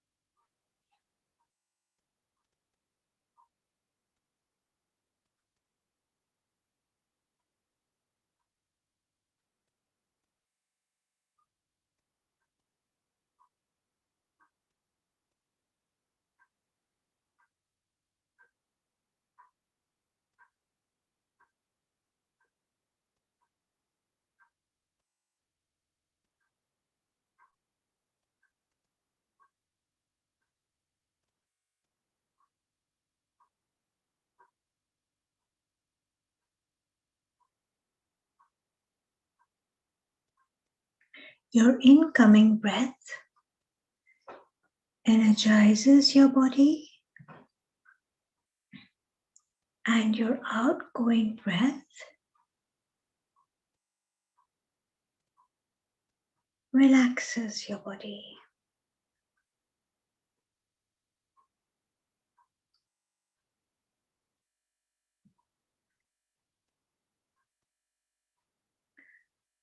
Focusing on happiness. Welcome your incoming breath with a smile of happiness.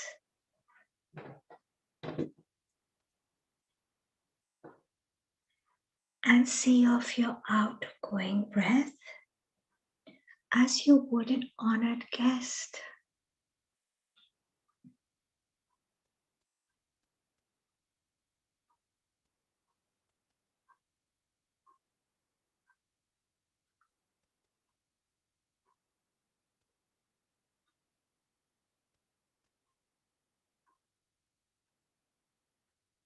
Breathe in.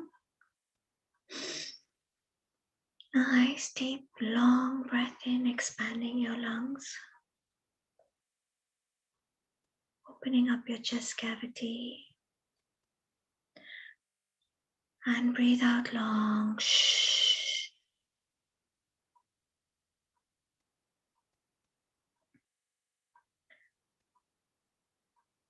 We travel with awareness to our third dimension, our mind.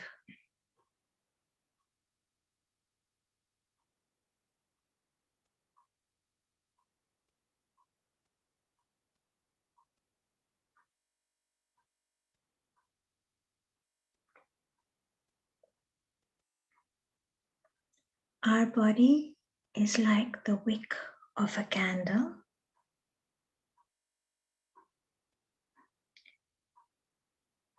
And our mind is like the glow, spreading all around us.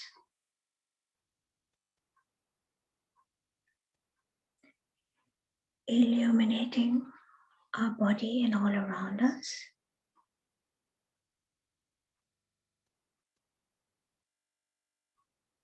Radiating light, the scintillating light.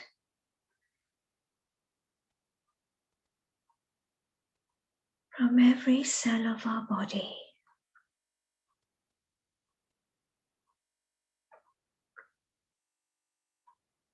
Breathe in. And breathe out. Shh.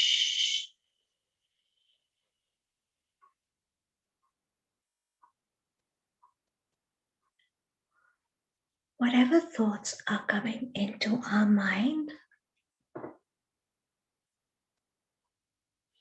just allow them to come.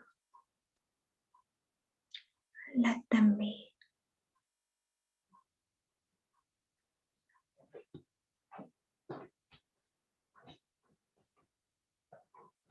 Good thoughts, bad thoughts.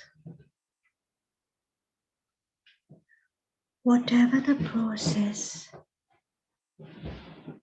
whatever you feel, just let them be.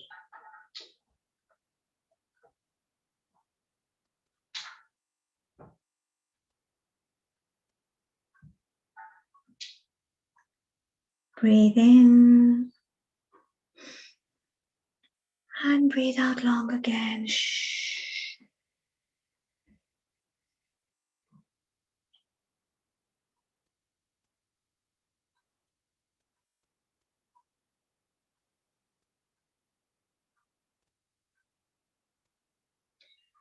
As our body begins to relax,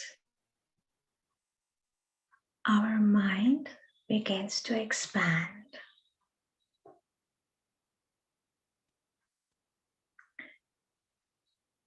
Allow this expansion to allow you to become aware of the walls in the room you are seated in.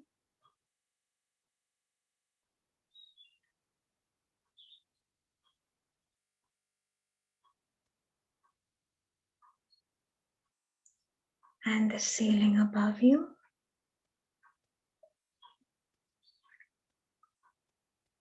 Should you wish to travel beyond that, you may do so. Expansion is happening.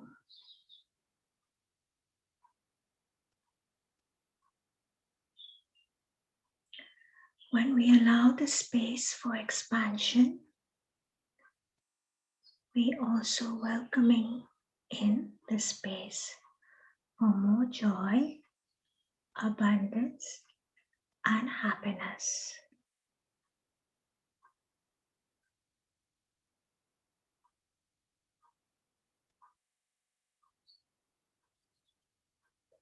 Breathe in deeply.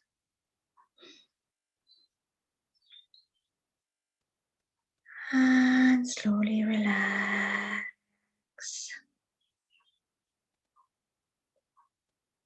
Relax in the moment.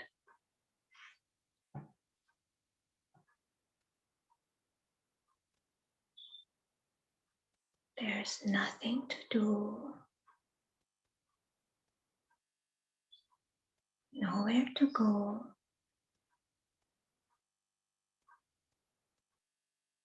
Just be.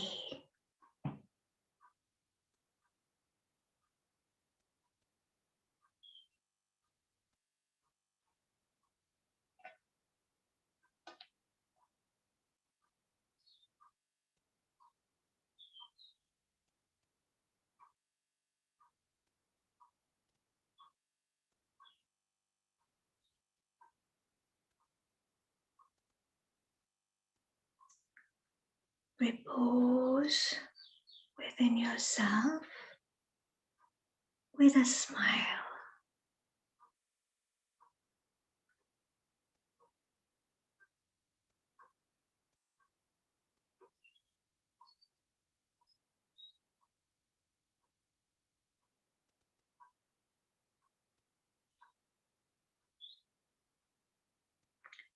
Rest.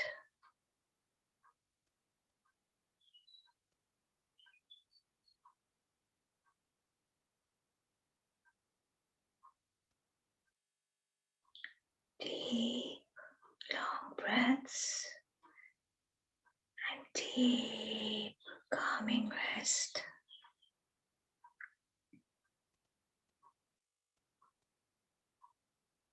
You are peace.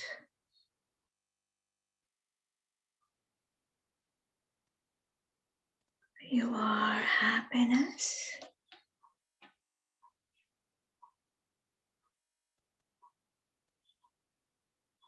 And you are joy.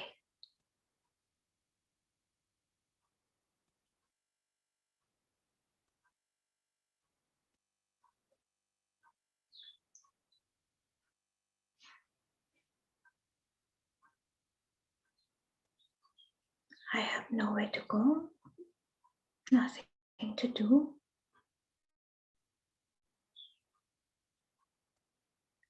I am peace.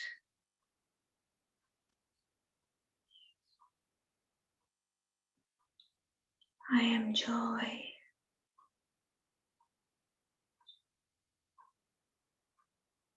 am rested.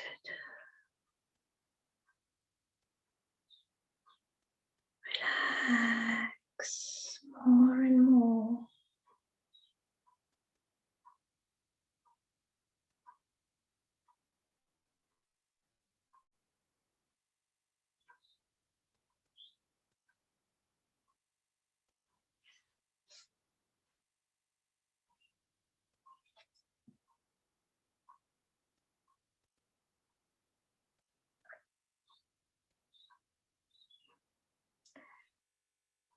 Very slowly, with a lot of love, take your awareness to your right foot.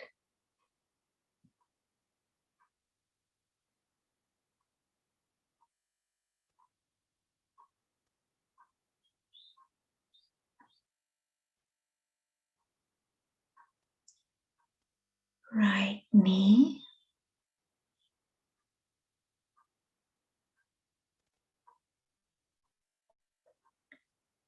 Right thigh.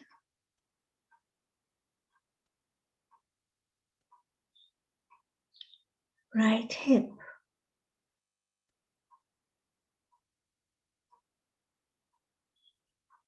Left foot.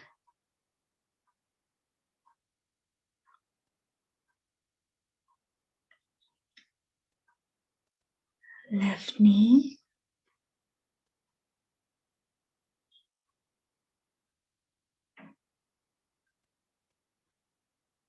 left thigh,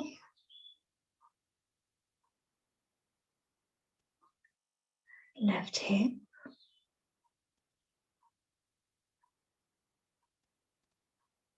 bring your awareness to your abdomen,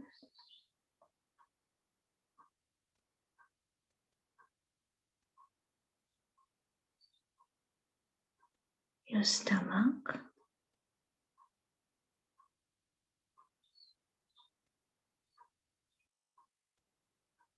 your chest cavity,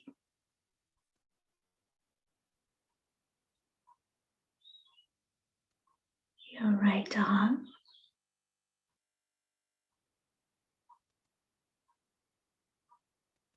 right shoulder,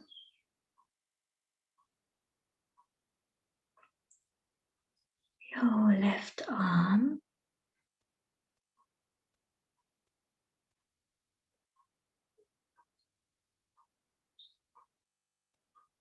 left shoulder,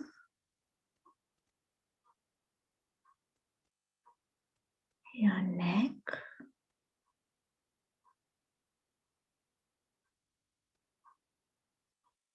the back of your head,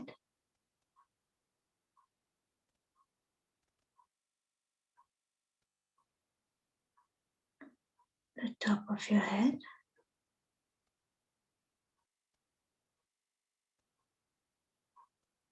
your forehead,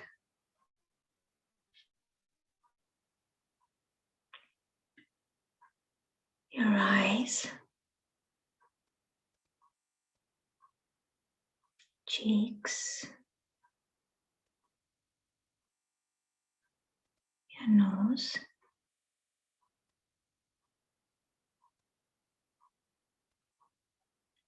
your lips and chin.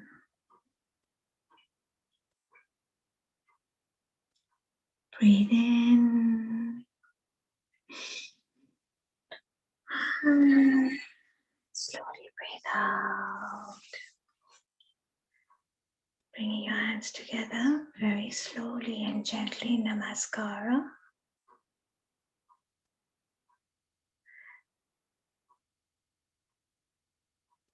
The left and right hemispheres of the brain meet in unison.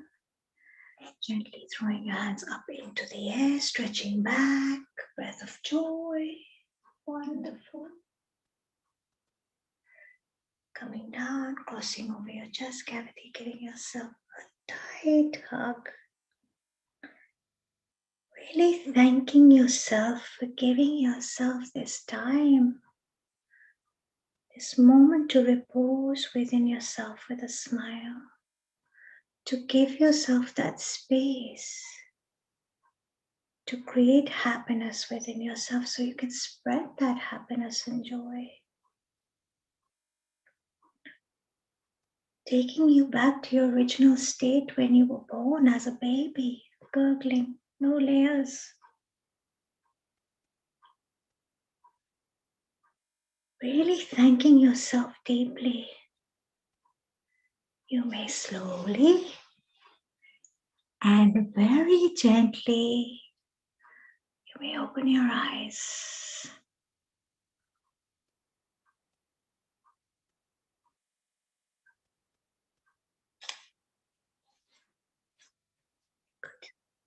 Good. Excellent. Thank you so much already.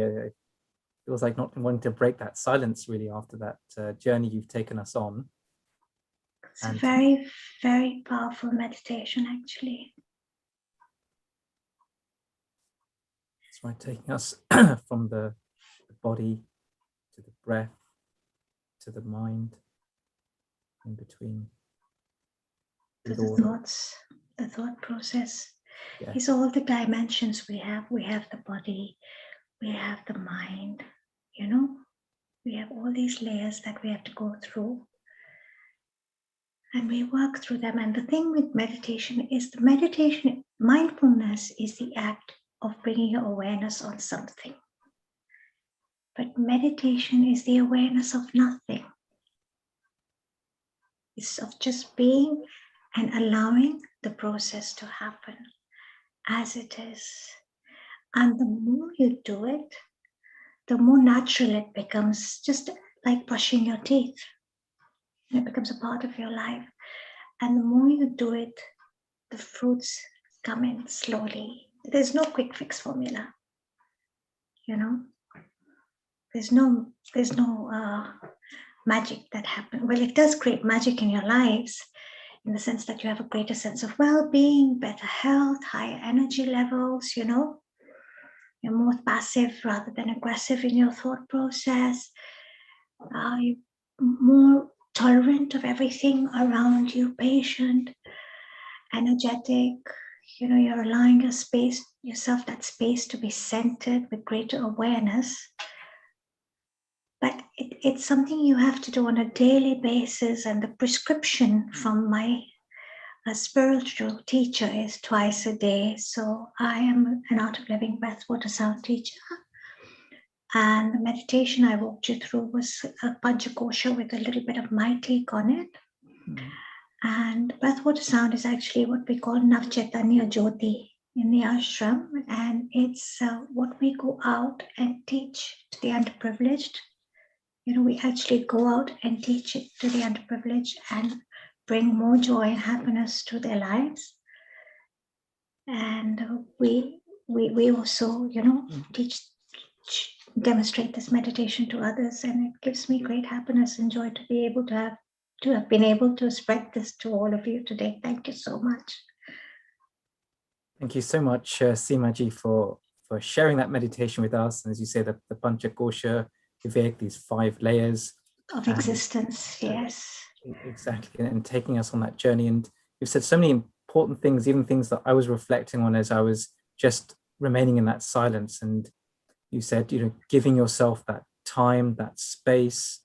You've talked about, whether it's twice a day, as we practice more and more, then it becomes as natural as any other habit. And often it's when you reflect with people and we all give our obstacles, say life is so busy, etc. What other tips can you give for those who are watching to say, well, how do we imbibe this technique, any technique, into our daily routine? Meditation is an ancient wellness practice, okay? It has been celebrated by several schools of thoughts, the ancient Mayans, the shamans, Taoism, Buddhism, Hinduism, Sikhism, Sufism, Christianity. Every school of thought has celebrated meditation as an ancient well-being practice, okay?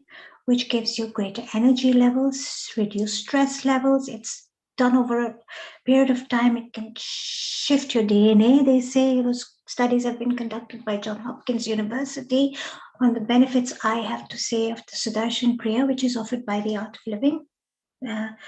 So the Art of Living is one of the world's largest voluntary-based organizations. I am part of that organization. It gives me great pride and pleasure to say that. And it's spearheaded by the World Ambassador of Peace, His Holiness Sri Sri Ravi Shankar. It started 40 years ago and it has spread into 160 countries worldwide. We also have the International Association for Human Values, which is headquartered in Geneva, which does several projects all over the world, like Read Library, tree planting, climate crisis, tsunamis, everything, relief, everything, you name it, we're there. And my spiritual teacher's belief is in a stress-free society. And he says, I can't do it alone. He says, I need you all to go out there and spread this happiness and spread this life and give people the tools to be able to do it. We have a prison rehab program, which is very powerful in Hong Kong and in South Africa as well, which has transformed the lives of prisoners, where they say, I used to believe that I could resolve everything with a fight, but now I can just walk away. So these are the tools that are given to us through the practices of coming into the present moment, taking our mind out of the anxious future, or the regretful past, and just being in the moment, reposing within yourself, having a sense of greater well-being, happiness, a sense of expansion, gratitude, abundance, sharing, giving, making room for more, it's There's, better clarity of mind, slowing down your pace of life, learning to give yourself the gift of relaxation. This is what I say, people. If I called someone up tomorrow, a friend of mine, I say, hey, let's go for a coffee. She say, yeah, what a great idea. I'd love to see you. And the coffee would take 40 minutes, 45 minutes, an hour. Or in the evening, for those who, like to go out for dinner or whatever, let's go out for dinner. Yeah. But if I ask you to take 15 minutes for yourself for meditation, even once a day, why is it so difficult?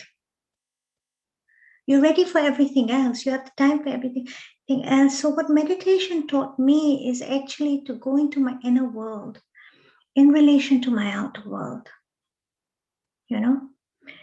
and focus more on being more passive, rather than aggressive and irrational, and just it changes your whole life. It changes your whole home. It changes your whole mindset. It changes your aura. Sometimes you'll be sitting next to someone who meditates, and we have wonderful schools of thought. We've got, Taoism, Buddhism, Raja Yoga, everything.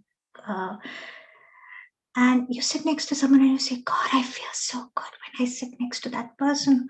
Or I feel so good when I talk to that person. I feel so uplifted. Chances are you're sitting next to a meditator,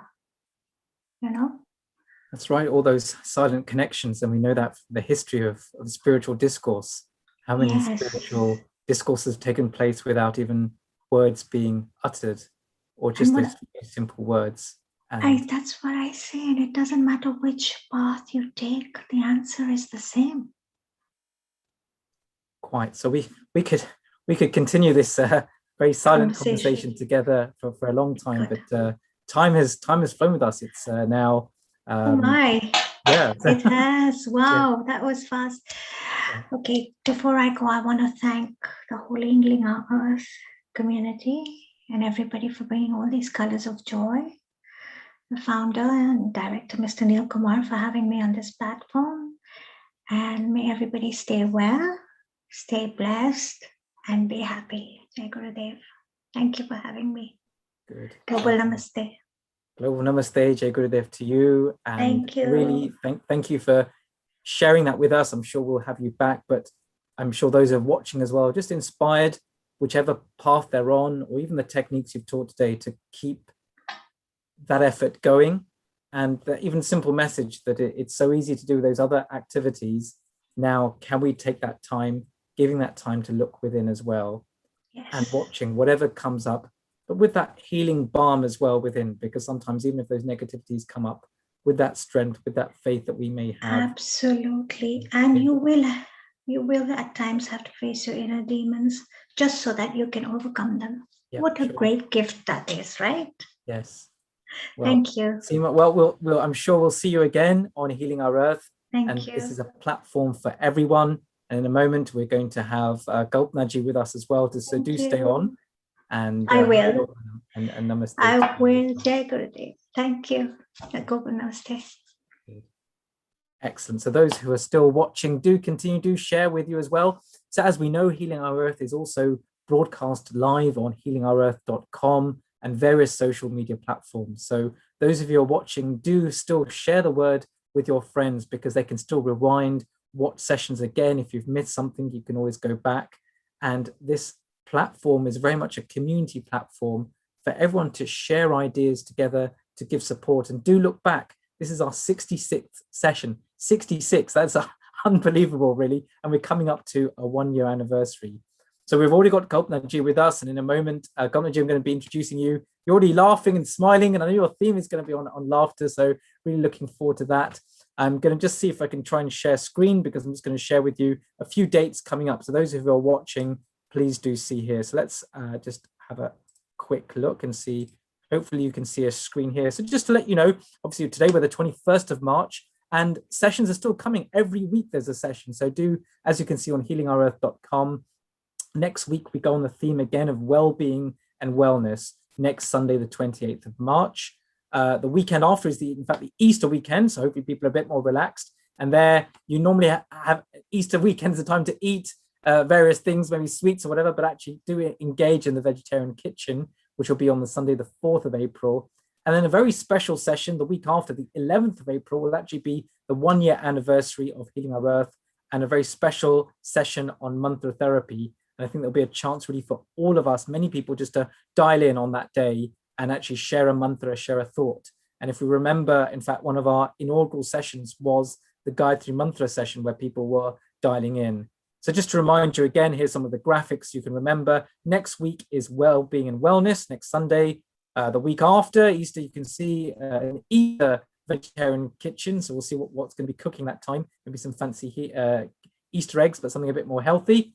And just a reminder for those who certainly are in the UK, today is actually Census Day. And so by taking part, you'll help the community get the services needed now in the future. And the census really gives a picture of all the people and the household in England and Wales. So if you're living around here, please do complete your census. If you need help, do seek help from anyone, either on paper or online. And on behalf of everyone here, you can see some of the channel partners here, which are displayed on the screen as well. But without further ado, I'm going to stop screen sharing because we've got Kalpana Doshi with us as well now. Kalpana, namaste to you and a warm welcome. Namaste. Good to see you, and welcome to Healing Our Earth. I'm going to just share a few words about you to our guests as well, and I'm just bringing them up so I can just share with you as well. So Kalpana is actually a laughter yoga leader based in London with over 9 or 10 years of experience now.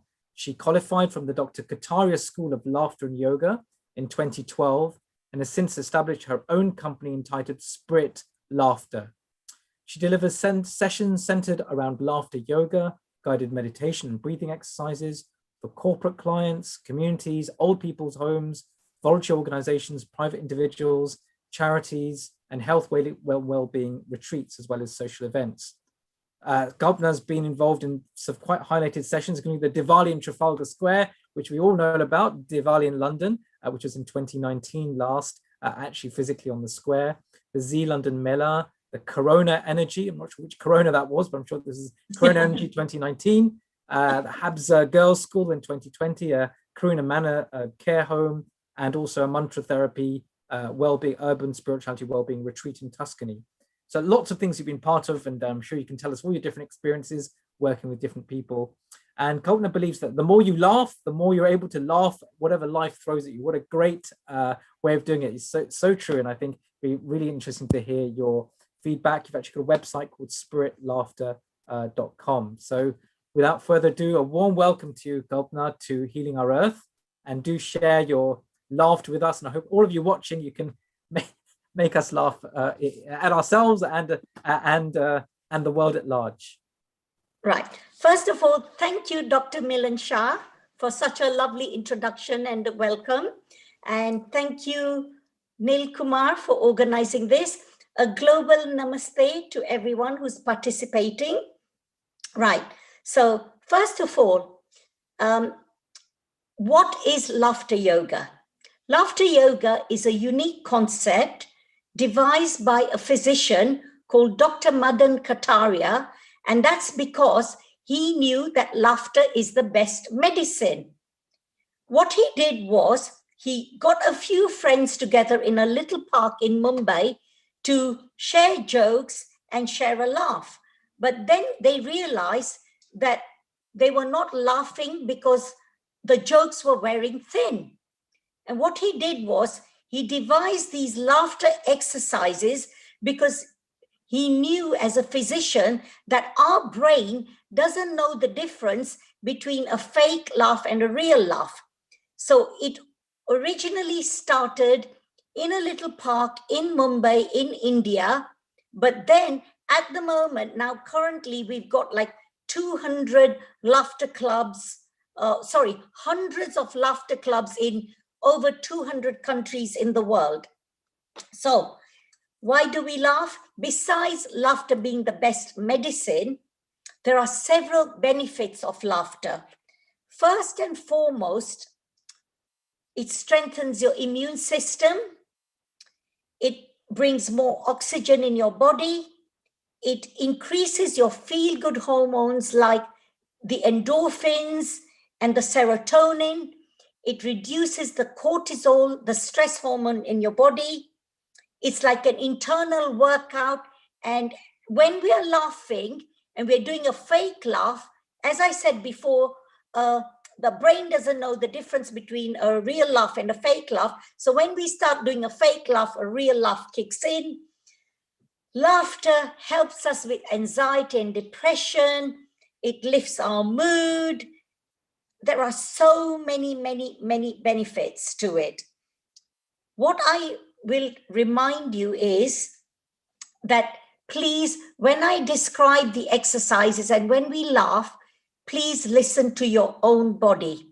The contradictions are, if you have high blood pressure, please don't overexert yourself. If you're recovering from an operation, just take it easy. Listen to your body. Right. A famous psychologist, the father of modern psychology, William James said, we don't laugh because we are happy because we laugh. That's why all these laughter clubs were invented. I mean, I've got friends, you know, they say, wow, what are you doing? All these key. But anyway, once they get into it, it's great. It's a great stress buster. It's an aerobic exercise. I'm repeating myself because it helps with depression and anxiety. It helps you feel younger, look younger. And in this day and age, we need it more than ever because it helps with our immune system. Right. The reason we do laughter yoga, it's because it's a choice. We choose to laugh. It's not by chance. So we're going to be participating in these exercises. And then when we laugh, we're going to do a big, deep belly laugh. And we're going to be like children. You know, children laugh hundreds of times a day. When we are born and we are pure, as we grow up, we build layers and layers and layers of stuff that happens to us, and we become more and more and more miserable. But, you know, children don't have much. They run around freely and they're laughing all day. And so when we are going to laugh, we're going to do it with childlike playfulness. Right. There are 4 steps to this laughter. So first and foremost, Dr. Milan Shah, you're the only one on here. So normally I'm used to lots of real people around me and we are exchanging energies, or I have a big screen, several screens full. And, you know, even through the screens, I can see people's, you know, emotions coming through. So the reason it's called laughter yoga, it's not because we're going to do different poses like the tree or dog position or whatever. We're going to use our breath to laugh. That's why it's called yoga. We're going to do pranayama. We're going to do deep, long breaths in between to laugh. Right. And then the first step is breathing. The second step we're going to do is clapping. And when we clap, we're going to keep our palms open and we're going to activate our pressure points. I'm going to demonstrate, and it's just you and me, so we won't ask everyone to turn their mics off. So we're going to keep clapping. Dr. Shah, Milan Shah, we keep clapping like this. And we're going to do big eyes and big smile. Oh, give me a big smile. Yeah, right, great. So we're going to keep clapping and we're going to, this is activating all the acupressure points. Right. When I put my hand up, we stop. So now we're going to add some rhythm to it. So we're going to go 1, 2, 1, 2, 3. 1, 2, 1, 2, 3. 1, 2, 1, 2, 3. 1, 2, 1, 2, 3. 1, 2, 1, 2, 3. So right. So the procedure is we're breathing, we are clapping, we've added rhythm to it, and now we're going to add some chanting to it. So we're going to say ho, ho, ha, ha, ha, ho, ho, ha, ha, ha, ho, ha, ha, ha,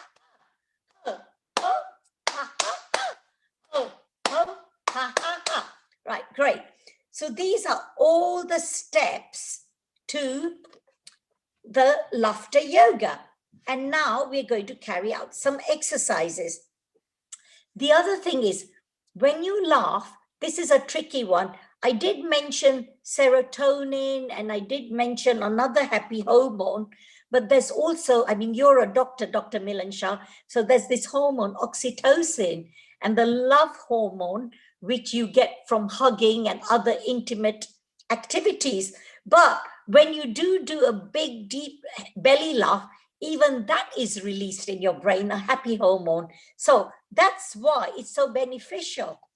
And now the laughter exercise we're going to do, it's in 3 little laughs. So a short laugh, a medium laugh, and a long laugh. I'll demonstrate the first one. So I'm going to do the Namaste laughter. So I'll do it. And Dr. Shah, Dr. Milan Shah, can you unmute yourself? I will unmute. Yeah, no, I'll unmute. Lovely. Now, so I'm going to do a short laugh, a medium laugh, and a long laugh. And I would love you to laugh with me. And all over the world or wherever you are, this is for your well-being. And please, please, please laugh with us. So I'll demonstrate first. So we go.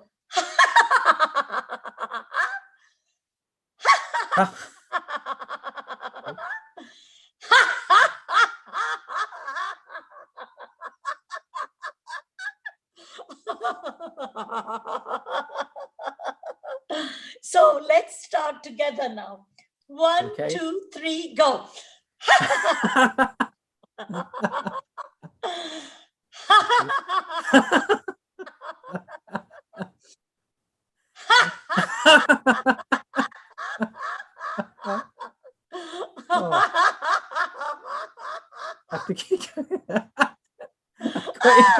Selena, good. Thank you for putting your camera on. Okay, we've got some more people. Reinu, brilliant. Oh, I'm so happy to see you guys. Right. Good, good. Lovely. So now that I can see more of you, I can really feel the energy coming through. Thank you. Thank you so much. Okay. Oh, Dolly. Hi, Dolly. Lovely. So let's center ourselves. Put your hands on your heart and breathe in and out. Breathe in again and out.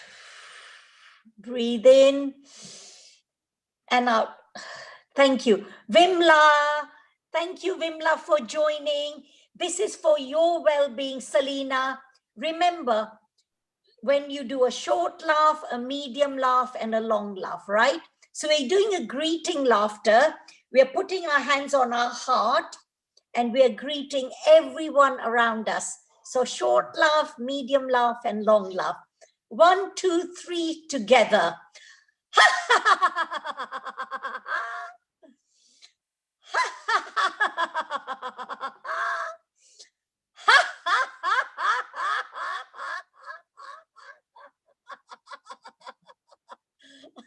Can you please unmute yourselves? Selena, Vimla, Reinu, Milan. Yes, we're. Okay, let's do it together. Selena, unmute yourself. Vimla, if you can unmute. Reinu, unmute. They can't unmute themselves. Just carry on with yourself and Milan Shah, please. Thank you. Over. Right. Okay. Lovely. Thank you. All right. So let's do the clapping. At least you saw me all of you saw me doing the clapping, right? So we are activating the acupressure points. We want to energize our body. So let's clap it out with the rhythm and the chanting. Let's do it together. 1, 2, 3, go. Ho, ho, ha, ha, ha. Ho, ho, ha, ha, ha. Ho, ho, ha, ha, ha. Ho, ho, ha, ha, ha. Ho, ho, ha, ha, ha. Ho, ho, ha, ha, ha. Lovely. Thank you so much. Saroj Ben, thank you for joining. Lovely to see you on here. Okay, so the next exercise, it's called a 1 meter laugh. When you go to the Indian fabric shops and you buy a sari, or even the African shops, or even in Thailand or Malaysia, and you're trying to buy a sari, and then you say 6 yards of material, you know, they measure it like this. So we're going to do a short laugh, a medium laugh, and a long laugh. And when you laugh, I want you to open your chest wide and literally throw all your worries out to the universe. Take everything out from your own body. The universe is there to protect you. This session is called Healing the Earth. The earth is there. The earth protects us. It supports us. We have to hand over our worries to a higher power. So what we're going to do is a short laugh, a medium laugh, a long laugh. Remember, big eyes, big smile, and a big belly laugh, okay? So let's breathe in and out 3 times before we do the exercise. So nice long breath in and out. Breathe in and out. Breathe in and out. And I know I've got 2 or 3 close friends here. I know they're recovering. So I wish you well, and let's wish you well with the laughter. So 1, 2, 3.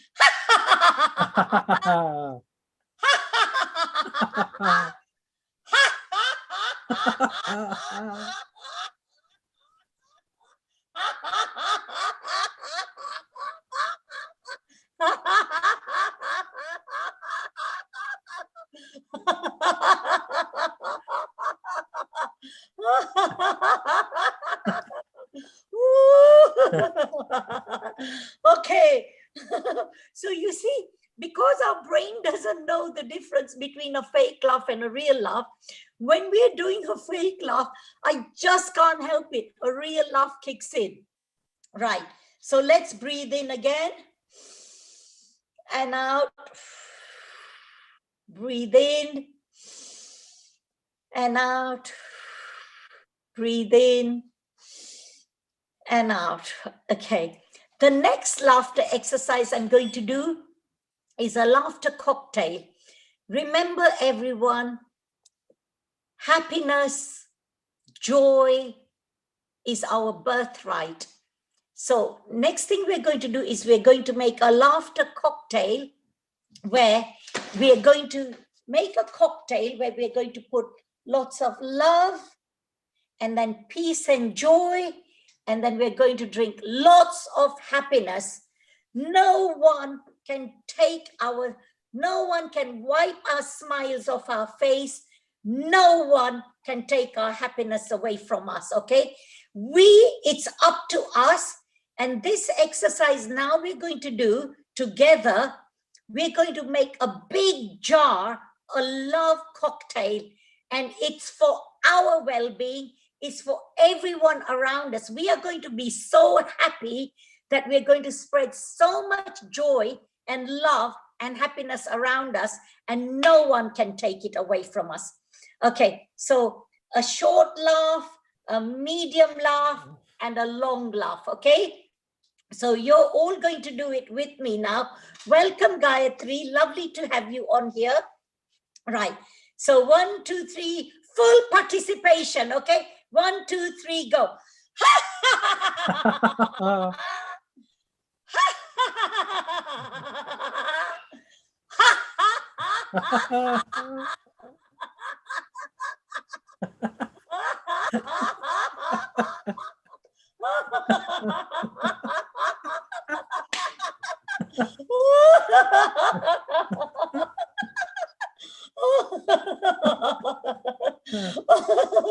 Oh, goodness gracious me. Sorry, I can't help it. The fake laughter has instilled a real laughter. Okay, hands on our heart. Okay, breathe in and out. Breathe in and out. Breathe in and out. Okay. Let's do the laughter cocktail one more time before I move on to another exercise. So, are we ready? It's non-alcoholic, by the way. Okay. 1, 2, 3.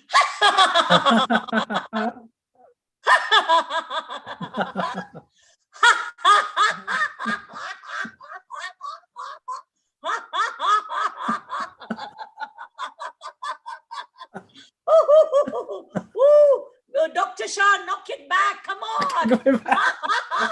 She was back, right back. Dr. Milan Shah, Yeah. hang loose. Hang loose. Hang loose. Hey. Oh, hang loose. Okay, I think we need a bit more participation from Dr. Milan Shah. And Okay. in that case, okay, let's all roll our shoulders. Let's roll our shoulders frontwards, all the way around. Okay, and then backwards. Thank you, everyone. You're doing so well, and I'm so happy to be here. Okay, stretch your hands up and all the way around, forward, all the way back, 3 forwards, and then 1 backwards. That's it. Right. Wonderful. Okay, last exercise. So, where Healing Our Earth program is all about goodness and happiness and good thoughts and all sorts of things. So the last exercise I'm going to do is a mental flossing, where we are going to take out all the bad thoughts from our mind, our brain, our body, wherever the thoughts are going, and think only good thoughts. So we're going to do a short laugh, a medium laugh, and a long laugh. And a lot of us are very guilty of not flossing every day. So the dentist always tells us to floss, floss, floss. But today we're going to floss away negativity, bad thoughts, bad feelings, everything. So short laugh, medium laugh, and a long laugh, okay? Dr. Milan Shah? I'm ready. I'm very much ready. Are you sure? Let's get Can you get your floss ready, please? Got my floss ready. Okay, right. Everybody ready? 1, 2, 3.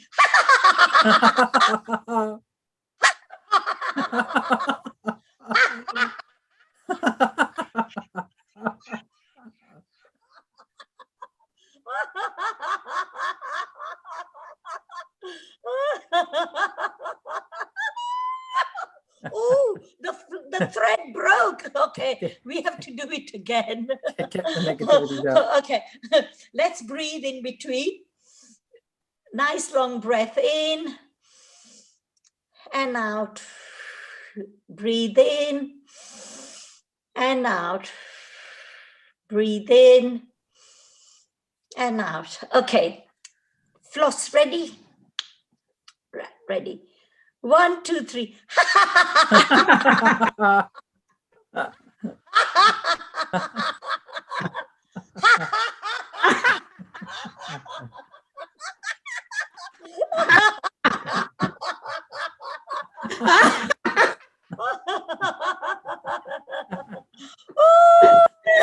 Love it. Okay, so let's clap it out. You all know how to clap. Oh, oh, ha, ha, ha. Oh, oh, oh, ha, ha, ha. Oh, oh, oh,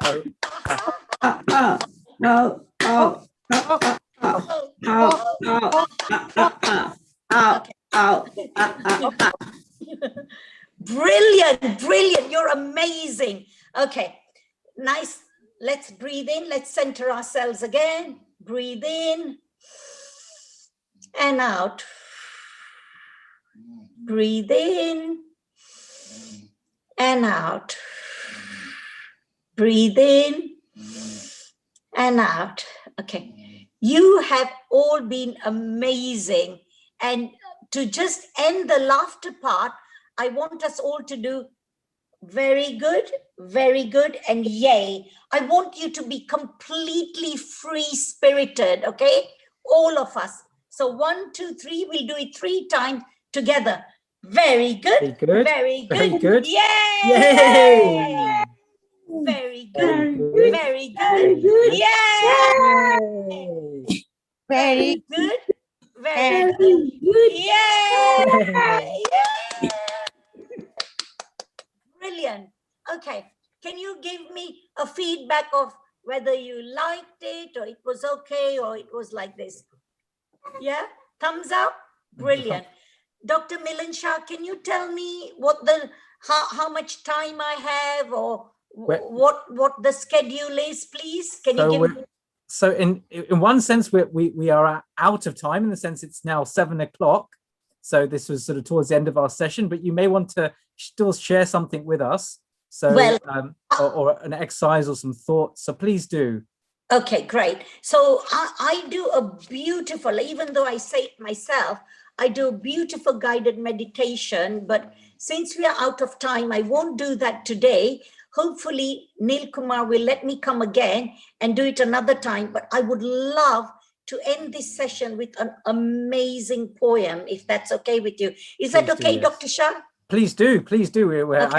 I'm still in a laughing mood, and then I'm sure we'll be happy to have you back as well. Thank you so much. Thank you. Do share the poem with us, please do. Okay, so Dr. Milan Shah, Selina Cheshire, Renu Sharma, Saroj Shah, Dolly Parekh, A. Gayatri Vimla, and Neil Kumar. This is specially for you. Okay, so this poem is called Be Like the Sun. May laughter reach those eyes and hide those painful lies. That soul-wrenching pain you feel, let not your shine it steal.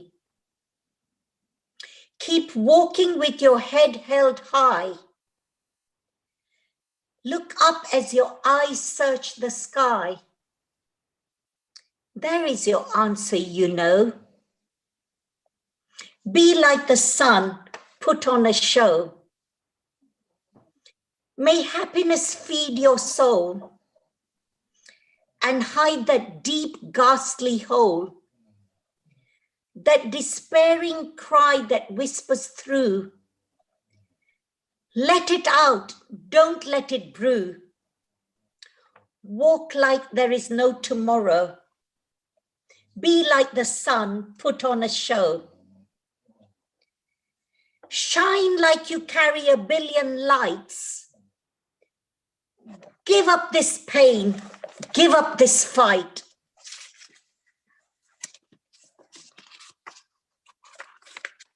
Spread warmth and happiness wherever you go. Put your best suit on with a tie or a bow. Smile with the truth only you know. Be like the sun, put on a show. Thank you. A global namaste. I'm privileged to be here tonight. Thank you. Thank you so much, and a namaste and a laughing namaste to you, really, with that wonderful session. And do stay on, even those of you who are on the Zoom session. We know that this is being broadcast live on various channels, but the Zoom, we're using the Zoom platform, will remain open even once the meeting closes. So those of you who are still on, even yourself, Kapna, please do stay on to the meeting, even after we've stopped broadcasting. There's a chance if you wanted to share anything else. But those who are watching online and through various platforms, on behalf of everyone at Healing Our Earth, thank you so much for bringing that laughter. And the things I'm picking up on are that as soon as even as you say, when you laugh, even doing an impromptu, say a fake laugh, immediately it generates a genuine laugh. So your brain doesn't tell the difference, and you say we don't laugh because we're happy because we laugh. And I can see that radiating from your face and what you've been doing as well. So we're almost coming, well, we are coming to the end, but a few burning questions, but one, look, you've gone out, I can see, to old people's homes, to schools, to places, particularly in London now, different areas of the world, people sort of laugh much easier. I think when I usually go to India or Southern Hemisphere countries, they seem to be always a bit more open. When you come to the Northern Hemisphere or Europe, people seem a little bit more closed. Not always, this is maybe just a stereotype. But how have you found it? I mean, you've gone into, let's say you've gone into a high school, you've gone into a mela. When you just get caught with an audience who seem to be not wanting to laugh, what happens? How do you overcome that? So thank you for asking that question, Dr. Shah. So I've done corporate sessions where I've had men with folded arms, saying, "You're right, try and make us laugh." So yes. one of my friends is quite high up in some corporate world thing, and she gifted her team a Christmas gift.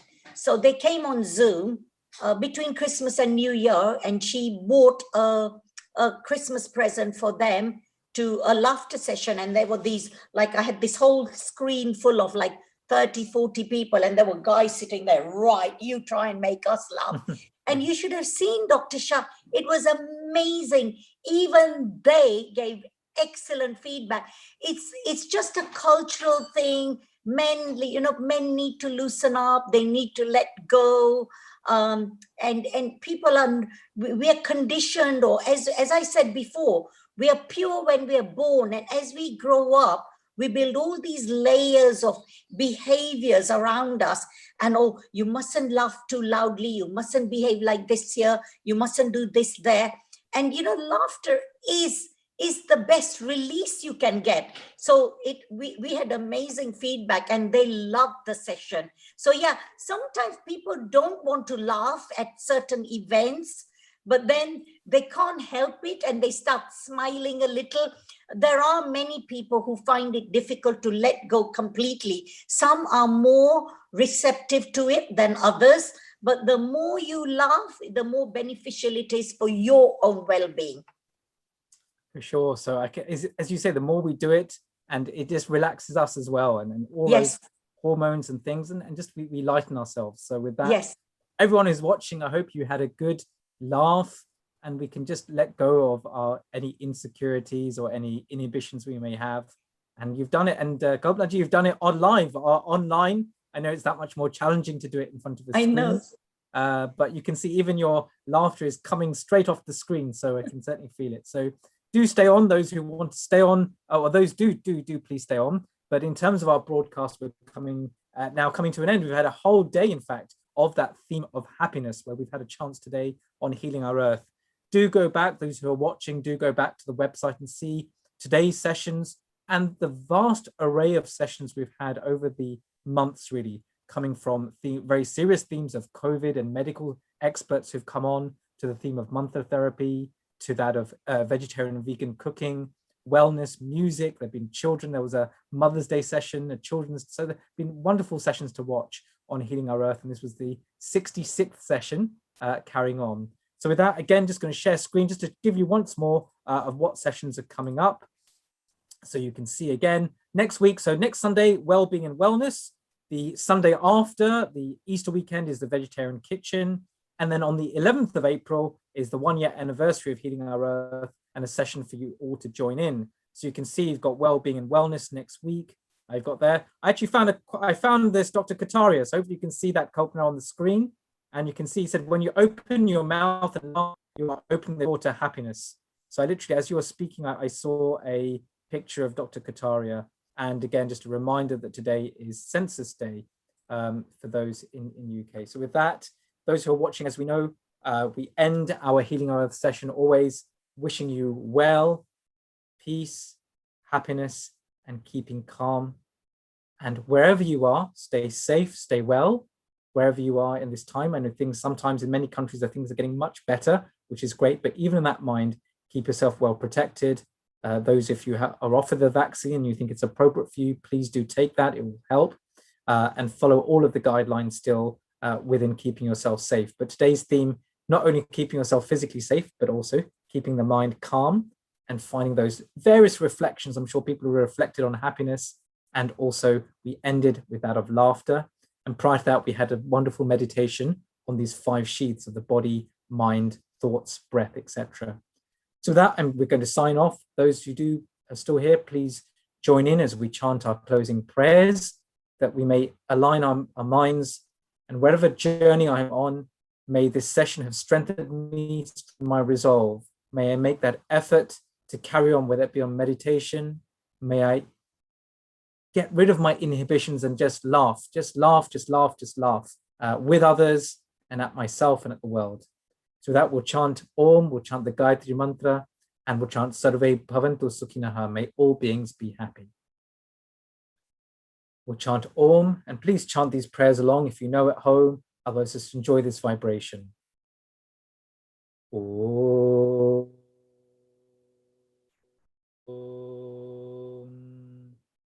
Bhurbhuvaswaha Tatsaviturvarenyam Bhargo Devasya Dhimahi Dhiyo Yo Nah Prachodayat. May my mind, my intellect be illumined like the sun, be bright like the sun. Om Sarve Bhavantu Sukhinaha Sarve Santu Niramaya Sarve Bhadrani Pashyantu Ma Kaschit Dukha Bhag Bhavet. May all beings be happy, may all beings be healthy, and may none suffer. Om Asato Ma Satkamaya Tamaso Ma Jyotirgamaya Mrityorma Amritam Gamaya. Om Shanti Shanti Shanti. Lead me from the unreal to the real, from darkness to light, and from death to immortality. Peace, peace, peace be unto all. With that, we sign out till we see you next time.